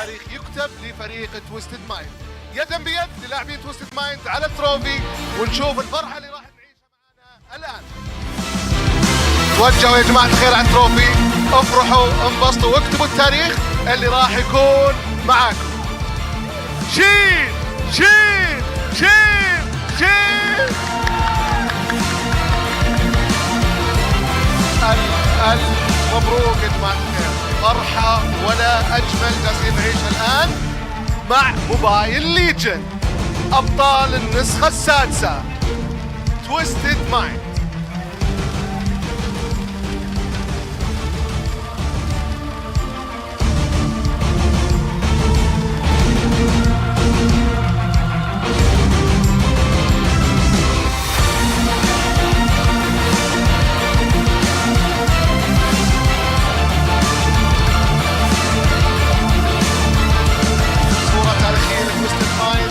التروفي حاليا جميع الفريق كامل حاضر ومتواجد البهجة زي ما انتم شايفين، وحابين اكيد ناخذ مقابلة مع احد لاعبين تويستد مايند، واكيد راح توجه الحوت. تعال تفضل معنا.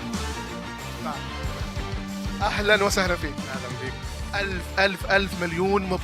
الله يبارك فيك، بجد الفوز فرحة بس بأمانة يعني كنت متوقع اللي هكسب بس ما توقعتش اللي هفرح بالطريقة دي، فرحة حلوة. كلمة توجهها لجماهير تويستد مايند. شجعونا والحمد لله عوضناكم على اللي حصل الفاينل اللي فات، وإن شاء الله من أفضل الأفضل. طريقكم ما كان سهل صراحة، أقصيتوا فرق وأسامي وكانت الدنيا عندكم مش أفضل شيء، لكن بالأخير عرفتوا كيف تترجمون هالشيء تكونون أنتم أبطال سادسة. يعني دي عامة من ميزات الفرق الكبيرة، آخر بتعرف ترجع وبتعرف على الوضع وبتقت بس. نشوفكم بالمسك ولا أجمل. إن شاء الله نعمل حاجة مشرفة للوطن العربي كله. يعطيك ألف ألف ألف شكرا لكم. زي ما أنتم شايفين أداء الفريق كان ولا أجمل، ومستواهم كان متألق من بداية النصف، لكن حابين نرحب بالضيف من مونتن ونرحب أكيد بري. صفقة يا جماعة الخير.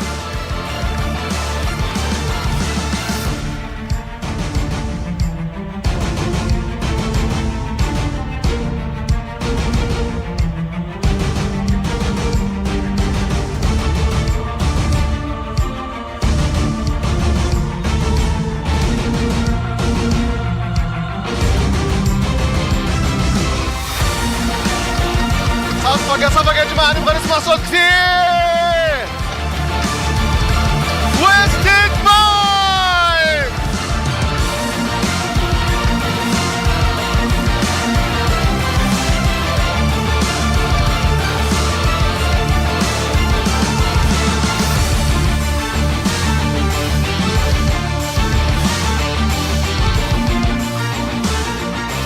$30,000.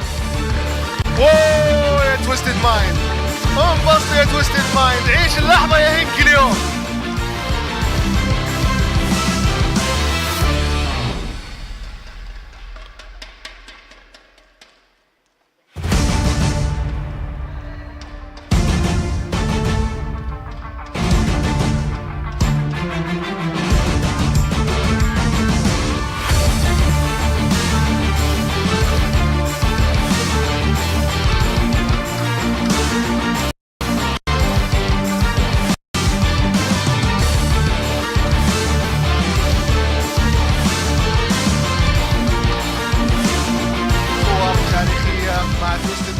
ابطال النسخه السادسه. ثانك يو مستر ري.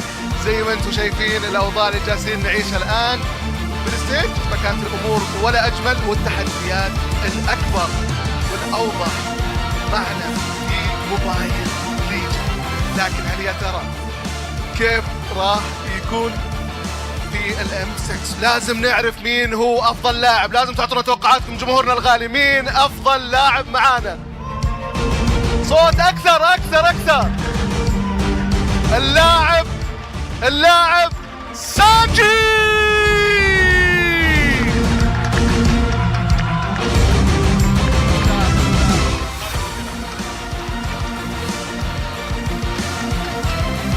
صفقة سانجي، ما اسمع يا جماعة الخير. افضل لاعب MVP MPL MENA السيزون السادس، $2,000.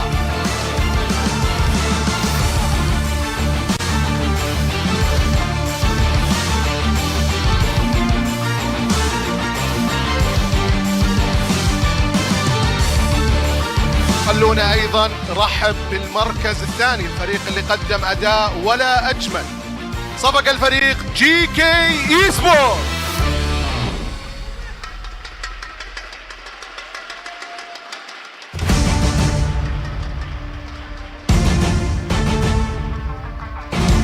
يعطيهم العافية الشباب، قدموا مستوى ولا أجمل، كفاية إنهم وصلوا للنهائيات، قدموا مباريات ولا أجمل، وعندنا أمل إنه لسه الفرصة متواجدة معهم. صورة تاريخية لي تويستد مايند جي كي. نبغى الجمهور كلهم يصفقون للفريقين واللاعبين اللي قدموا أداء أفضل من رائع.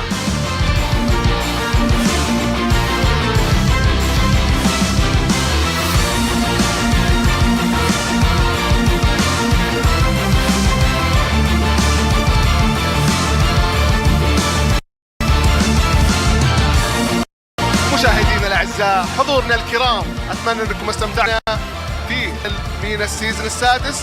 مباريات كانت ولا اجمل، كان عنوانها تويستد مايند ووصيفه ايضا جي كي اي سبورت. لكن راح ننتقل الاستديو نشوف ايش المعلومات اللي كانت معنا في البيست اوف 7.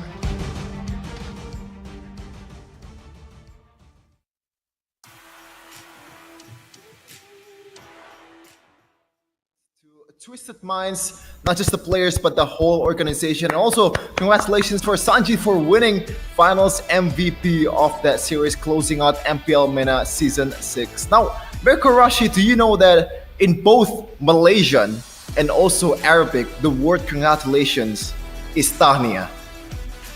Both. Oh, that is very interesting. Really? Yeah. Not I just familiar, realized man. that. You would know, Shevin.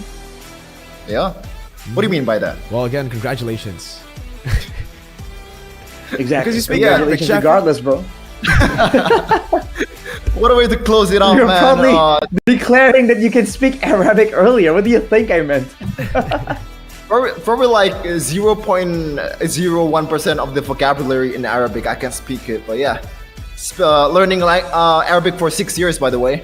But yeah, what a way to close it out. In game number 5, they were actually in the back foot and able to come back, as we were gonna take a deeper dive into the stats earlier.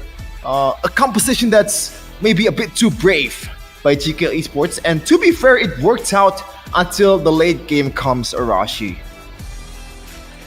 I think they really got lost when it comes to actually sieging the base, because that is one of the weaknesses of this strat.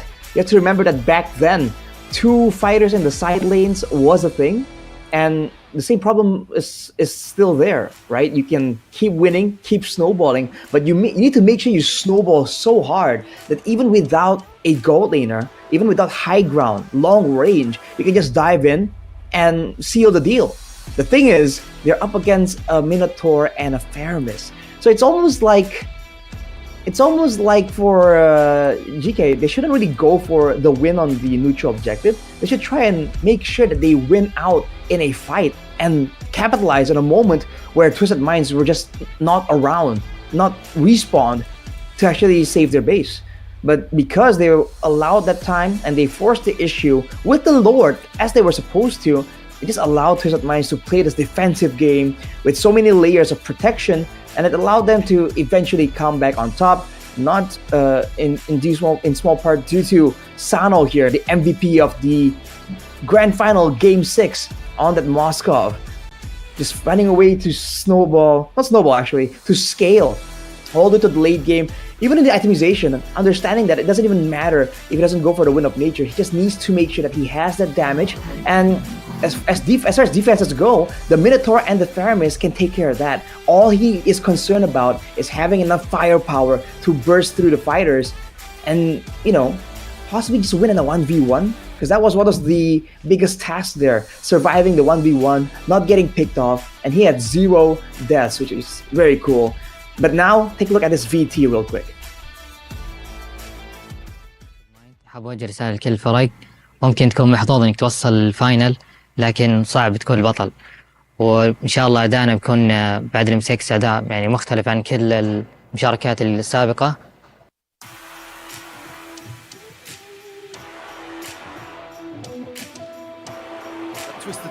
Twisted Minds member there that the M6 is gonna be a different beast of MENA representative this time around in the international stage, and they're looking to make a noise finally in the highest of stages in Malaysia, man. But Twisted Minds, from the looks of it, from the evidence that we've shown so far, what do you guys think are the realistic expectations, and like what are the ceilings of this team in the highest of stages?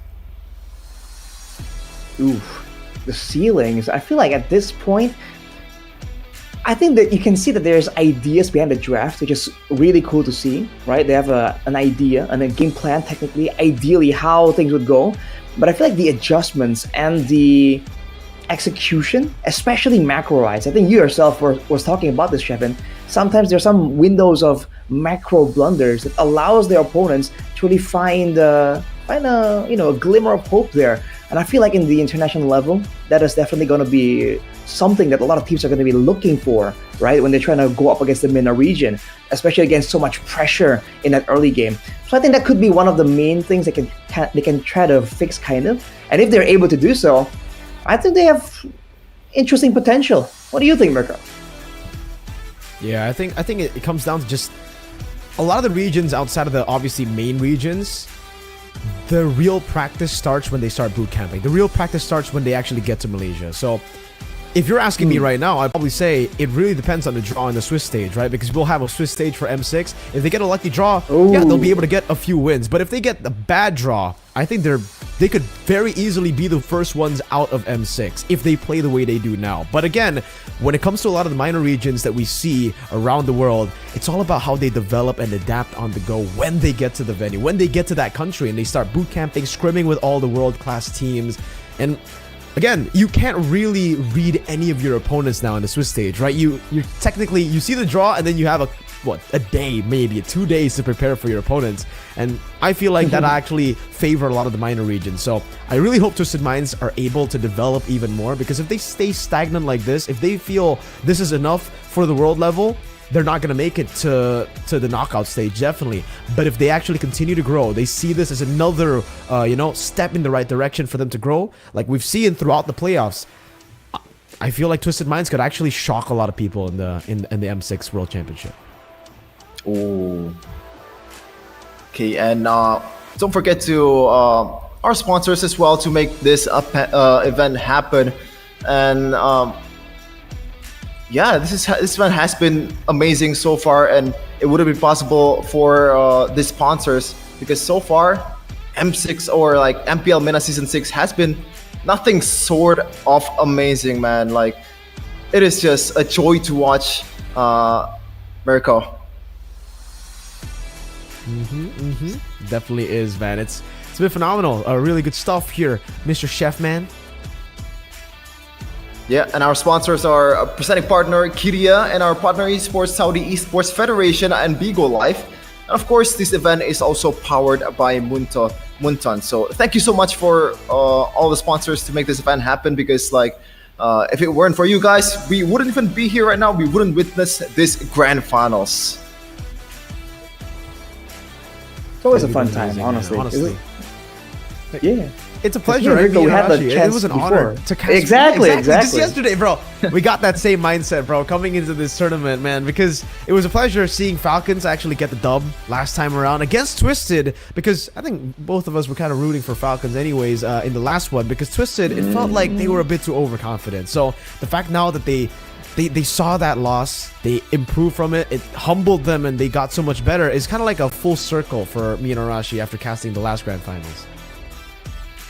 You can get to see like a whole story arc for Twisted Minds, at least. Exactly. And seeing their growth, I guess, their improvements, I think it's definitely a treat to see. And as always, getting to actually cast for a different region, it's a whole different experience, man. Different picks, different styles. I think it's a great, opportunity, and we're very happy to be here. For sure, because it's also a good experience to scout out some of the teams that's participating in other regions, right? Because the meta is kind of different. The picks, even the Jawhead really caught us off guard in the first phase, something that we don't really see in other regions out there, especially in Indonesia.